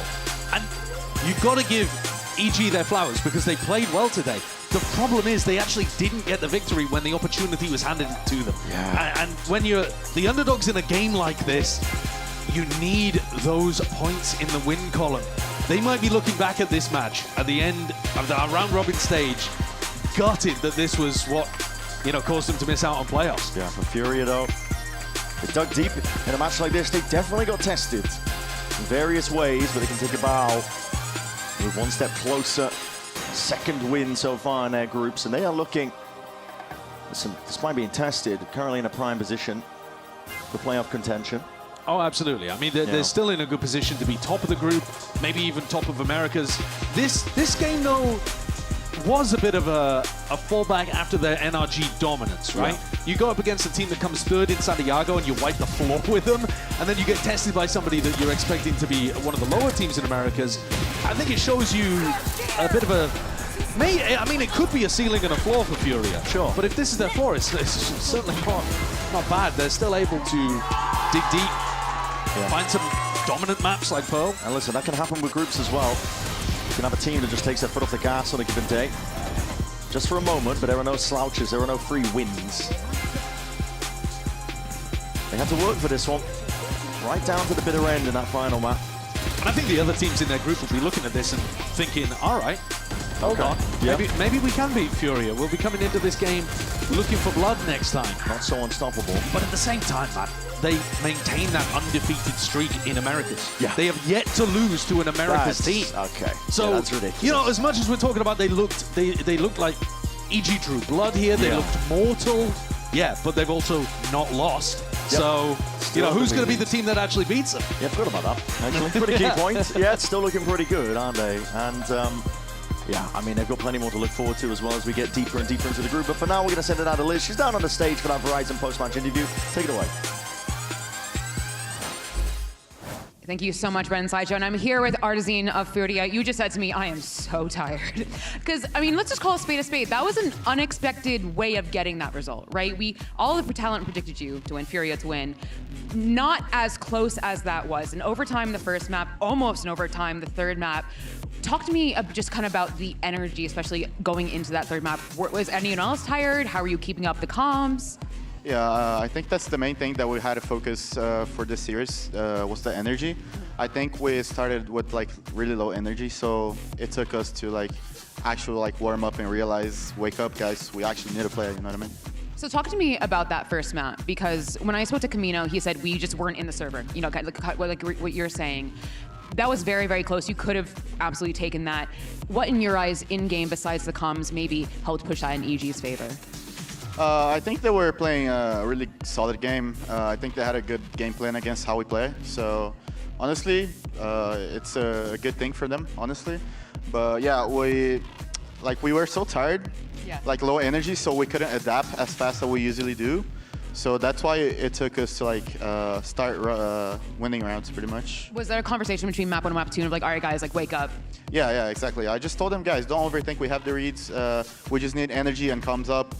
Don't play scared. Like stuff that we usually do when playing with low energy. Now, with this being such an unexpected result, my last question for you is, how confident are you in FURIA making it to playoffs? Because this was very, very close, Artizine. I think it doesn't change much. I think we're really confident as a team in general. Doesn't matter the team we're playing against.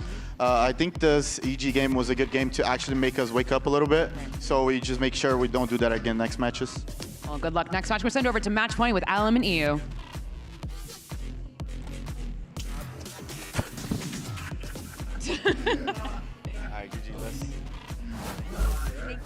We're live now. Yeah, we're going live. No, but no one heard that, Al. No one heard that, right? No one heard that? You'll tell us. In any case, though, welcome to Match Point, friends. I got EU and Alum here with me today. And first things first, congratulations. Hard-fought victory for sure.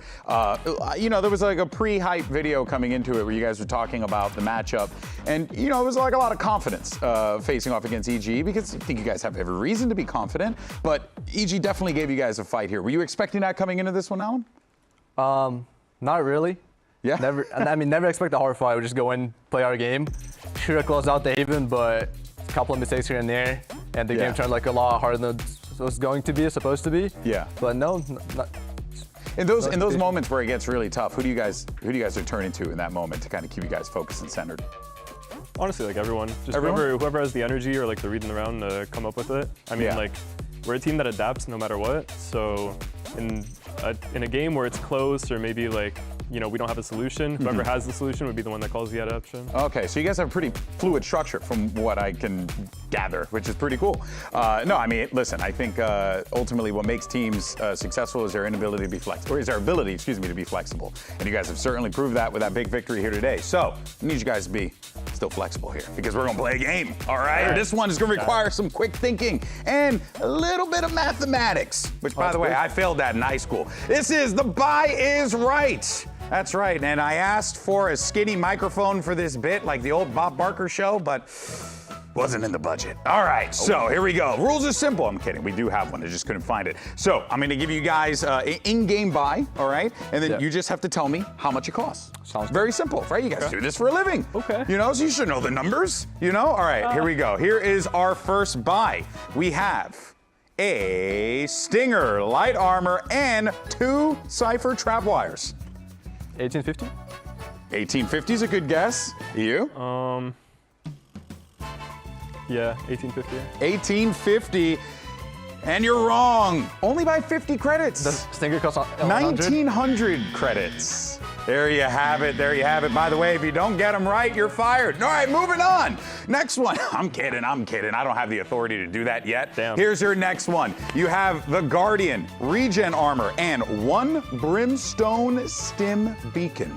2800? 2850? 2850. 3100? 3100, and survey says Alum is right. 3100. Okay. I thought that was a light shield, by the way. You don't know. Ooh, okay. I think I was still wrong anyway. Heating up.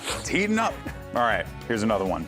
We have the dreaded Odin, a heavy shield, and Raze's Boombot, which I don't know how many times Raze is going to get the Odin, but 4,500? I don't know how much the Boombot is. 4,500? 4,500? Right. And it is correct. 4,500. Guys, you're really good at this game. Okay. My first one. Wait a minute, we're doing this. We're doing it. All right, last one. This one's a doozy. Wait. 3 Phantoms, 1 Vandal, 1 Guardian, and light armor. This is a toughie. Gotta do some math. Of course, in chat, you can give us your best number as well. I'll give you mine. What was the first thing? It was put the graphic back up. 3 Vandals, 3 Phantoms, 1 Vandal, Guardian, light armor. I'm not gonna lie, after the screen went down, I completely lost the number that I had. It's right behind it. It's right behind it. If you want to look. All right. 14,250? Okay, that's your guess? That's my guess. All right, you? We got 14,250. There's nothing going through my brain. Like 1,400.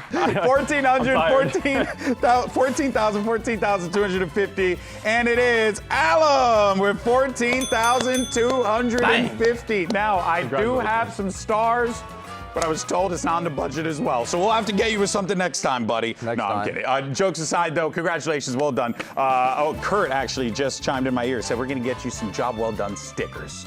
Okay, so by far. For him or for me? No. For you. Yeah, I was gonna say, I don't deserve one. And then for you, we'll just give you like a pity sticker or something like that. Like a blank white sticker you just put on. I'll take like a pat on the back. Hey, we'll give you that.